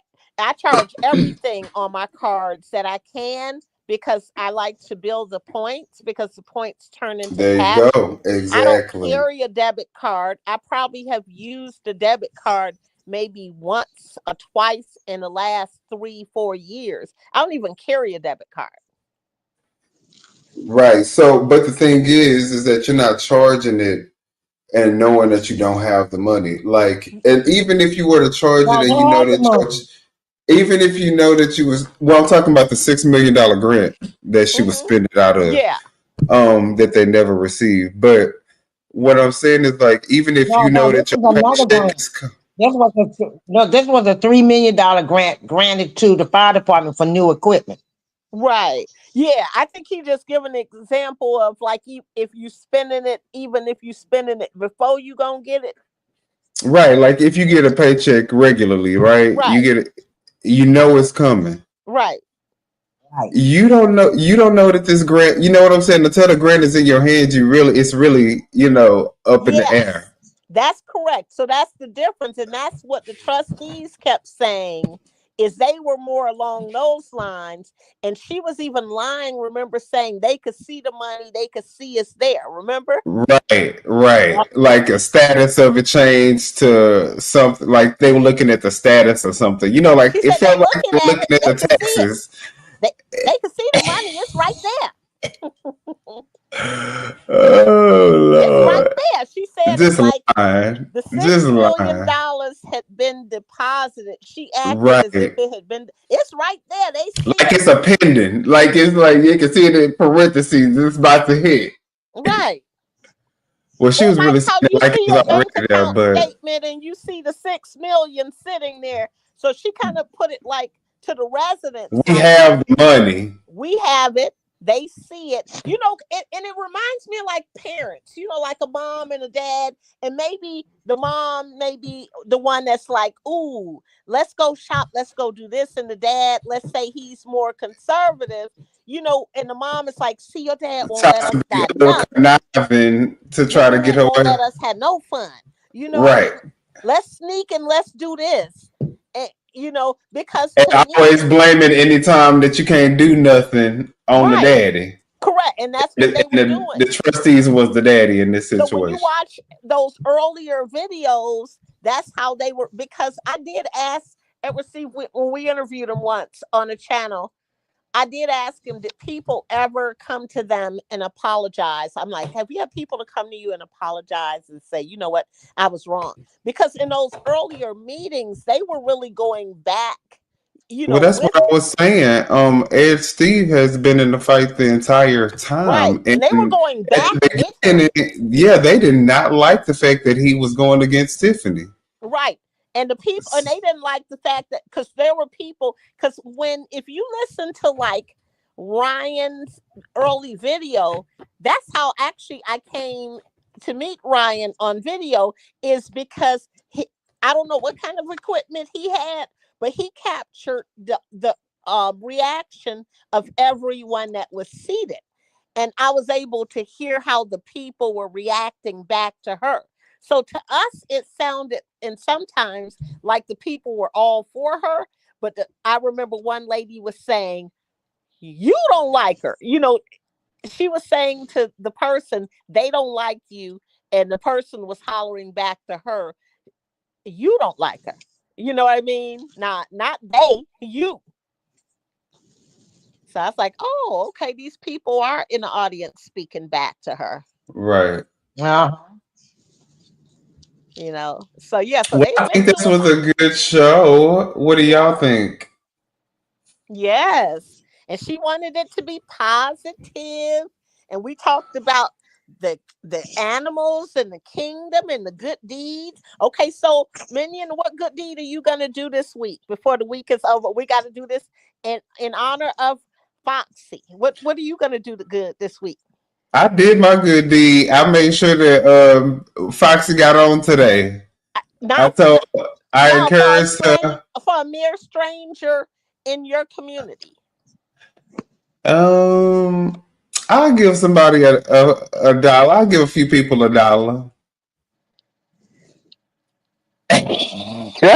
But Minion, you have talent. You So always what know are you gonna that. do that's What? not, that Give me a suggestion. okay, like for instance, I'm thinking now in honor of Foxy that I'm going to go to there's this place, and that's not where I get my tires done, but once I had a flat and they got me together so that the next day I was able to make it where my warranty was on my tire, which was like gonna be like 2 miles, so they hooked me up.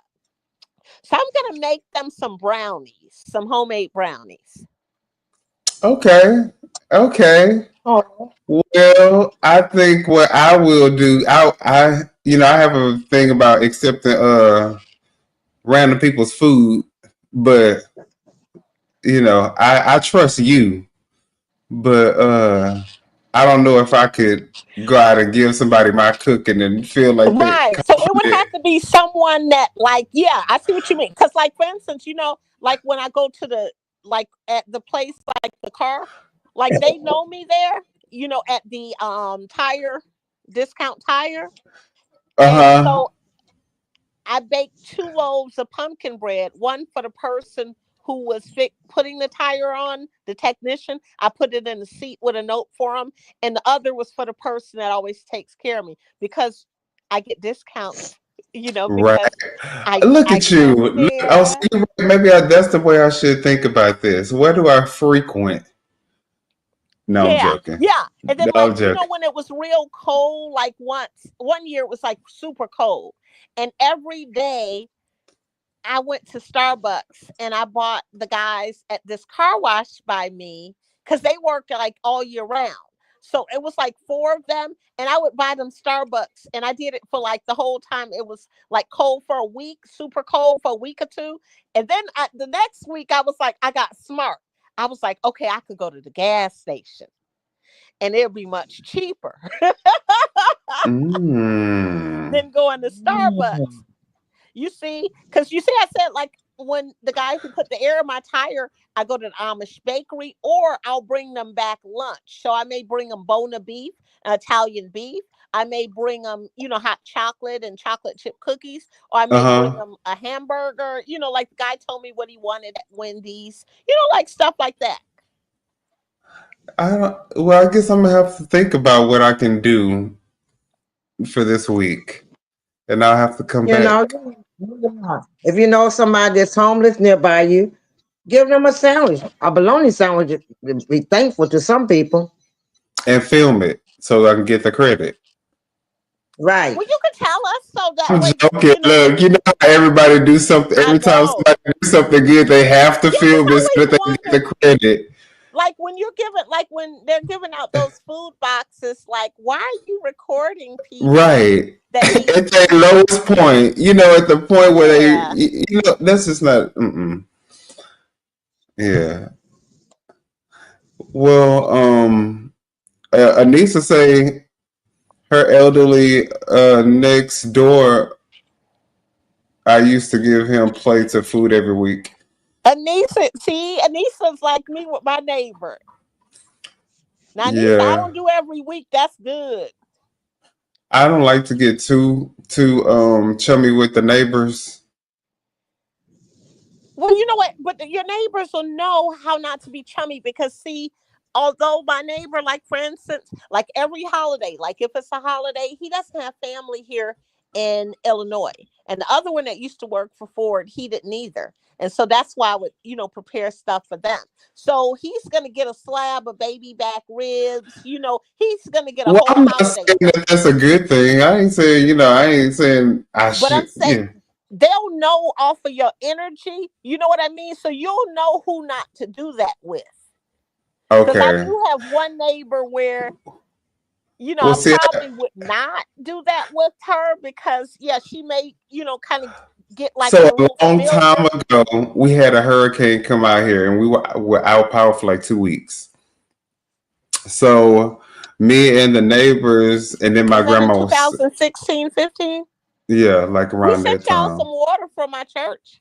Oh, I We had probably a didn't. truck. We probably didn't get it, but we thank you. Look, we had a truck.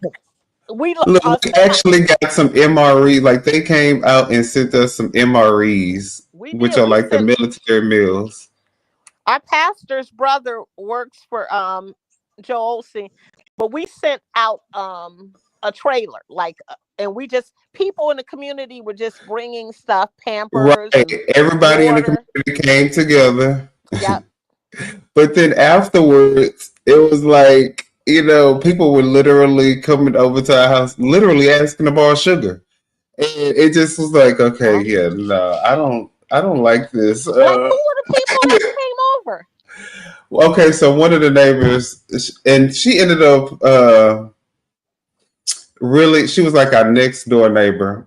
But she started trying to cook for my grandma because my grandma was disabled, and so as she was doing stuff, she would try to. It was like a give and take thing. Right. But we didn't really need her giving us anything, and we didn't want her to take nothing either. It was, but she would do it, and it was so she was being nice, so we would also be nice. But then it just got to a point, and she was also a recovering addict, so she would have her moments where she would just kind of go off or whatever the Right. case may be. I don't know what it was, and so yeah, she just got mad at me one time, and she actually threw uh, a bike at our window and broke the window. What? Yes, yes. It was just like I was like, why in the hell do we have to get chummy with these Oh neighbors? no, see, I She, wouldn't get chummy with the neighbors either then. but see, she was the only one. Everybody else, we all came together, and then when it was time to go back into your house, when the lights came back on, everybody went, back into their own houses, and I'd be we like, no, we spoke. don't have no sugar. No, we don't have no. Wait a minute. So my grandma, one of her legs were amputated, and so had got amputated. So she used to wear, the diapers and stuff. Right. They used to send us so many at a time that we had like a whole closet full of them. She started trying to take those, and it was like the little stack was dwindling down. And so she would come up to me. She'd be like, "Guess what I'm doing?" I'd be like, "What you doing, Miss Stephanie?" "I'm peeing." I'm like, "Oh God, what kind of craziness is?" So yeah, from that I was traumatized, and this was like for 3 years we had to deal That with would this. do it now. I understand. That would definitely do it. That would traumatize me too. So I was No, like, you know what? no, From now on, I'm just gonna hide by and I'm no, stay to myself. Yeah, no. that would I'm gonna tell you now. traumatize me. Look, I had my grandfather had a stroke, right? So his short-term memory was bad. So my grandmother told me to go in there and help with granddad because she was trying to finish dinner so she could feed him. He's already washed up. So she was going in the kitchen to finish fixing the food so she can go ahead and feed him so he can go to bed. Well, I go to the bathroom and I'm like, okay, she said she already gave him a bath, so I figured granddad was dressed.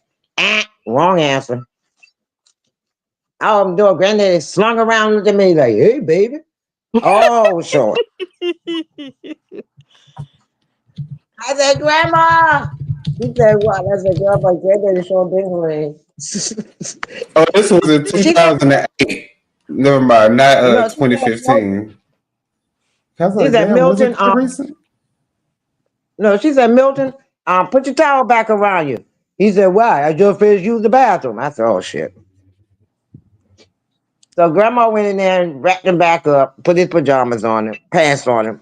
So I went to shave him.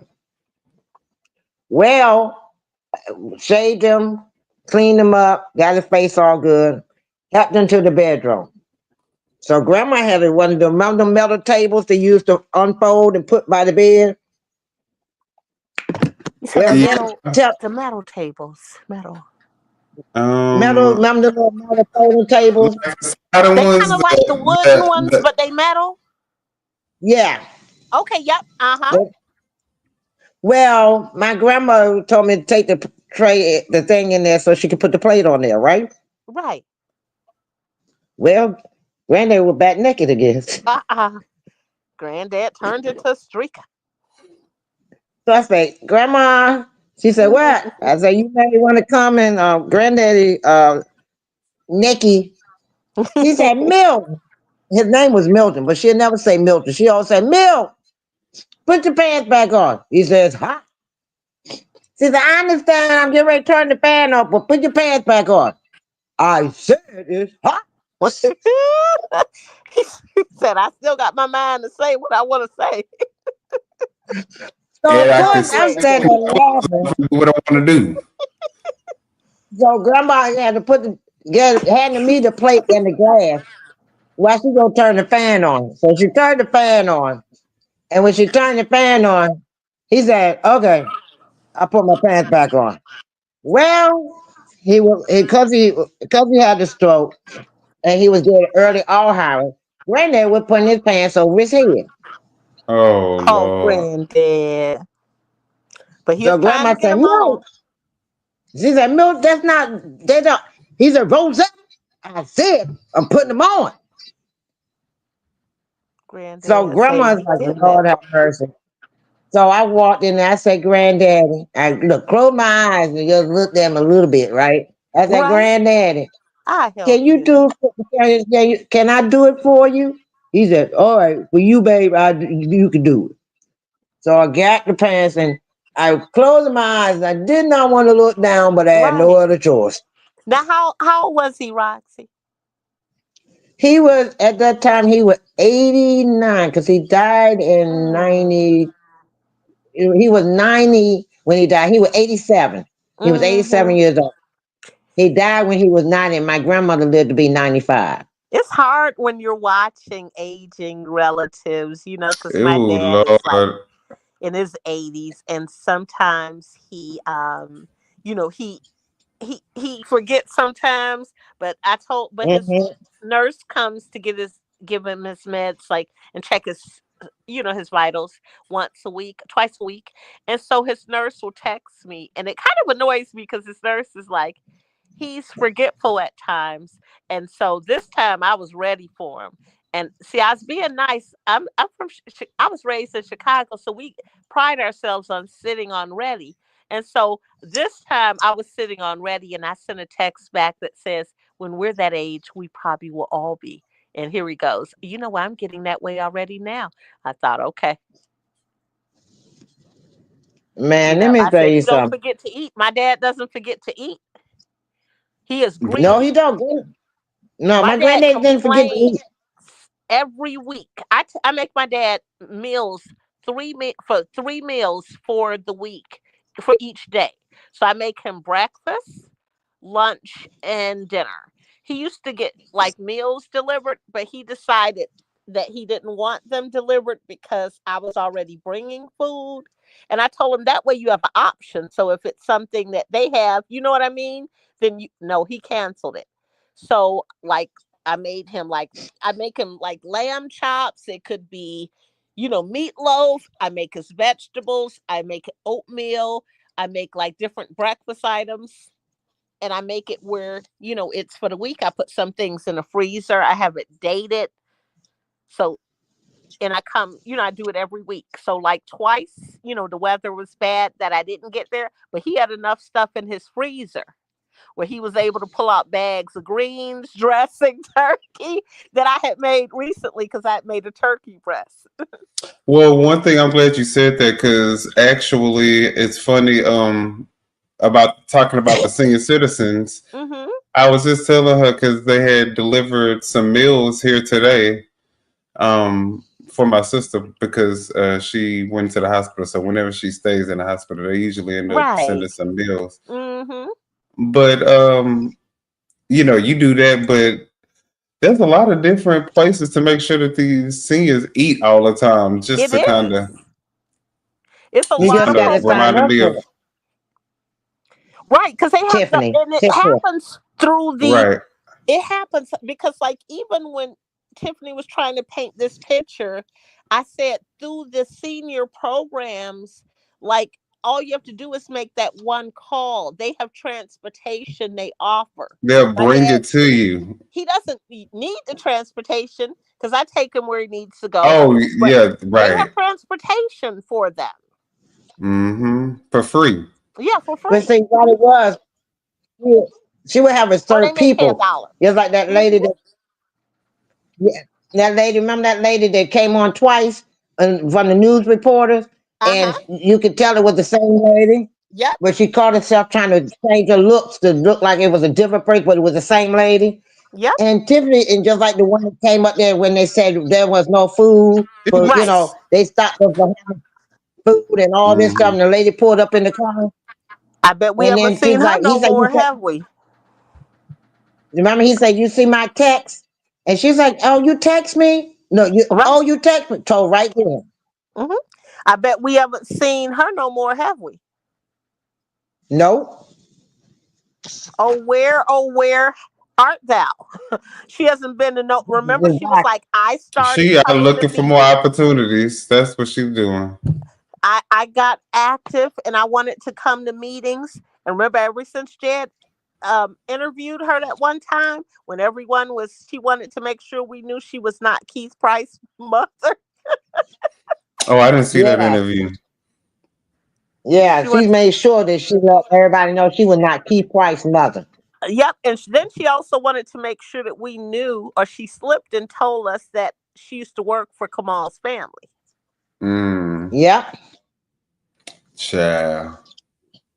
And I'll So, tell you this: his wife owns this beautiful store, and I was at the mall, and this store is so amazing, and I didn't know it was her store, and I took pictures because I'm a person that tells people like places to go, and Uh-huh. so I took pictures because this store was so amazing. It's like a kid's store, but it is just beautiful. And the quality of the clothes, like little trench coats. I mean, like very unique boutique items. Oh. right. Yeah. But they can't pay the rent. Well, I'm saying That his was his wife, wife, right? that's his wife. She may have brains, but that doesn't mean like he may, like there's some people that they're a dreamer. It's a song. My mom used to love this album by Willie. What Nelson, was it Willie? It was Don't Fall, the Gambler. It was called Don't Fall in Love with a Dreamer. Do you remember that song, Foxy? Yeah, it's not. Is it? He's not. It's not on the one that says the one that sings the gambler. Yes, it was on the name of the CD. That what was in CDs then? It was an album. That album was called The Gambler, and one of the Yeah, songs was called "Don't Fall in Love with a Dreamer." And I remember it said because with a dreamer, that person, and that's what he strikes me as. Is he strikes me as someone like I have a All dream. the visions. He got I all got a the right. dream. I got a But car no wash dream. plans. Who would have a car wash that closes down? I'm sorry. Is that not the craziest thing? You have a Everybody car needs wash. that car wash. It's millions and millions of cars on the street. There's no You have reason a for a car wash. luxury car wash. You know what I mean? A luxury car wash, not just a car wash, but you found something to make it different. Right. You know, and how do you, where I'm telling you all about this car wash, this place is not a luxury car wash. It's just a regular. I have two by me. One, they just built one and they're building a second one, a couple of miles down the road from that one. Yes, I done seen the car washes start off, like a little busy bee car wash. Then it Right, starts showing up on multiple other sides of town, right, and now it's like a big car wash. Yeah, I done right. seen that. I mean, There's no no reason for excuse. yeah. How do you fumble a bag with a car wash where you're not paying for water, And like electricity, Anissa said, exactly, you just said it. You're not even paying for water, or allegedly, taxes, or allegedly? taxes. So how do you not manage to keep that going? Because the water bill go to the resident. The taxes go And to they're the not resident. responsible Correct. either. They just not responsible people. Just like Tiffany, she went from having a good burger, a whole brick and mortar, and then she went to having a suite inside the college, and then having some food trucks, and you know, I don't know. I Well, don't see, know I if the. had a play brother. He had Mhm, opened up a home care, right?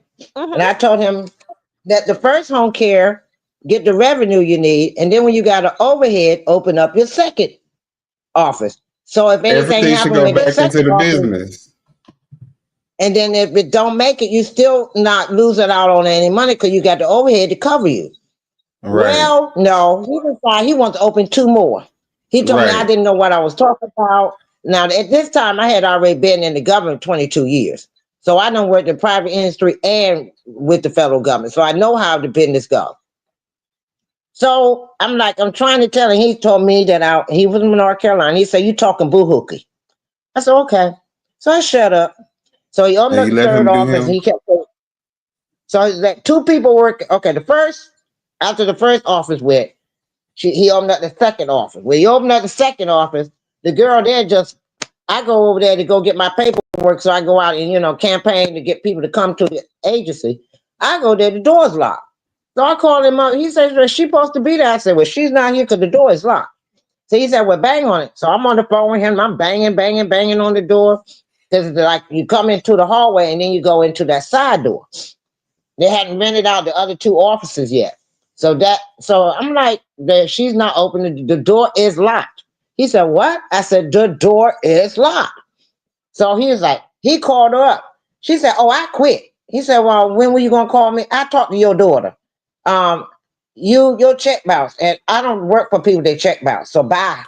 Oh, but that's the same thing with And Turkey Leg Hut.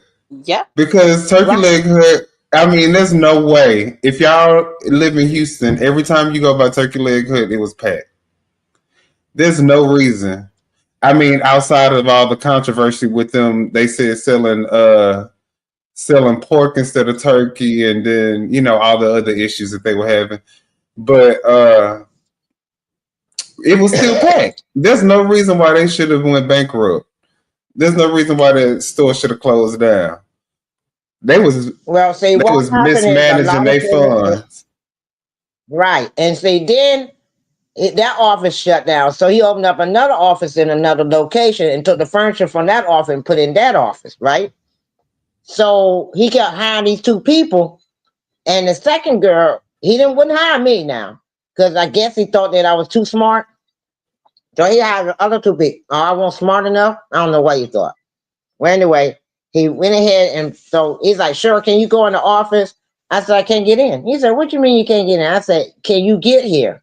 He said, okay, I'm out already. I said, get here as soon as possible. He said, what's wrong? I said, get here. He said, okay. And when you come, go to the Burger King.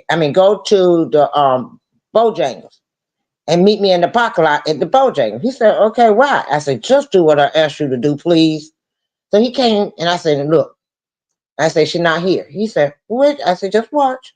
I said, you see your senior living facility right there? Watch. She pulled up with the car, had a senior in there taking the groceries out, right? Some groceries stayed in the car, some groceries went upstairs with the lady. So she came back. So she pulls up. She goes in, sit down. I said, wait, no, wait. Because I had seen it happen before. So he sat there for a while. I said, watch, here she comes. She's locking the door. He said, okay. And so what that mean? I said, she gone for today. He said, no, she not. I said, yes, she is. Let's go. Follow me, but stay He back. wasn't He even said, okay. managing his store like that. He didn't even know what was going on in his store. No, because she been lying. She said she was going out to check on the residents. Cause we had home care aides out on the out within the city. So she was telling him she Okay. was going to check on the aides. So he thinking that's what she was getting ready to do. So he didn't never think nothing of it when Oh. she closed the office. So I told him to follow So the me. office would He be said, okay, closed all day. right. Well, all evening. So she done took the go. I said, now look at the date. Write the date down. Let's go. So he followed me. We followed her all the way to her home. I said, watch. Here come the kids. He said, what? Because we was at somebody else's yard, right? Looking. I said, we can't stay here long because I don't know if them people shoot us, but we just going to sit here for a second. He said, okay. And he watched her, took all the groceries in. He said, well, she get ready to head back to the office. I said, no, she ain't. And he looked, she closed, locked the door, saw the lights flicker for the lock the car, and she went on in the house. I said, okay, now let's go back to the office. So we left and went back to the office. So we sat in the office. We were looking at the paperwork.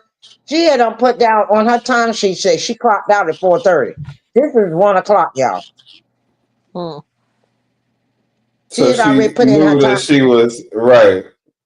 That's crazy. So when he That's went because in he the didn't have the computer, right people working for him that, cared about him enough and his business to Uh, run his business the right way. Oh, I wanted to say something. You know what? Tiffany did actually get a food truck. yeah. She did have a food truck. It was parked at her house. I know a lot of people don't think she has houses, but it was parked at her house for quite some time. She did get a food truck. That's the one. What they were thinking was someone was thinking when this person used to report a different way. I think that's where Foxy and Roxy and I met each other on a different channel. And was that that she was trying to remember when she was trying to get a food truck for the township. It was yep. believed that she was trying to really get the money to Back from that food sell truck. her food truck Yeah, in the from that food township. truck that she got for her that she never converted. Yeah, cause she had it has, because I'm looking at the picture of it. It looked like it actually looks like it was a RTS bus, It like a looked like a Thornton Township bus. Yeah. it's bigger than that. It has like 1, 2, 3. It's bigger than that. Let's watch it. You want to watch it real quick? Uh-huh. Look, you know me. Okay, let me But now bring it up. she had the truck before Thornton Township. She was wrong for that truck though, trying to pass it off as But it looked like an old bus to me. Like it was Yeah. because remember it took Miss Valeria to describe. Remember she talked Facebook. It's your girl Tiffany Henry. Yeah, Owner Miss Good Valerie. Burger. chicken Hey, place oh over my here. God, it's been a long, long journey, but we finally made it. I got a surprise for y'all. Yeah, look at Good Burger in the back. Wait a minute, I do Running Man Challenge though first for y'all. I got my new food truck. Check me out right here. So guess what? If you got an event, a fest, an outdoor barbecue, a repass, a wedding, call me. Good Burger, Miss Good Burger that is, at 708-801-9082. We're gonna pull up on the scene for you. Wait a minute, hold on, stop it right there, pause. Go back. What is that right near the top? It says Vet 1. It's a the car says Vet. What they say at the It's at time? At the top, www. It's at www. loveagoodburger.com. Loveagoodburger.com. Yep. Yeah, so that's why I said it looked like it used to be like those they like RT, they pick up like seniors or Right. with like Right. Also, the like Thornton Township bus ain't this big. no, it's Yeah, capable, that's the but size of the store. This is before And she at the came time, to Thornton. Yeah, but this was before Thornton Township. Right, right. But you're saying that she was trying to sell this one back to the Well, Thornton Township. that's what I allege. That's your theory, right? Is that she was trying to Or your sell? allegation. Yeah. Because you could take something like that and you could turn it into something amazing. Got to get it. Hello? Uh-huh. now she looked like a hood rat there, a real hood rat. Yeah, you could turn that into something amazing. So it doesn't shock me that her burger place closed. That doesn't shock me. But what does, that looks like an old RTS. Like they probably sell those old buses. But what did shock me was at a college where all you have to do is have the food and show up, That's she it. fumbled that bad. That's what I was saying. Like that, for you to go to a college and not be able to, them people they always hungry and they're not the pickiest people in the world. Yeah.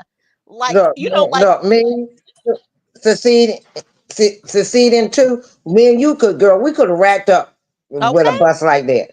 Right. Set it up right. And look, one of us, we take turns. Okay, you go to break. All right, I got it. Then you next, then I'm next. Come on, y'all can serve out here. Y'all can serve it right here. Just have a little step right here on the back and have them come up to the window. Yep. Because you see when like what Roxy said reminds me of how, what's his name from Sweetie Pies, how he expanded too fast. Remember? She didn't want to move that fast. She didn't even know he was purchasing stuff that he was purchasing. And that's where they lost a lot of money, is because he was trying to grow them too fast. Yeah, and that's what my but see, a lot of these people problem is agencies too fast, and because he was then I got in there and I helped him. I had 32 clients and 42 aides, so I still had some aides that I was still trying to get more clients for. Well, he couldn't pay the nurses, but he didn't pay the nurses. RNs have to go out to there, so he didn't pay the RN. So I kept hiring the RN. You can't cut corners. But he won't paying her. He was paying us, but won't paying her. She cost the most. You gotta pay. You gotta pay your bills. Yep. What it was, he was taking us out to meetings at restaurants. He was paying for the. He was looking. He wanted the business for a lifestyle. See, this is the thing. This is the problem. That sound like? That's that same thought pattern that we've seen. Mm-hmm. Right, and then he turned around and have all three of his daughters get a car, and he trying to get all these businesses so he could fund his lifestyle that he wants. But the thing is, he ended up losing everything. There you go. And I say everything. That's what happened. Everything. Because the only reason what happened was he had in North Carolina you have different zones. They rezoned it, so you have to be on a tax ID number. So each county had a tax ID number. So because he won't pay it like he's supposed to, I left. So I told my aides, I say, you can stay and keep working for me if you want to, but I got to do what's best for me. I can't afford it. So he said, okay. So he sent his daughter down there to the office, and then they finally closed my office down, right? So they kept the main office open. Well, you can't use a tax ID for the employees at the office that I was at to keep them working under the other ID. Each office had a different ID because they had the different zoning. Okay, say for example, you were in Fort Worth, Texas, right? Then you got Dallas, Texas. Then you got San Antonio and San Antonio. Each one have a different, right? They have a different zone. You got an office in all three of them. Well, all of them is closed except for San Antonio. So, but you still got people working at the other two locations. And then he tried to put the. So he got in trouble with the state government and the IRS. So they came and took his home, took their cars, and took their money out of it. out of their account, and they couldn't get nothing in their name. But he That's couldn't. His wife crazy. could, but he couldn't. They That's closed down her crazy. daycare because her daycare was in their home. So because they lost the home, they lost the Wow. daycare. That's Damn. crazy. Damn. So That is so crazy. so you know, some people, some of our people get out here and they see money and they go, but wow, I could do this, I could do that. But you got to take your time. You can't, just like my niece and nephew. During the summer, you have more. He's a master plumber. Hmm. During the summer and spring and summer, it's warmer. You're gonna have more problems. Right. So you got roots So running. you have a Going into season where it's going to be a good season. Then you Right. have dry times throughout the year. You have to be able Yep. to, Kind of like construction workers or right. car right. salesmen. You have to save up So and be responsible so that you can make it through those dry Yep. spells. well, not them. Oh, They decided they want to go on cruises, and they signed up for timeshare. And I warned them about timeshare, but she told me I was too old to understand.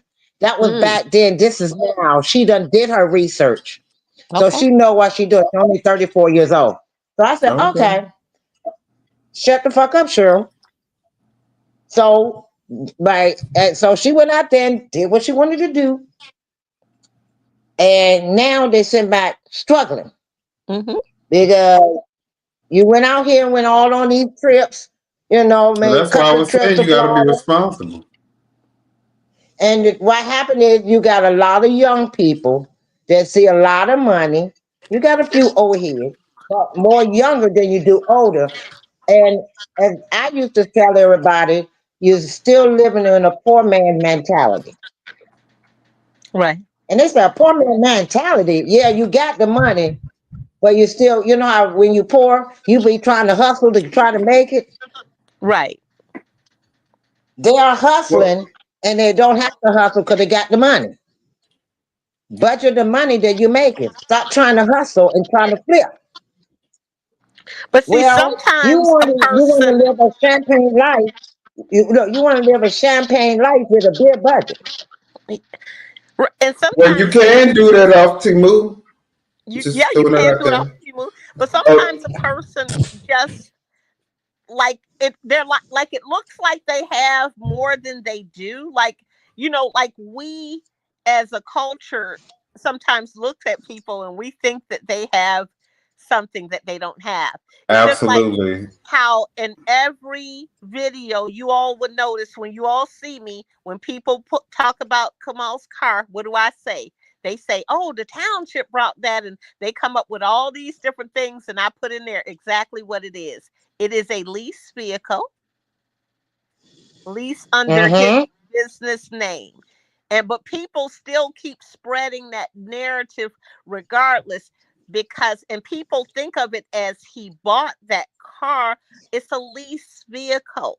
You see, and we Right, just like that a Indiana That's the tag. as reason a why he keeps culture, saying he we had. look Do you at know stuff. how many BMWs I done had? Right. Because you We look keep at stuff leasing as a them. culture and we think of that as that Add person value to it, right?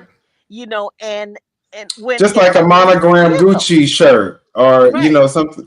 We look at that and we would give that more value than a Gucci shirt that doesn't have anything on it. That's just a regular button down. Right. Right. Now, it's like I have a Coach watch. It is a Coach watch, but I waited till it went down on sale. You get what I'm Right. saying? Right. Now, if you go and look at it for the regular price, yeah, but I didn't pay that. I waited till it went down on sale. They had one of them nights at the store, at the outlet, where you get a discount, a family discount, along with the low price. So I went that family and friends night. And the girl that worked there, she invited her family and friends. So because she remembered me, she invited me to come. So I never bought myself anything, so I bought the Coach watch. Now the Coach Right. watch was actually $275, Right. but I only paid $85 with tax and everything. Right. Ain't nothing wrong with But that. But Just we're like not, yeah, it's nothing wrong with getting something and treating yourself. But what I'm saying is we are a culture where, like for instance, we know the salary that a doctor has. We Right. want to live the lifestyle of a doctor, though. When you saw us drive certain cars and you saw doctors drive certain cars, then we got to a point where we felt like because we're working 1 billion hours, you see what I'm saying, that we can have that same thing. However, Right. it comes with that cost of that, and it comes with the cost of putting yourself in a different tax bracket, and you see what I mean, and all of those See, other the thing things. is, it comes at the cost of actually putting in the work. That's what Whereas, it comes at the cost of, and we don't really want to put in the but I'm work. saying We it's want still two different things. Like you have the doctor on his salary. You're not at a $500,000 practice salary. salary. But However, but what you're I'm at saying is, a but what I'm saying is, $100,000 salary. you probably wouldn't even be willing to put in the amount of years and work that it took to get to where he even got to, but you But still people want to don't care about compete that now. on They that just same, want the right? same thing. You see what I mean? Exactly. So it used to be a Exactly. time where you knew these are vehicles like Jaguars. There are certain vehicles that they drove. They could afford the maintenance. They could afford those things that go along with it. Then we came to a point where we were like, oh, Able but to we can do this too. scrap, barely get into the car. We barely getting into them. And But see, that's just like me. but what you're saying is When now I- you can't even look at somebody with a Benz, and you Right. can't say that they're a doctor or they're having a fluid job because it's just that's what everybody Correct. is getting. Yep. So you would hear people and you would see them in the chat saying, oh, well, how did he buy this car? So they're looking at him and looking like he dropped all this money. You see what I mean? When at the end of the day, it's still a lease vehicle. Right. Now he Right. may So have it's dropped not some like he money, went and paid all of this. You know what I mean? but the thing about it is because of the price of the car. I think somebody said it's a $200,000 BMW. It, right. Even It is. even if it is a lease, it's still going to be probably close upwards of $2,000-$3,000 for the note if it's a $200,000 car. And at that time, he was probably able to afford it. Because Because how he was much is a getting $100,000 car?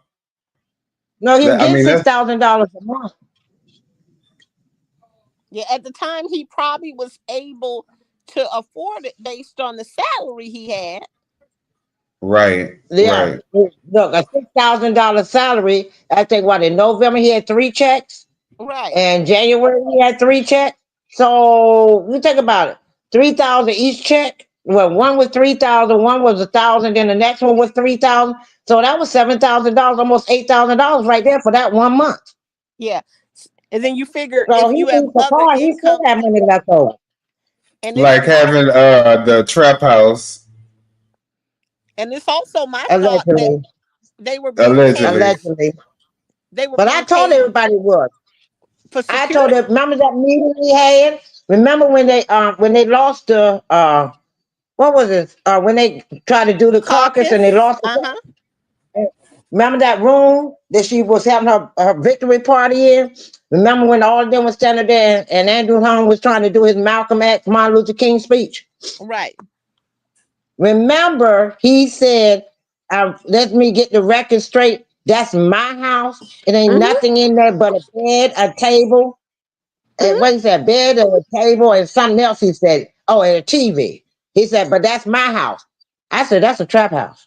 Because what? I know all the money you make, that's all you have in that house is a bed, a table, and a TV. Anissa, you know what? But I'm glad, and I'm sorry to cut you off. I just was reading Anissa's message and it kind of made me feel some kind of way because I feel like we should be okay with this. Mm-hmm. We should. You know, at some point, we just have to be okay with where we're Yeah. at Exactly. and stop trying to Right. fake. Good. Exactly.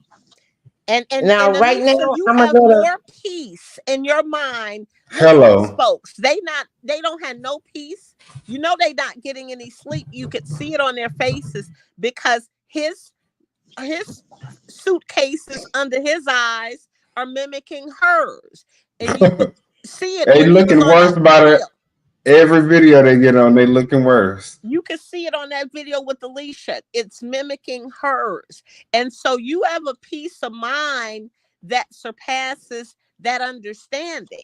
You see, because it comes with that. And you know how he mentioned that with that house. Now, I don't believe anything that he says. I don't believe that that's all that was there, because the landlord said that there was other stuff there. So I don't believe what he says. And you wouldn't change the locks. Yeah. So I And, don't believe you that know, yeah. with that, but I'll tell you Wait a minute. this. He must have That way the forgotten. money is stashed. Yeah, I he bet must you have that too safe in the house. he must have forgotten the documents, because on the court documents, and when I say this, you all are gonna remember reading it. He said in there, I live with my girlfriend. Oh yeah, Right. we know Oh they yeah. live. But see, he was But trying to get You the news media. but see, this is the thing. girlfriend This is was the thing. I'm sorry. Go ahead. I'm sorry, Roxy. there. Remember, Well, he Regina was was trying to there, spin so he thought he was himself trying to spin a lie, because he knew that right. people were laughing, mocking her, because you're supposed to be big woman on campus and you can't even pay your bills. So people were coming at her with that, saying And he tried to save face so by he was right. trying to take up for her, and he was trying to say, I live there, but he forgot the court documents that he stated, I live with my girlfriend. And the lease with only her name on it. Right, but I'm saying he put that in. So either way it goes, what to me what it looks like is, if that is your place and she stays with you, why couldn't you get it in your name? If y'all was gonna get it in somebody else's name, why couldn't Right. you get it in a business name, or why couldn't you? You know what I'm saying? If you were gonna do it a different way without using your name, why did it have to be Tiffany Hilliard's name? Which would have been fine if the other narrative had not already been spun. See, That you couldn't pay the the rent. landlord never done an interview, because she had already told what the story was. So therefore, that narrative that he's trying to spin, it doesn't work. You see what I mean? Because she's already told what the narrative is. I need this. I want these window treatments. So this person is asking for specific paint. So we know that it's not just the bed in there, because this person is asking for certain window treatments and certain paint colors.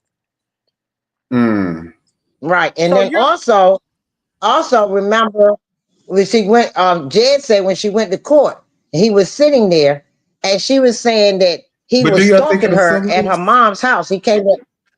Well, yeah, she slipped. Yeah, that's because she Huh? slips and says it, because it is her mom's house. So she does slip and say it, but she wanted that place because she still has her house that's across from Vivian. But do you think she sublet that house out? Vivian said that house is empty. She said it's a nice house. She doesn't know why she doesn't live there. Not her But house, see, not the thing is, the other. I'm talking about the rent this house, is what I'm the saying, infamous rent y'all. house. Oh, which No, the when one? Jed said they was in court and she was trying to get him because he came to her mom's house, Right. right? The judge asked her, "Is it your house or your mom's house?" Yeah, I know And she she's like, she "Well," slipped. Mm-hmm. and she kept saying something else. He said, "Again, Miss Henyard, I'm gonna ask you one more time. Remember, you are under oath. Is it your house or your mom's house?" She said, "It's my house." He said that you're a politician. He has every right to Right. protest in front of your house. So she got upset, and that's how she lost that case with Jed. Correct. But see, Because she goes she's a around saying public, that's her right. mom's house, but it's not her mom's house. That's her house. The Or at other least house that's that what she she don't has it live listed in, as. right. So the other house is the house that actually is supposed to be hers, but she's not Doesn't have that using it. address listed, right? Right. Yeah, that's the one Because They right can there, only use the address that's listed on her on her official Correct. address that she has listed. Yeah, because it's important for her to keep that house. That's why she'll slip every now and then. You'll notice, because she's slipped more than once with that. She's even slipped in an interview. When she was saying my mom. And then she at the end said her, but Right. that's what but that's what the trustee said, because she uses that as her address, and that's why they don't, fight with her about, the address, because that's her official address that she uses. That's where she gets her And it's mail. on her driver's license Baby, too. is it just me? I don't know why this came up on my screen, but I'm looking at this Medea uh trailer, and Medea's hair done got laid since she done became Medea. So she done got big. Her makeup, Let's dude, she see. look like a real woman. I said, Medea needed a makeover. Let me see. Tyler Perry get too comfortable. Okay, let me share the screen. Look, Medea definitely needed a makeover.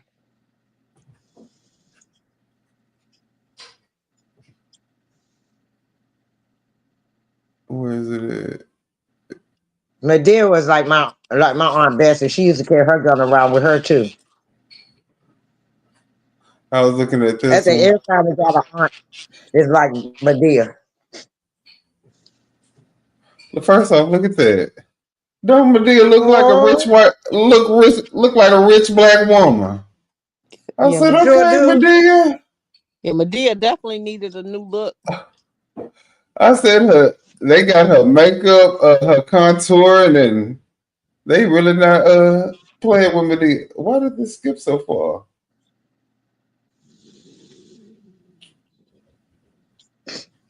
Oh, I love me some But Medea. Tyler but Perry did have some good moves, but yeah, that's a good one right there. She looked like what was that, Miss Delphine? Oh yeah, Doubtfire, Miss Doubtfire. I love that ain't movie. that crazy? How It makes me so sad because I think about Robin. I yeah, love that movie. Robin Williams, yes. Yeah, Yes, I love him.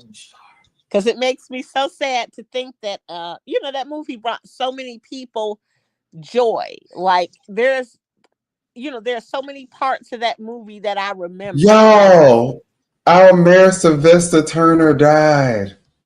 Oh, y'all mayor of your town? Yes. I Oh, mean, we a city, oh, but excuse me. he's Right. a Like we're former not a mayor. village. We're not a village like some people live. Well, I live in a town. Okay, thank you.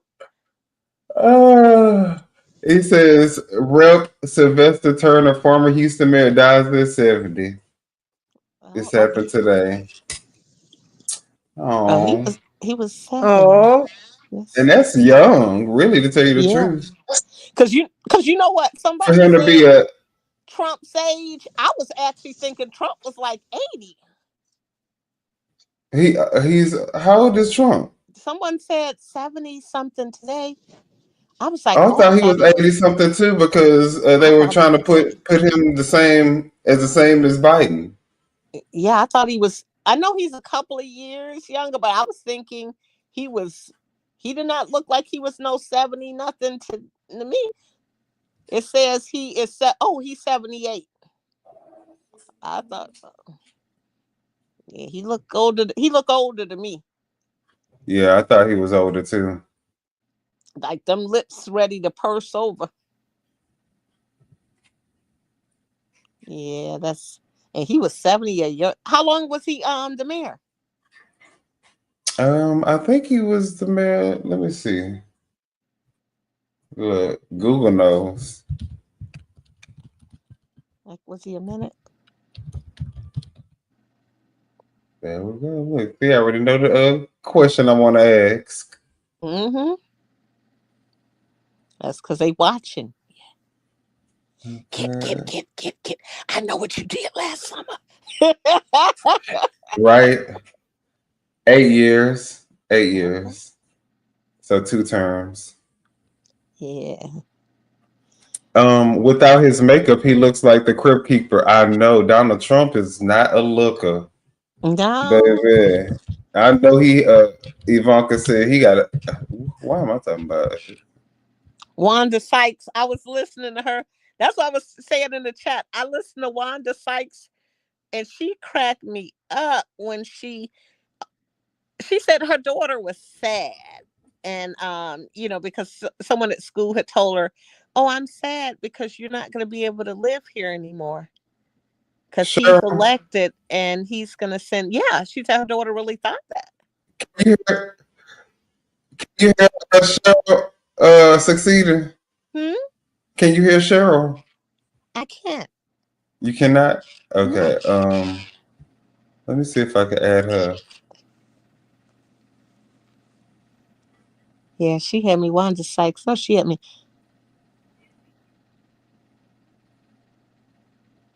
I could kind of hear a voice maybe from a distance. Hold on. Let me put it on speakerphone because then let me put this on speaker and you can tell them.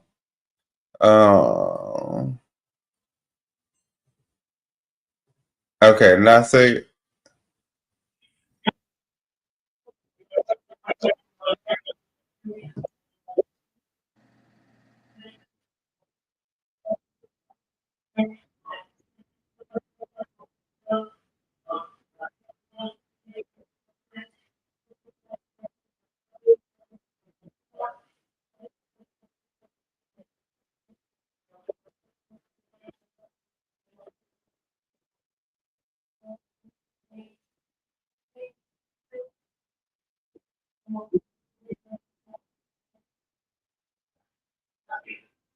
Thank you. Okay, I'm about to close out the show.